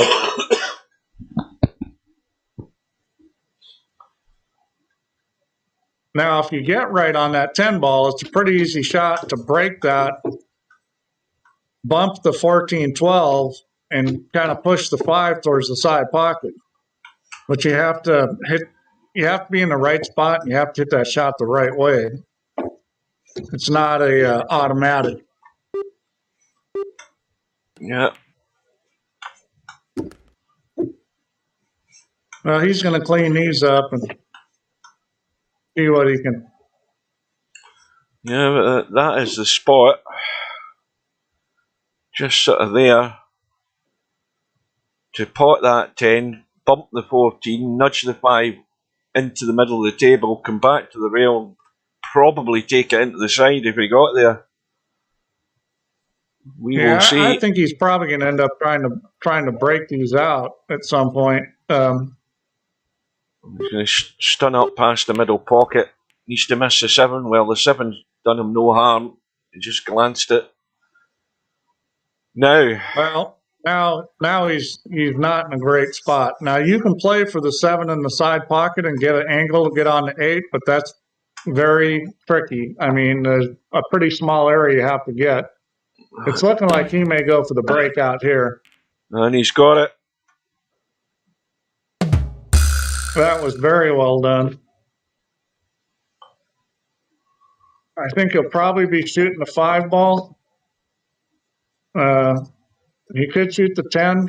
I think he's probably going to shoot the 5. So this, the start of cribbage number 4. Yeah. And, well, it's got to obviously be the 14-1 or the 12-3, which obviously, again, the 3 ball over the pocket. So he has a choice. And Cobra should be on the hill. Yeah, I kind of like the 1 to the 14 just because you don't have to play shape off that 3 ball. Well, he's got there. Well, even if he didn't get there, easy enough combo to get rid of the 3. Well, I think the combo's the way to play this. Oh, no, wait a minute. I'm forgetting about the fact that he's not on it yet. He's still got to pot the 12. I'm looking at the 3 thinking that's right. I was thinking that was what he's playing for there. So this is it. Actually, I thought the combo was the easier way to play this. He's going to play for the 14 probably. No, he's going to play for the 1. No, that's him over the line. Oh, that was it. On the hill. What am I thinking? Well, when that's the last ball, that makes it simple. Well, Cobra looking for a ball and a shot. Ideally, he wants a couple of cribbages in the break. That for the perfect break. Well, you want your own destiny in your own hands, and he's not going to get it. Well, I mean, if you make a ball there, he's made a ball and he's got a combo for the 8 ball cribbage. Is that he did make a ball. Yeah, he's made the 7, okay. And look at where he's landed. 2 ball onto the 8 for the cribbage. Yep. This is what you want, because he's going to win it or lose it on his own right here. This is all him. The destiny's in his hands. All he's got to do is run this rack out to win the world championship. And that's easier said than done in these situations. Oh, that 8 ball. Thought about it. Thought about it. Oh, it's the old 5 rail bank here. 1, 2, 3. Wow, that was Cobra's heart was in his mouth. Right. That was a nail biter right there. Wow. Even Cobra says phew. PHEW. Well, what you got here? He's got the 13 and the 2. That's a little funny though. You could shoot the 11 right now, but that's tight. This is a tricky situation. Stunning. He didn't really get into that. Oh boy, that was a dog stroke. Yeah, he needed to get into that by about another 4 or 5 inches to make this a bit more comfortable. And this cue ball is going to be running into the 2. I don't believe he's going to do any heroics with the cue ball. This is tricky because you can scratch off this 2 ball. I think he needs to hit this really easy. Hit the 2 as full as he can. And he's got it. Okay, well, bad me, because that thing, he hit it pretty firm and hit the 2, no problem. Well, the 14's in the open. He can obviously play the 3-5 combo. The 10 ball is there. Now, does he want to play this 3-5 combo and run around the corner, or is he trying to draw into the 6 to get it and hold it? Yep, he is. Whoa, but look what's happened to the 3. Oh dear. Well, you got to think about where that 3 ball is going, and he did not. Dear. I mean, you got to think about that. Where's the 3 ball going to go? Yep. Oh well. You know, it's little details like that make the difference between running out and not. I mean, he could have shot that softly and rolled the cue ball forward and shot the 10 in the side pocket, which I don't think is anybody's favorite shot, but that was guaranteed. Now, what's he trying to do? Is he trying to slam? I think it's hitting the 14 ball way too thick. It would never billiard off the 14. I'd probably play the carom off the 14 in the side pocket. I think that will go. Yeah. I'm not sure what he was doing. If he's trying to play it in the corner pocket, he obviously hit that way too easy. Right. Who wants to take? You're gonna have to pound that thing to get it to go to the corner. Who wants to take bets on Hill here? Wide open table, ball in hand for Albinario. Under pressure. Oh boy. Good luck. Well, Cobra had his chance to win there. And no doubt about that. He had a chance to win and didn't get it done. And the question is he going to get another chance? Well, easy start, 13-2, 12 threes in the middle of the table. One ball's a bit awkward in that rail. And he's going to need them all, Albinario. He's going to need everything here. Yeah, one ball's a lot awkward on the rail because it's for all intensive purposes frozen. Yeah, that is brutal. It is like. Well, I mean, he could run into it right now if he wants to. That's pretty much. I mean, this is his chance. Yeah, he's sitting perfect to run. He's sitting perfect to run into it right now. Yeah, but he's not going to choose to do that. I think that's where you had to dig into that cue ball a little bit to stun into that one just to get a nudge. You've been lucky still not to have shot the 3. We'll see if he regrets that, because that one ball is pretty much nailed, and you don't want to be playing that to win the match, or to go hill. Put it that way. Well, I mean, and suddenly this is going awkward. We could be finding out right now. This is really awkward. He needs to watch he doesn't hook himself behind that 6 ball with this 5. That is not a good angle. I mean, he's in a good position to shoot the 1 now. Yeah. If he's going to shoot it, this would be a good time. Yeah, because 14 is open. He's got to be on the 14. He's going 9-6. He's going to shy away from that. Well, will he get as good a position on that 1 ball? Is he going to get any better than he was on that 1 ball there? Oh, that might be a mistake.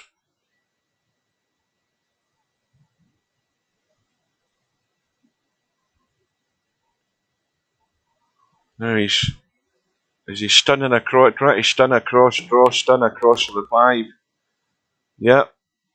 Well, it's all going to hinge on it, Steve. It's going to hinge on this 1 ball. Yeah, I mean, he's going to have a hard time getting on this 10 in the way he can move that. He may try to, but... No, I think he's just going to try to nail it to the rail and roll it up the rail. Oh dear. Well, there's the one that's going to cost him the tournament. Well, maybe. That 1 ball is still there. I mean, now it's Cobra's problem.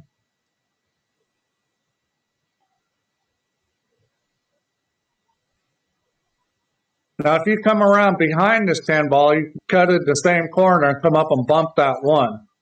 Now, I don't think it's necessary to bump that 1, but you got to get on it really good if you're going to shoot it. Well, Albinario's got a 1 cribbage lead, 3-2. Oh, goodness me. And he's fluked to 10. Unbelievable. Look at that for a shot. It looks like he's going to be going 5-14-1 because I don't see him going from the 5 to the 1 unless he's banking it, which isn't advisable. So oh dear, he's going to have to shoot 5-14.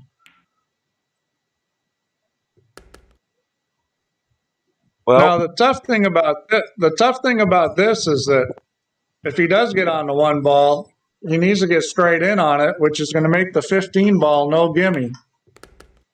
Well, he's as good as he's going to be on this. He's got to punch this in a little bit, and he has to travel forward. I would hit this. Yeah, I wouldn't hit this super easy. I'd let the cue ball go forward a couple diamonds. You got to let it run. Oh, he needs to stay in the table, and he has done. And so this for the title, and this. Oh boy, will seal the deal for Cobra. I can't watch. And in it goes. And so Cobra, oh my God, has got revenge. After 4 hours and 2 minutes, it's Cobra from the UK who beats Albinario by 19 racks to 17. We didn't quite get Hill. It could have went anyway, let's be honest. But Cobra, I'm sure, will be over the moon. He has stopped Albinario's run. He's done it the hard way. He had to do it from the 1-loss side after Albinario took care of him in the hot seat match. But it's Cobra who has won the title, and that's one of 5 titles that he's now got in these championships. And we'll have a look at the stats and see how everything pans out. Let's have a look at the stats for the tournament. Well, Cribbage stats, we can see that, let's have a look at that. What's going on there? That's better. Albinario and Cobra are at the top for Cribbage is complete, but Albinario's had this 4% lead all the way through the tournament, and he's still at the top of the Cribbage is complete by 87%. Cobra in second, 83. Ignore Ice Age at the top, that doesn't count. And Machine in third place, and that's how it's finished. The top 3 players are in the top of the stats. Break stats. What do we want to look at there? Runouts from the break. We can see that Cobra has ran away with it. He has 21 runouts from the break, and Albinario is left trailing in his wake.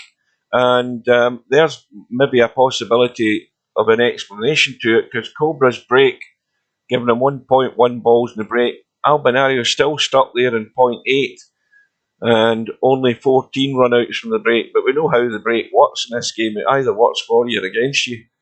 But Cobra has shot out in front there. If we look at the match itself, let's bring that up if we can find him. Cobra and Albinario. It should find it if I delete a letter. It usually does. And Cribbage stats. If we look at the Cribbage stats, once again, I think this happened in the other match as well, did it not? We've got Albinario on 86.1% Cribbage is complete. Cobra's a little shorter there, 84.5. Cobra had 227 attempts and 192 complete. Albinario had less attempted, but the percentage is it's only marginal. There's nothing in it. What were the break stats between these two? Runouts from the break. Cobra had 8 in that match, and Albinario had 6. My voice is beginning to go. Both of them were under a ball on the break, but Cobra was still better. Albinario's was even worse. than he has been all tournament. He's Yeah. only 0.78. Well, that looks like maybe the difference in the match is the break. Well, there's not an awful lot in it, but as I say, Cobra won out the run-outs in total for the tournament. If we go back to the tournament and go to the bracket, we'll look at the places. We've got, of course, Cobra as the 2022 VP4 Cribbage World Champion. He wins $1,665 $. ALBINARIO gets 835. Where are we going now? Over that side. Third place, if we can get the bracket to work, because I've hit that thing. Hang on a minute. By the way, I had stated that I was going to add some money, so these guys will be getting more money. Right. Machine gets third place with 555, and Larry gets fourth place with 415. Stub gets what does Stub get? 305. Fifth place. Yeah. 305. 305. So that is all the stats. Now, a couple of things to mention. The 10 ball starts at the end of the month. There was 43 in at the last count, and also the leagues. The 9 ball league starts next Saturday night. The 6 teams are all in. I'll be sending reminders out to my players to let them know that they're in the team. They should already know that anyway, but I would advise any other team captains to do the same thing, and also find out whether they can all make it on the night. Now, I was normally going to cover the rest of Friday night 9 ball, but I'm going to have a break because I need to have a coffee. Yep, I got things I got to go do. But I'll have a quick look and see how the bracket is for anybody else that wants to drop in and look at some of the matches. Where is it? See how things are doing. Yep. Right, with I'm going to say goodbye now. Yeah, with that, we'll say Thanks. Goodbye to Steve. Have a safe trip home whenever you decide to come home from Hawaii. Who knows? You maybe decide to live there for good. You never know. No, I'll be home soon. Right. It's coming up soon. I'll be home. Thanks to Steve for joining us, and take care. I'll have a quick look at the Friday night 9 ball bracket. Thanks, guys. Right. Good night, Steve, or good afternoon, good morning, whatever time of day it is. Probably 9 hours, 10 hours, 11 hours behind in Hawaii. Friday night 9 ball, they must be in the final. They are, and Bedhead and Spectre Dawn are in the final, and it's 5-3 to Bedhead. But I'm in no fit state to cover the rest of Friday night 9 ball. It's been, what, 4 hours odd at this. So, well done to Cobra. I don't know whether ALBINARIO is there. Well done to Albi as well. He's put up a great run. He's still the best overall player in VP4. Everybody knows that. Put him in any game and he'll master it soon enough. But Cobra is a champ and he's done it. It was a tough slog, a tough grueling match. Concentration had to be at its best. So well done to Cobra. And well, we're all looking forward to the 10 ball, so I hope you guys can join us there. Remember, if you haven't seen, in fact, I need to go and look at that rack, which was rack number 15, to see how that bug panned out. I'll watch that tomorrow. Remember, all of these videos will be kept and archived on YouTube. They're not stored on Twitch, or at least they are for 14 days and then they go. So if you want to watch any of the matches or you miss any of them, the ones that have streamed, go to YouTube. They'll be on the playlist. My voice is going to crack up and go before the night's out. So with that, folks, I'm going to bid you good night. I hope you enjoyed it. It was tense. It was exciting. There was mistakes. There was some great shots from the 2 top players in VP4. Let's see if somebody else can come out from the woodwork in this 10 ball World Championship.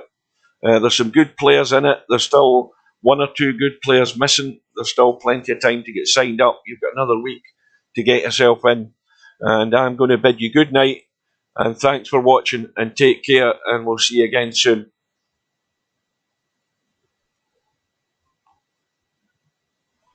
if we can get the right buttons to work.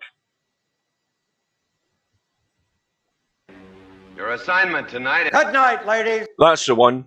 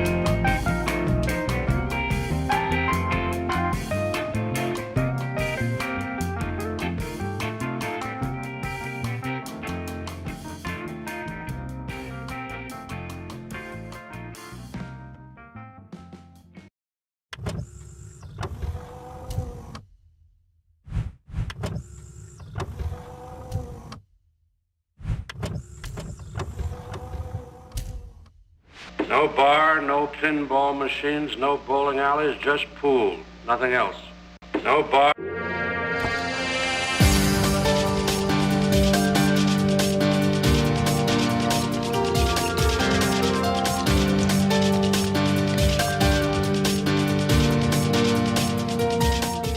You're way off. I say you're way off this time, son. We don't make mistakes here. We just have happy accidents.